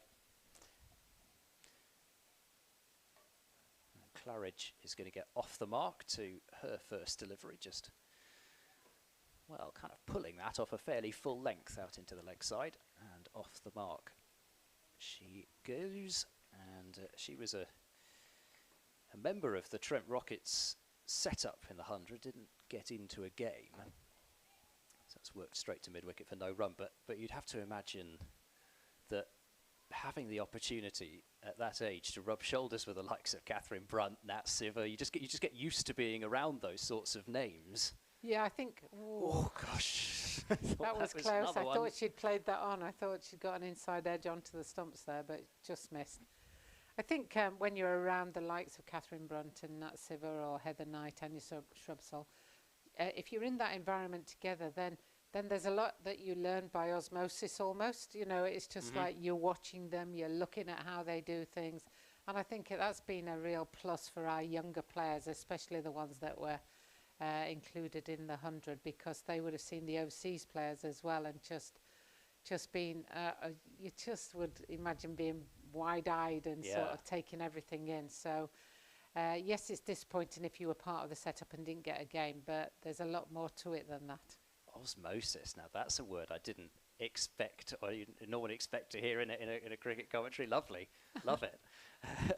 But yeah, and I think I actually ask you, when you first came in to the England setup and you had the likes of Jan Britton and even some of, well, you know, just some of the biggest names around at the time. Yeah, I mean, those days, you know, you Sue Goatmans of the world and Mary Pilling and Heather Dewdney, Chris Watmoe, you know, and we were quite lucky in those days, because what they did once a year for a week, they did a cricket coaching week, and all the England players used to be the coaches. So as a junior, I used to go and be coached by them, and then all of a sudden I'm playing with them. So yeah, I didn't know them before I joined, but it was very much like, oh yeah, what a great player. And there was some great, you know, and some of the names. Nice looking on drive, won't be a run. Most people won't have heard of them, you know, and that's sad really, because they were such good players, you know, of the Rachael, Heyhoe, Flint's era, then that people might have heard of Enid Bakewell by now. Lynn Thomas, of course, is she was a fantastic player, a Welsh player, so I say Lynn Thomas because obviously we're out here in the Western Storm area. Yep. And there was just incredible players, you know, but majority of people in the world wouldn't remember their names or know their names. A bit like, you know, I can walk around quite easily and nobody would know who I am. And yet, if I were a male of that generation, then people would know who I am. Yeah. And I think actually, as women's cricket becomes more and more, admittedly we're of course not there yet, but more and more on an equal footing. Yes. I think people are starting now to look back more in terms of, especially when, you know, you think back to the women's test match that we had here, and you start to look back to some of the names and records and things, which you obviously do, because you want to see what happened before and how that relates to it. So that short pull, nicely timed. It'll just be the one. Yeah, Skelton brings the ball under control. But I think it's starting to be recognised almost, would it be fair to say almost more than it was at the time? Yes, probably. Yeah, no, definitely. And I think for me that's important because there's a lot of people, you know, I met Lisa Baldini at one of the games of the 100, and she was a fantastic wicket keeper. You know, we're talking about how good the wicket keeping's been today. She was one of the top wicket keepers, and she was just like, oh, Jane, what we wouldn't have given to play in this, you know. And, you know, I see it as part of my role now is to sort of say, look, here's Lisa Baldini. Lisa and I played World Cup. I saw Caroline Bars down at Hove, you know, a left-arm spinner who had a great control of the ball, you know.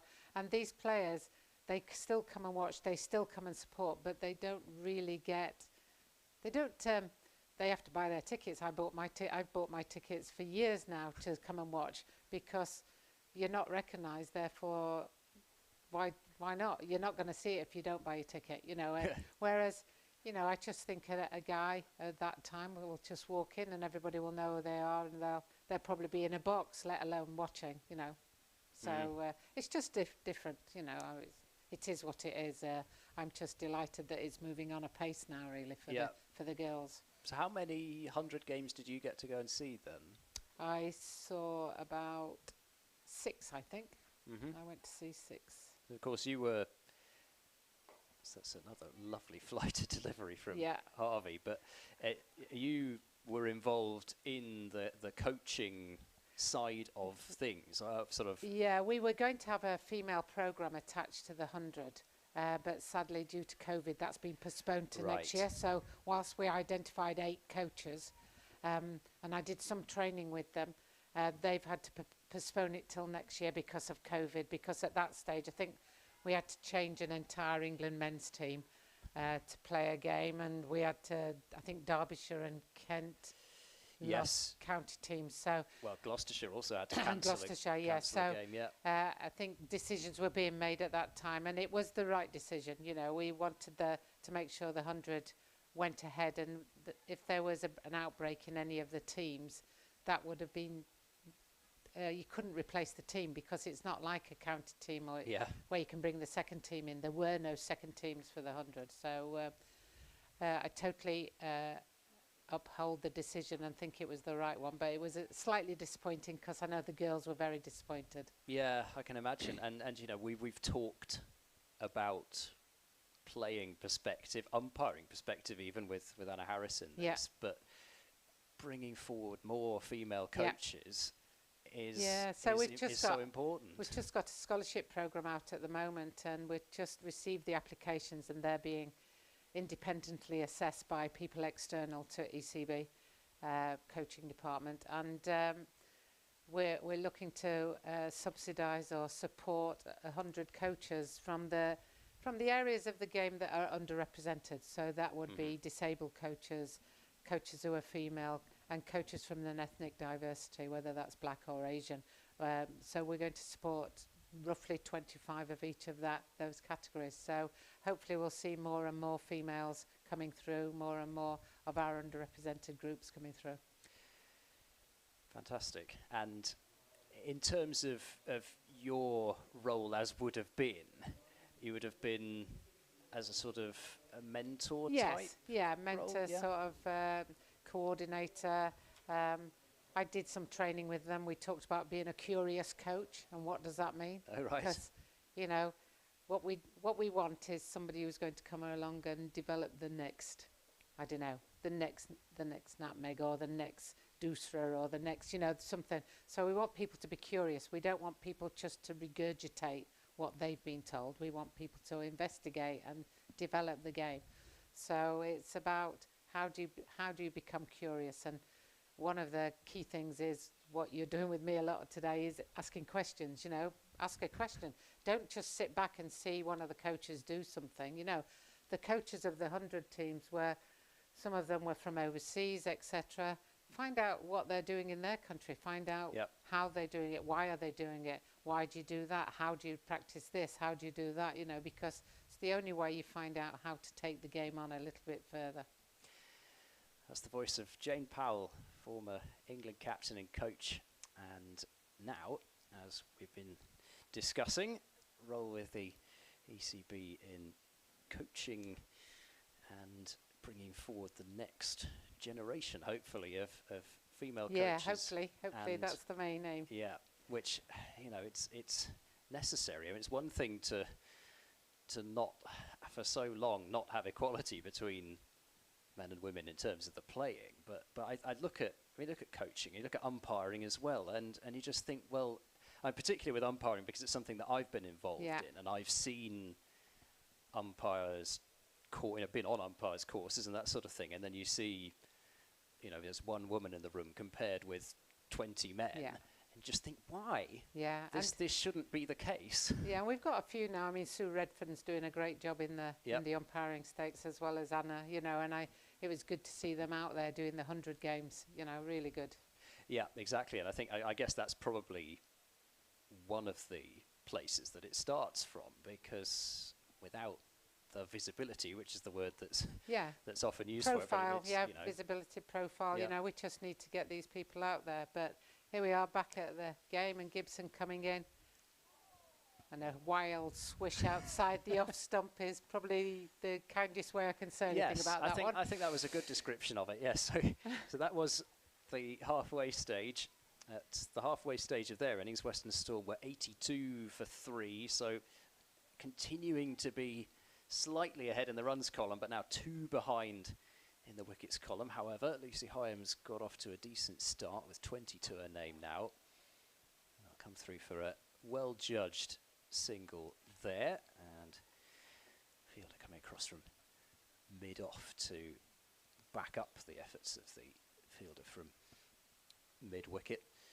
But yes, Lucy Hyam on 20 back on strike now, but she's got to get a score of at least, you'd think, 70 or so to get Lightning back into this. Nicely dabbed behind square, and she'll get 1 for this. Just a brief update again on what's happening elsewhere, just because games are moving towards, but not to their conclusion yet. South East Stars 87 for 4 now in reply to Central Sparks 229. Driven, but straight to extra cover. And as I say, South East Stars 87 for 4, and a couple of wickets for Georgia Davis. Izzy Wong, 8 overs, 2 maidens, 1 for 27. Of course, a really exciting prospect, and seeing more and more bowlers coming through who want to bowl fast. Driven, but not going to pierce the field, straight to mid-off. But it's great to see. And when you think about somebody like Darcy Brown, who played in the WBBL, the speeds that she was getting it up to, and I mean, it's great to see, as well as, you know, it's great to see spin, it's great to see pace getting taken off the ball, but it's kind of like what we were talking about earlier with this pitch offering a bit of life. It's just fantastic to see that part moving forward now as well. Yeah, and you can see here with Danny Gibson just putting a bit of pace on the ball. If you can bowl the right line, then it's very difficult to pierce the field, line and length, sorry. And she's just put it on the spot there with speed, with purpose for the over, and all they've managed to get is the 1 single or whatever it was they got there. But, you know, she just kept hitting the fielders because the fielders were well placed. And that's where the captain's role comes in so greatly, and I'm very impressed with Sophie Luff today. Yeah, you loved the challenge of captaincy, I guess. Yeah. I think being a captain, then it's a natural role that you fall into coaching, because you're almost doing a similar thing whilst you're being captain. And being captain, it was for me, it was objective decision making, not subjective. So if you didn't bowl very well, even if you were my best mate, I'm sorry, you're off now, they're coming on, because the important thing is the result of the game, and what we're getting out of it. So I think that's the key thing, and you need a clear decision maker. That's Heather's brilliant at that. Heather Knight, really good. Fee Morris into the attack then. So the halfway mark just prompting a change. Nicole Harvey, 7 overs, 1 maiden, 1 for 15. Just tremendous. Again, economy just over 2, a key wicket as well. Oh, what's that come off? Maybe come off arm, actually, rather than glove. We'll see what umpire Ramage... No, umpire Ramage thinks has come off the glove, so just looped out of the reach of Nat Wraith. Nothing she could have done about it, but could have popped up anywhere. Yeah, and Heyhoe's on strike now. That has been clubbed over wide mid-wicket for 4.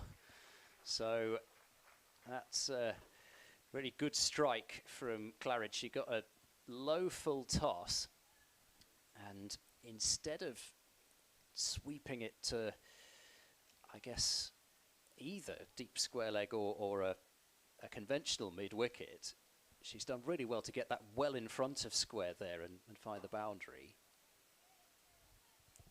A good comeback from Morris there. And in fact, I read out that South East Stars score, but the Stars are now 89 for 6. Just lost 2 wickets.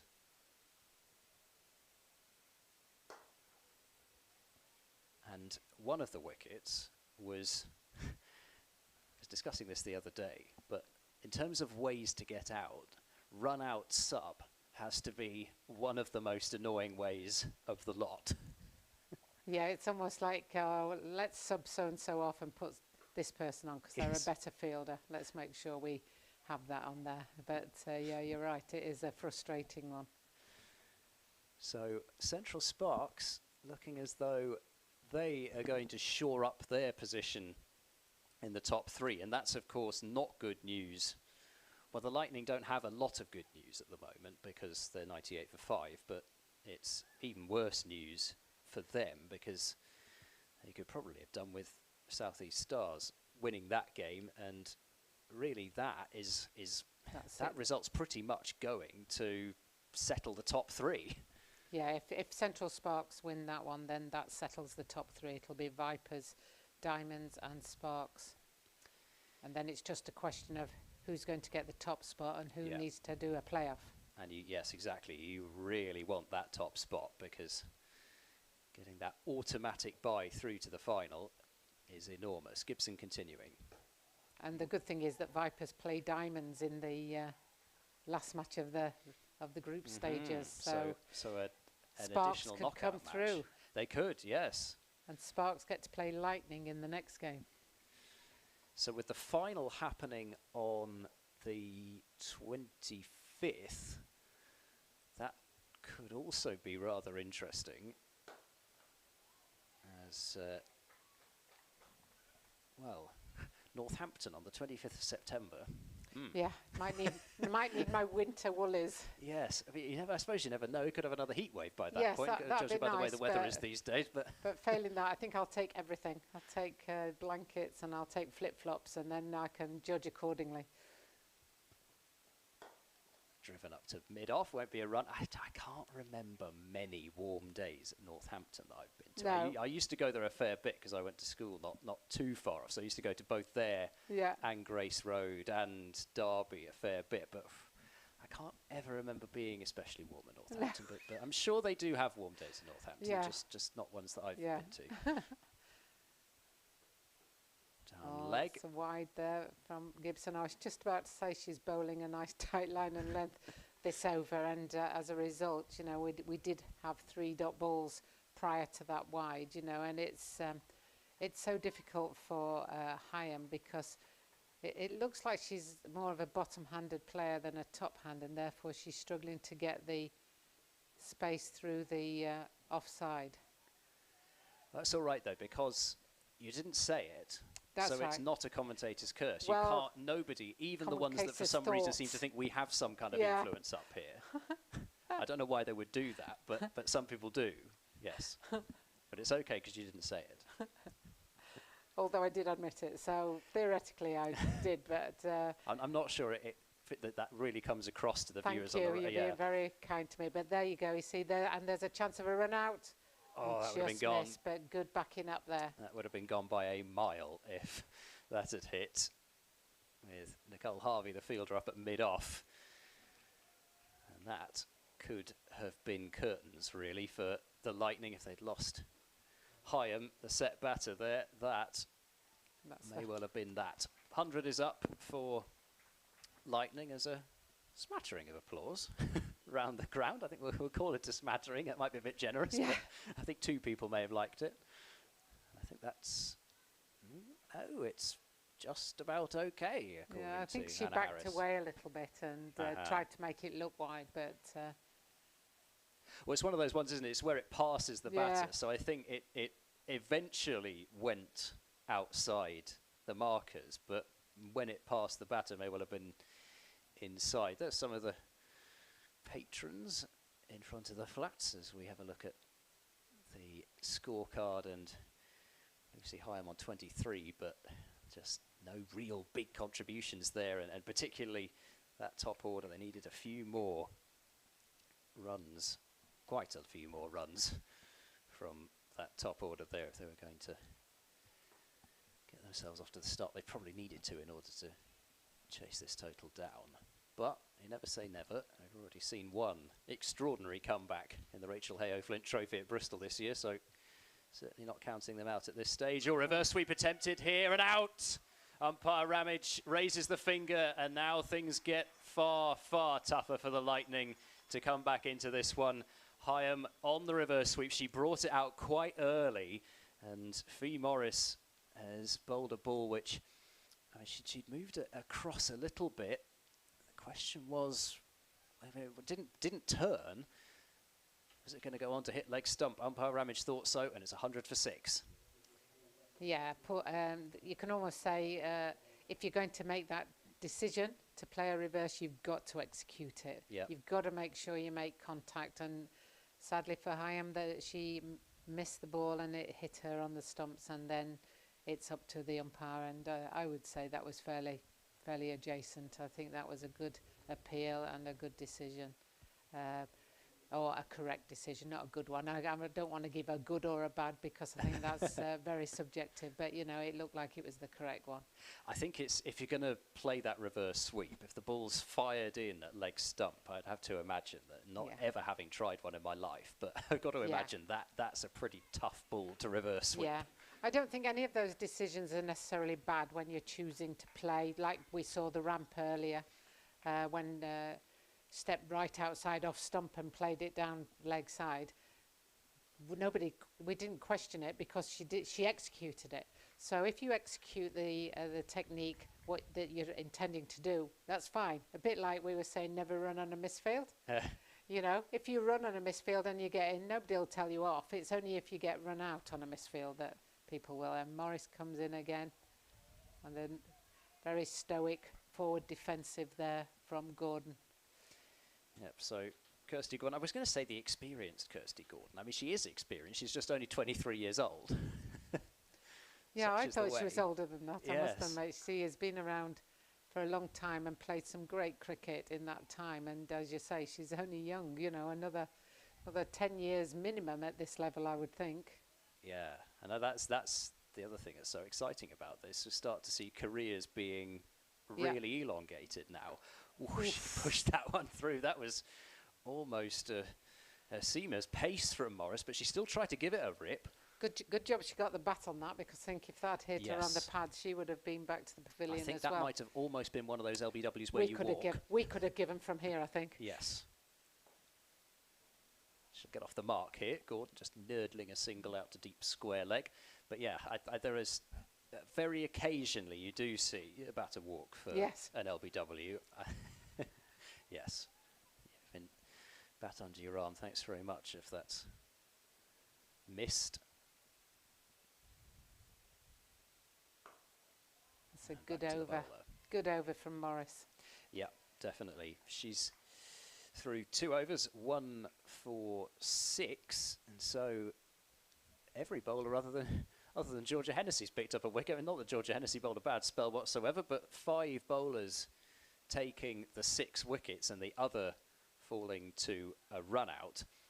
And 100 for 6, there are the bowling figures on screen. Still overs of all 6 bowlers who've been used so far up the sleeve of Sophie Luff. And 29 overs gone in the innings so far, and the required run rate just over a run a ball now for the first time. That last over just pushing it. Yeah, to that and when mark. you get to another 7 or 8, then it's really tough. Gibson continuing. Gordon playing quietly out into the offside. Batting to come, Yvonne Graves would be, well, possibly Richard. And that's actually Sophie Munro. Probably come in next. Sophie Munro, Yvonne Graves and Grace Ballinger. But they need somebody to step up and give them a couple of really big scores. Flick just behind square, comfortably done by Gordon. They're thinking about a second, but Gammon is so quick down there on that fine leg boundary, and they are only able to get a single for it. Just trying to think, actually, I haven't seen... Have I seen Lauren Filer since she bowled her opening spell? Could also be Lauren Parfitt. That's an edge. Oh, that one's gone just in front of Hennessy at slip and down to the boundary for 4. So Claridge moves into double figures, and that one was... It was an outside edge, I think, but it almost behaved more like a bottom edge. You'll see exactly which part of the bat that came off on the replay. It was an outside edge, it just fell slightly in front of Hennessy. Yeah, and Hennessy's just taken a good 2 steps further forward and made a mark. So I think she's coming forward. She was probably just a bit too deep for that one, and as a result, it bounced in front of her. Now, I think it looks as though the ball's going to need to be given a bit of a spray, possibly. Yep. Claire Nicholas has been handed the spray by Ramage, so she's going to do the spray herself.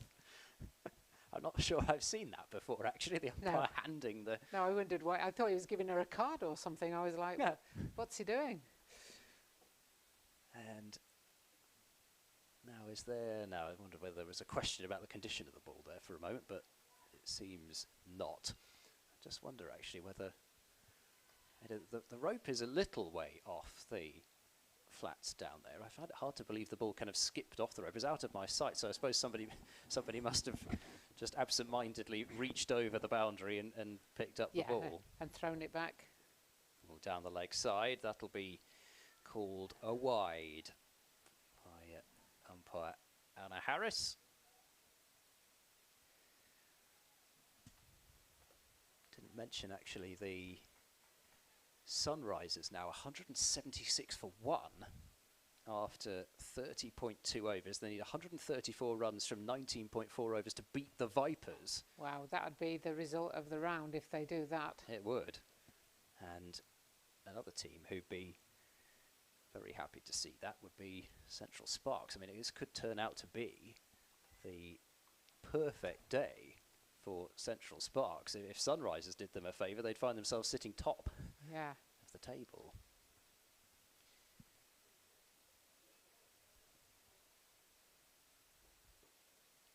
Ooh, that's a slower ball Yorker from Danny Gibson, and I'm wondering what type of slower ball that was. We'll see whether we can have a look at the replay there, because it was it almost looked like it might have been a knuckleball, actually, from Danny Gibson. At least sort of looked like that. Oh, that's swatted down the ground by Claridge. That's a pretty no-nonsense shot, and although there are 2 fielders in pursuit, neither of them will get there, because as soon as it hits that outfield, it just speeds away. So that turns out to be a fairly expensive over in the end. 10 runs off it, and it's 111 for 6.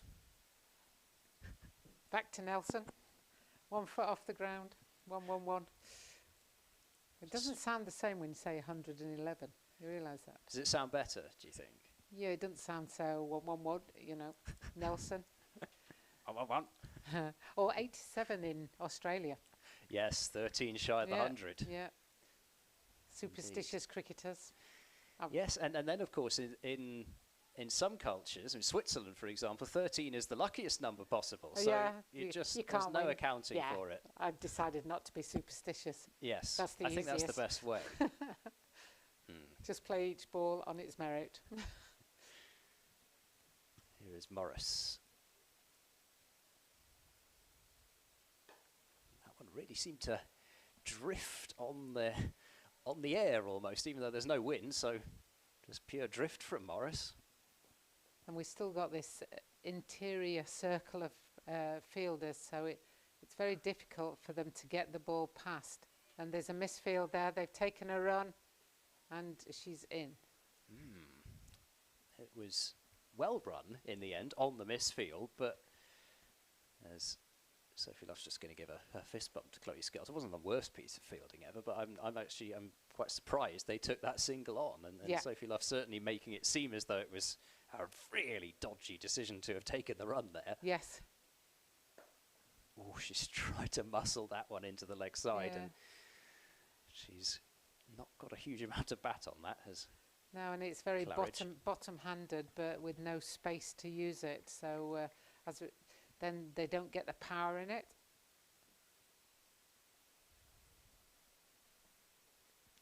Oh, a little bit short, and that's allowed Claridge to go up and over. There'll be no stopping that one either. That's another boundary down towards long on, and Ella Claridge just showing what she can do, and she moves up to 19 now, 116 for 6. Yeah, and these last 2 overs, Storm have just let Lightning off the hook a little bit. They've let them score too many easy runs. And there's I thought that was fairly uppish then, but well, it was, just wasn't caught. I thought it was going to be a catch. Yeah, just pushed.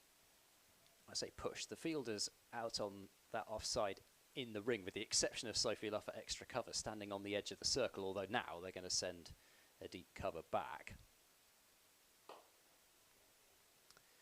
Just pushed nicely up to mid-off by Claridge, and the end of the 31st over, 116 now for 6, and they are still ahead of where the Western Storm were at this stage, but now it's 3 wickets more that they've lost than Storm did. So if Claridge keeps going like this, and she's got, as you see on the screen there, 19 off 25 with 4 boundaries, she does look as though she's going to give them a chance if she's still there, and Kirsty Gordon's more than capable of keeping her company, and a couple more batters to come who certainly know mugs with the bat at all, but it's just about selecting the right options at this point, I think. And now Georgia Hennessy is going to return from the Bristol Pavilion end.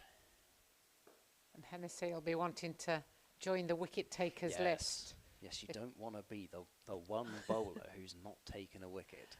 Yeah, if everybody else has taken one, you're like, yeah, high five if you got a wicket today. Yeah, okay. I didn't actually. Leave me hanging then. So she'll be trying to put that ball on the spot, enticing Gordon. Oh, she might get it here, running in from mid-on. There it is. Didn't take long. And Kirsty Gordon looking to muscle the ball over the infield. It was quite short, but she just didn't get the power behind it. And the catch taken at mid-on, I think, by Lauren Filer. And that is the 7th wicket down for Lightning for the score of 116. And there we have it. Hennessy has now joined the wicket takers, so she won't be left hanging now. No, I mean, it's hard to fault Gordon for going after that ball, but then she just chipped it, really.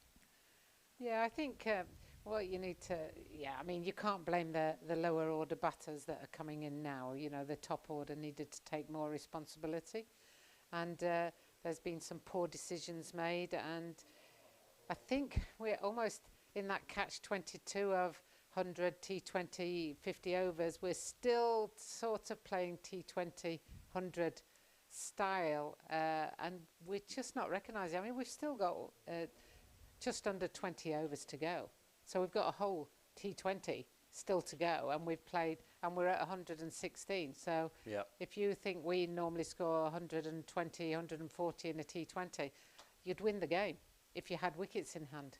Yeah, quite. But the key factor on that screen there is the seven wickets down. Sophie Monroe out to the middle at number 9. And that, I mean, you have to, it would be interesting actually to chat to Sophie Luff after the game and say, did you realise when you were playing that innings that actually 220, 230, that was a really competitive score? So there's a flash and a miss to the first delivery from Monroe. I would love to know, because I suspect, although she may not actually say it, but may well have been actually yes, or at least at the very least, I knew my job was to be there towards the end. I get the feeling, I mean, I don't know Sophie, but I get the feeling she's a very intelligent cricketer. Yeah. The way she's played the game today has been exceptional. The way she batted was top class. And I suspect she didn't know exactly what she was doing. She wanted to take up, to use the overs that she knew she'd have and play herself in. But she played some great shots. You know, she hit it back over the bowler's head 3 times in my recollection, and played some great cricket shots, but they were well thought through. And there's a good swat out to the deep mid-wicket boundary, but only a single because the fielding has been great from Western Storm. Yeah, it has. And I think, let's see who that is out there. I think that might be Skelton. Oh, I just heard a voice behind me, a fell voice in the air from Shane McGannon, just as I'd done the process of elimination. Good work from Skelton, and a dot to finish what was a good over from Hennessy, who's just decided to have a lob of the ball back to Nat Rays just to keep everybody on their toes. You have to love Georgia Hennessy. She, when Jolie Roberts and Chloe Skelton received their caps last match, there were some great photos online of Georgia Hennessy photo bombing them. Brilliant. Standing there, arms folded, I think, looking straight at the camera. Just magnificent. There are the bowling figures, and 1 in the wickets column for everybody, which is nice to see. Don't see that too often. No, you're pretty impressive that everybody's picked up a wicket, and I'm sure that there'll be a few of them wanting to put a 2 by the side of their name, not just a 1. Yep. To finish this innings off. 3 more wickets is what Storm need. Cut away, backward a square, and Claire Nicholas is after it. She will cut this off as it's just not quite got the pace to go to the boundary, but they will pick up a comfortable 2 runs. A nice looking cut shot there by Monroe to move up to 3. But yeah, I think this is, it's getting towards that stage where everybody's queuing up to bowl because they know that there are wickets out there to be had.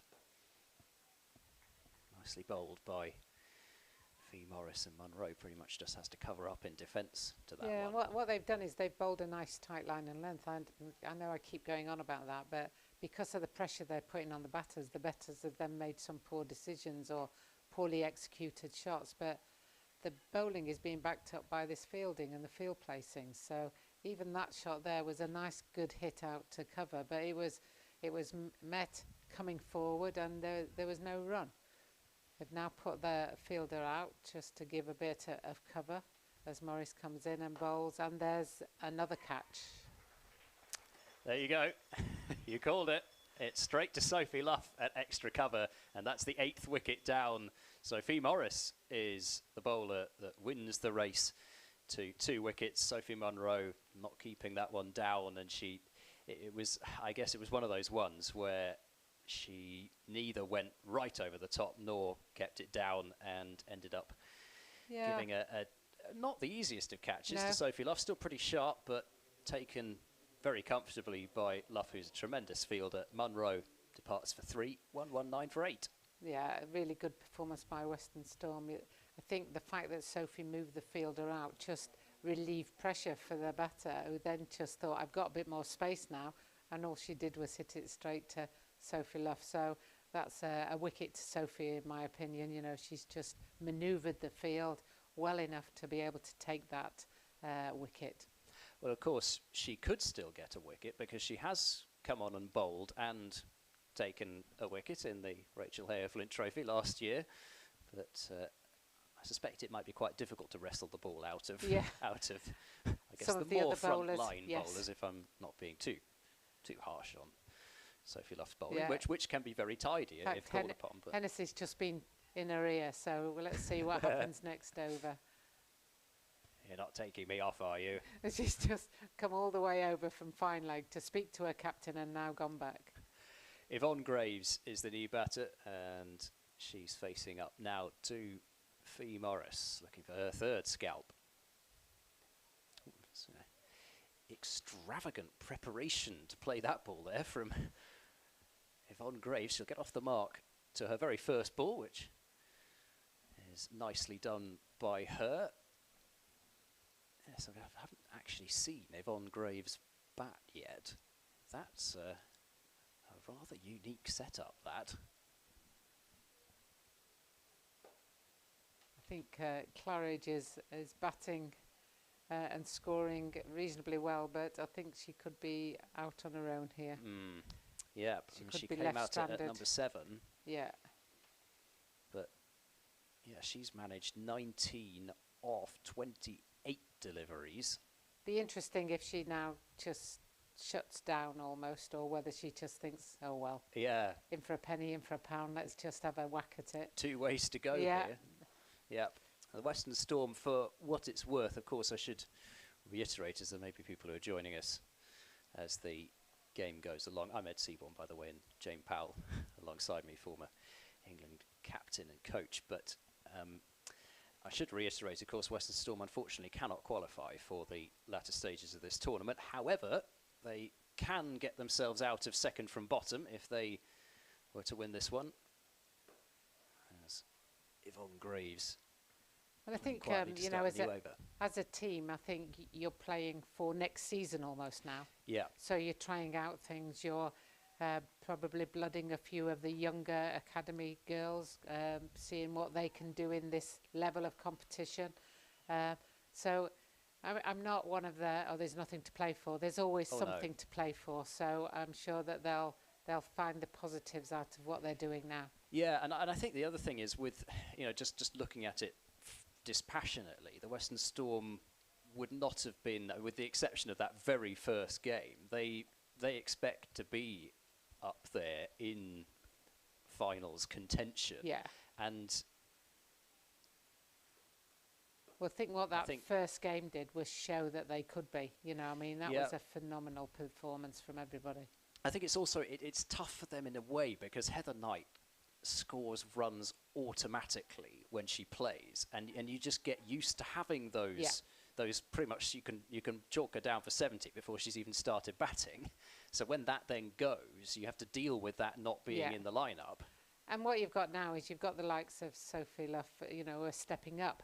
Yes. She may well have scored runs when Heather was there as well, but she's now the person that carries the team. Yeah, and I think if, you know, again, looking at it dispassionately, some of the more senior players maybe didn't have the starts to the season that they were after.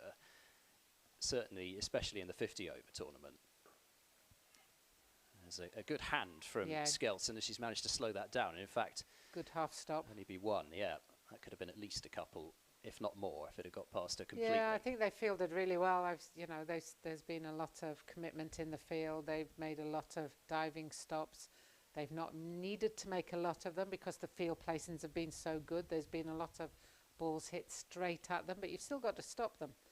And we've had young Gammon on the fine leg boundary that's been stopping them, but ad infinitum, basically. Yeah, just 1 off the over is once again Hennessy with that craft and guile, even though she is a seam bowler, of course, but 1 off the over. 1-2-1 for 8 after 34 overs. Just 2 more wickets needed by the Western Storm to win this one. And I think something just seemed really to click towards the back end of that Charlotte Edwards Cup competition, and why it was, I mean, I have to say, especially looking at the stats from the tournament, there was probably no beating the South East Stars in the Charlotte Edwards Cup. They, especially with the bat, they were just that much more explosive. But still, Western Storm had got on that roll. Yes. And it would have been really exciting to see what they would have done taking that momentum into finals day. Yeah. But unfortunately, just I guess, started a little bit too late. Yeah, they were unlucky, I think, yeah. Yeah. And I think there are times when, you know, luck has to go your way as well, you know, and I think they developed nicely throughout that tournament, and that's pulled away to the mid-wicket boundary. Oh, she did well not to fall flat on her face there, Danny Gibson. That was a classic piece of committed fielding. One bounce, I'm picking it up down by my ankles, and I'm going to try and keep on my feet, and then I'll send the ball in. There's a little bit of slapstick comedy in that from Danny Gibson. But the key thing being, no, it wasn't a boundary, and it was only 1 run. Yes. Nice drive there, but again, straight to the fielder.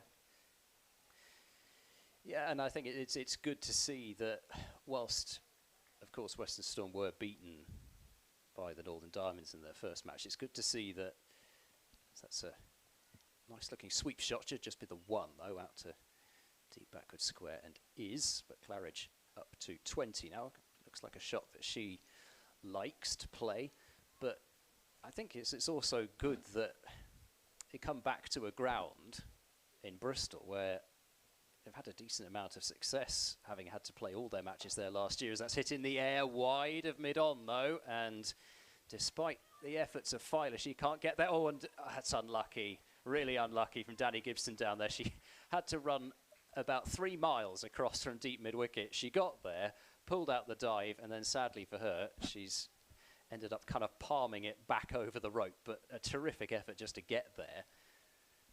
But 4 runs to Yvonne Graves. Oh, that's got to be close, you'd think, but it's not out. I said close, not out.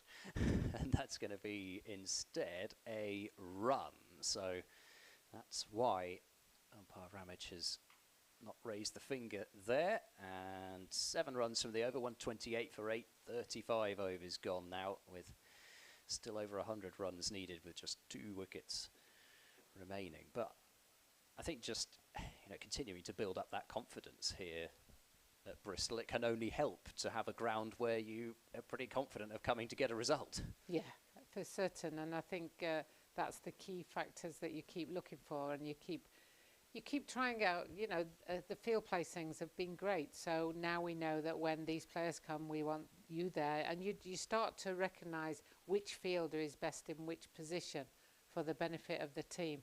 As Hennessy comes in and bowls, and it's played out to point. Did you have a favourite ground in particular, or is it difficult? There are too many to choose from.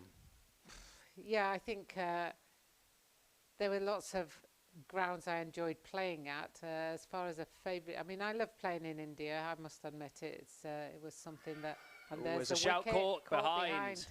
Yvonne Graves has gone, but eventually Georgia Hennessy gets some reward for that extra bounce outside the off stump, and it must just have taken a little feather through, or if it wasn't a little feather, it was a terrific take from Nat Wraith. Mind you, it was a terrific take. Yeah, either way. Everybody went up for it though, didn't they? So everybody straight away, and the umpire didn't hesitate. It was, yep, you're out. 9 wickets down. Yeah, I mean, we played a lot in my day at Worcester, and that was a really nice ground, mainly because it's so pretty anyway, but it was about, because it didn't have stands all the way around it, and you could walk up with your deck chair almost at that stage. You know, it just seemed nicer, and it seemed more full because it didn't have big stands there.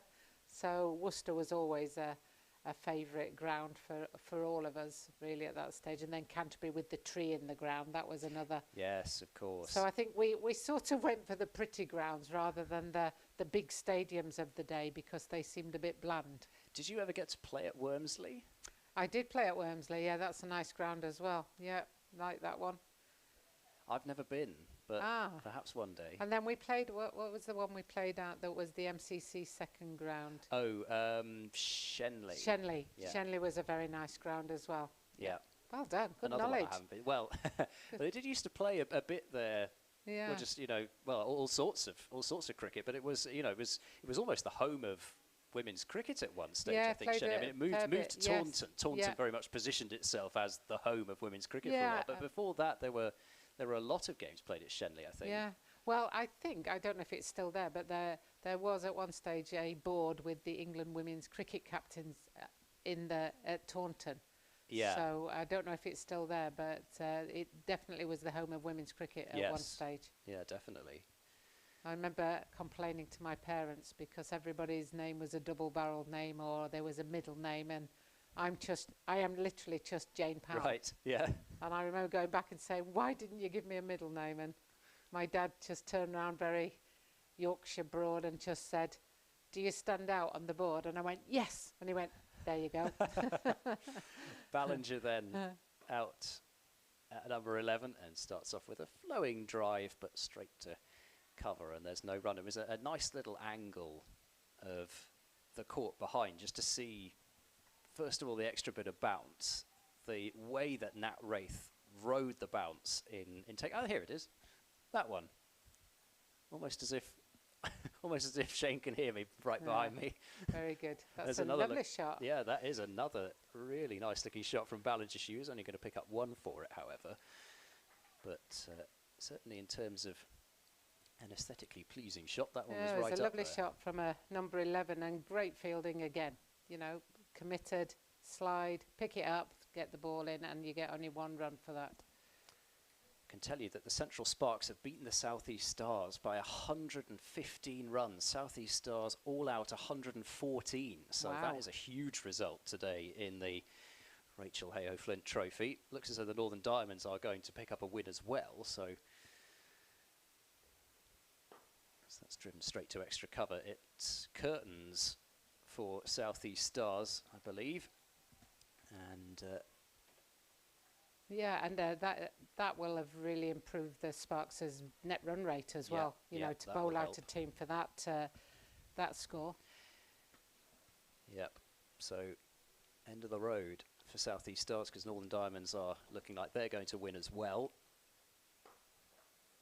Be no run out to cover this time. Sunrisers 212 for 2. They need 98 from 13.4 overs. Cordelia Griffith is out now, however. She made 91 off 82 balls. Wow. 10 fours, 2 sixes. She is having a terrific end to the season. Lissy McLeod, 65 not out. Grace Scrivens made 30 earlier on. She is somebody I always keep an eye on because Grace Scrivens always seems to score runs against Western Storm, and she is a really exciting prospect, and she's also something that the England women's team is pretty short on, but the Australian team isn't for some reason. She's a left-hander. Yes, yeah. I've no idea why that is. Yeah, it's interesting, isn't it? I mean, the England men's team have got abundance of left-handers, and we just don't seem to have many in the women's game at the moment. But we have one facing at this moment in time. Yes. A bit of a skewed shot off the inside edge. Yeah. But I find it difficult to explain how. I heard one theory, and I can't remember where that was from. It was to do with hockey, but then Australians play an awful lot of hockey as well.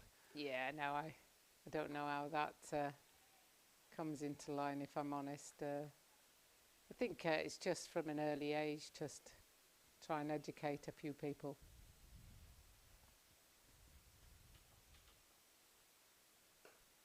Driven away. Oh, that's a gorgeous shot from Ballinger. That is delightful through point.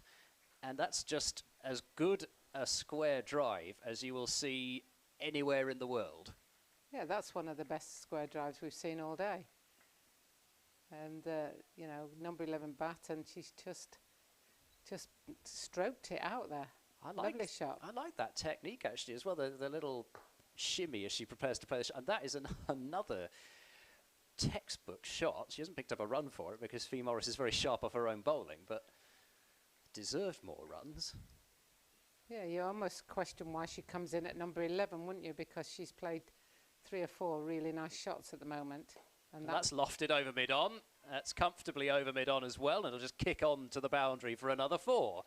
Yes, I don't think she's going to be batting at number 11 for too much longer. Not the way she's performing at the moment. She's certainly showing that she's got a little bit of technique and class and making some good decisions.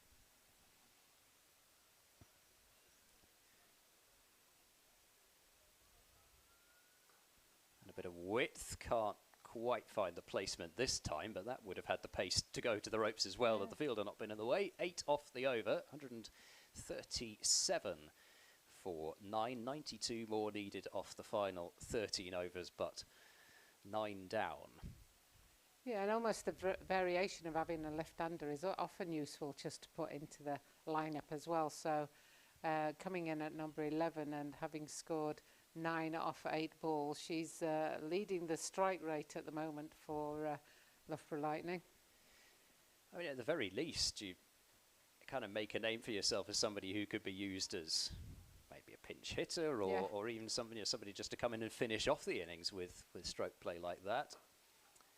Well, just to mess up the bowler's line as much as anything else. You know, you put a left-hander in there and it does alter it for the bowler. You know, they have to make a decision. Do I stay coming over the wicket? Do I go around the wicket? Where am I now trying to pitch it? Because if I pitch it down leg, it's going to be a wide. You know, all those decisions come into play. Oh, gosh. I don't know how that's... How did that miss? Missed. I think it's bounced over the top of the stumps. In the end, it looked to be quite full, but just a little bit of extra bounce has kind of saved the day for Claridge, who was looking for a shot that she's played a couple of times, just hoisting it over mid-wicket. Didn't get anything on it. Cut. Oh, she's worn that one on either the knee or a bit lower down in the leg, I think. Danny Gibson. I think that one may have missed. She's not limping. The fingers. She's not. No, she's not. She's not going to show it. She's being brave. She's being brave.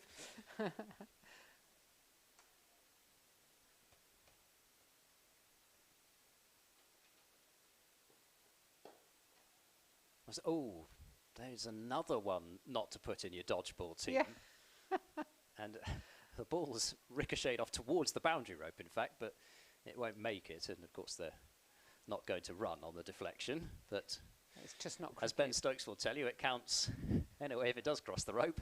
Although you could say that it just hit his. He wasn't looking, was it? And no, of course bat, not. You know. But there's nothing you can do about it, even if you were looking. Oh, that's a good hit. That's going to the boundary. Yep, that's that favourite shot again. That pick up over wide mid wicket and beginning to make a little bit of noise. The Lightning dugout away in our distance.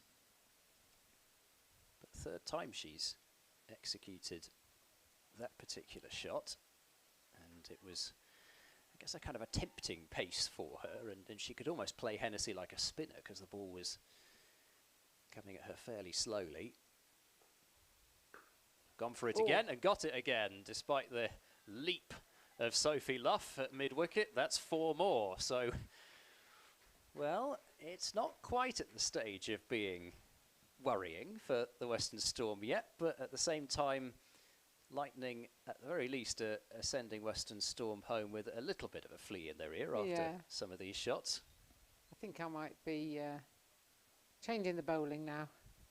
I'm sure Hennessy was in Luff's hit here at one of the intervals, but I think for now it's like, thank you, but we'll try somebody else. Now, it does look as though Morris is going to continue from the Ashley Down Road end.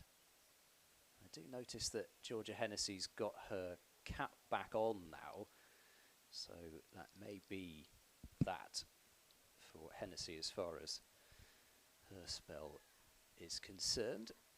It's a really quite still, it's not quite, you wouldn't say, I don't think, quite muggy, but everything just feels a little bit kind of sleepy out there. If the Storm are not careful, the be caught napping a little bit if this carries on for another few overs. Morris to start the next one, and that's going to be more runs, probably just the one that they will run, and it did come off the pad, so Morris kind of getting away with that one a bit. It's just a bit sloppy at the moment, isn't it? And they just need to tighten it up. Come on, let's finish it off. You know, we're in this situation. We need 1 wicket. There's 11 overs left after this one. Are we going to let them bat for 11 overs? Because we haven't let anybody else bat for 11 overs. They've taken wickets at regular interviews, haven't they? Bit of a swipe from Claridge, but it worked because she got a single for it. And yeah, exactly. You just want to finish as you started, don't you? And it's been a fairly, with the exception of the early wickets they lost, a fairly complete performance from Western Storm today. Ballinger will move into double digits with a single down to short fine leg. But they just want to. I mean, you never want a last wicket partnership. They're always annoying, no matter what the situation is. Yeah. And you just make sure you've got the fielders in the places where she's hitting. This could be a run out, and it's missed. The shot at the stumps from Gammon at mid-off. That one might have been the end of things had that hit. It was a pretty tight single. I can say that at least. Yeah, I think that would have been out had she hit the stumps direct. But now we've got Ballinger back on strike. That one nearly got through, but she squeezed that one out. I don't know how she squeezed it out to go down towards third man. Yes, I'm not sure if that was bottom of the bat or corner of the bat. It's certainly more chalk, I down think, that needed. end. Yes, exactly. But the 150's up, which brings some applause from the crowd here. And there she goes again over wide mid-wicket. Oh, Danny Gibson. I think she was thinking about the run out there. It was hit so hard. Gibson was charging it from deep mid-wicket off the boundary, and she almost, if she'd picked that up cleanly, she would have had a serious chance at effecting a run out from deep mid-wicket for what looked like a comfortable single. Yeah, I think you're right, and she was definitely attacking the ball because I think she thought, I'm going for this run out. I think there's a fair chance that one of these two could get run out because they don't seem to be making good decisions about runs. So far they've had 2 chances of a run out, so we're changing the bowling now. So Hennessy has taken her cap, as you said. Yeah, Nicole Harvey is coming back on, so you're turning back to your form bowler, and we'll see how they deal, these two teenagers, with the flight and guile of Harvey. And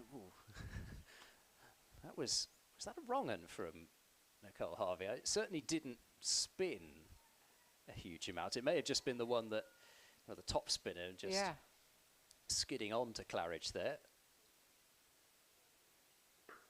Oh, she's got that one away. That's not going to be stopped either. 4 more this time. I mean, they've put the fielder pretty much where she's been hitting it, but to give Claridge a huge amount of credit, which she deserves, that's now a 7th boundary. She's just gone even straighter than that now. Yeah, I'd be tempted to even put 2 people out on that mid-wicket boundary, move them round. It doesn't matter. It doesn't matter what people think. She's only hitting in one area. So if she's hitting in that area, put more than one fielder there. Yeah. Because at some stage, I'm not sure I think she'll hole out to one of them if you put another fielder there, because that's where she's going. Oh, that could be it. No, it's just maybe, is it fallen short, or whether it was a chance? I think it might have been a chance low down to Fee Morris at mid-wicket. You just almost have that feeling that Claridge is giving catching practice at the moment. Well, it feels as if she's going to go after every ball at the moment, doesn't it? This is almost too tempting, really, from Nicole Harvey. And yes, you'd have to think at some point it's likely that another catching opportunity will present itself. But this has got to be frustrating for the Western Storm. It's pretty entertaining viewing, I must say. Ballinger will not get a run here, straight to Claire Nicholas at mid-wicket.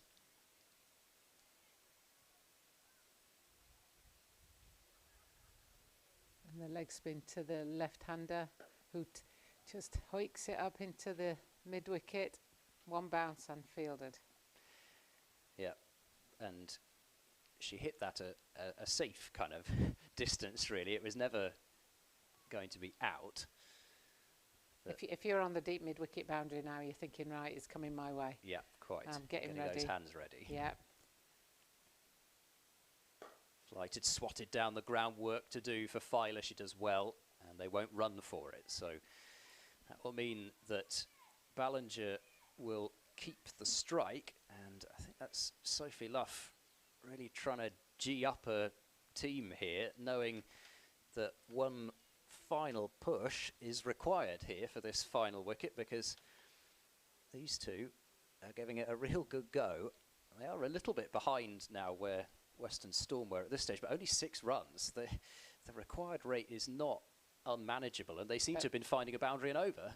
But 5 wickets difference. It's the 9 wickets that is the key thing here, I think. But I mean, it does just show, just really illustrating the point that actually they had the run rate so much in hand here. Claire Nicholas is returning, by the way. 6 overs, 2 maidens, 1 for 17, her figures. Pulled those 6 overs on the bounce at the start of the innings. Ooh. And that one did turn a bit from Claire Nicholas. That was not the one that she just slid on.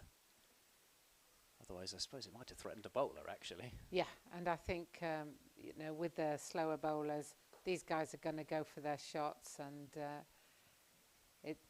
they've got to be either very clever, very lucky to avoid the fielders at this stage. And now that Claridge is on strike, then you'll be looking at this deep mid-wicket boundary.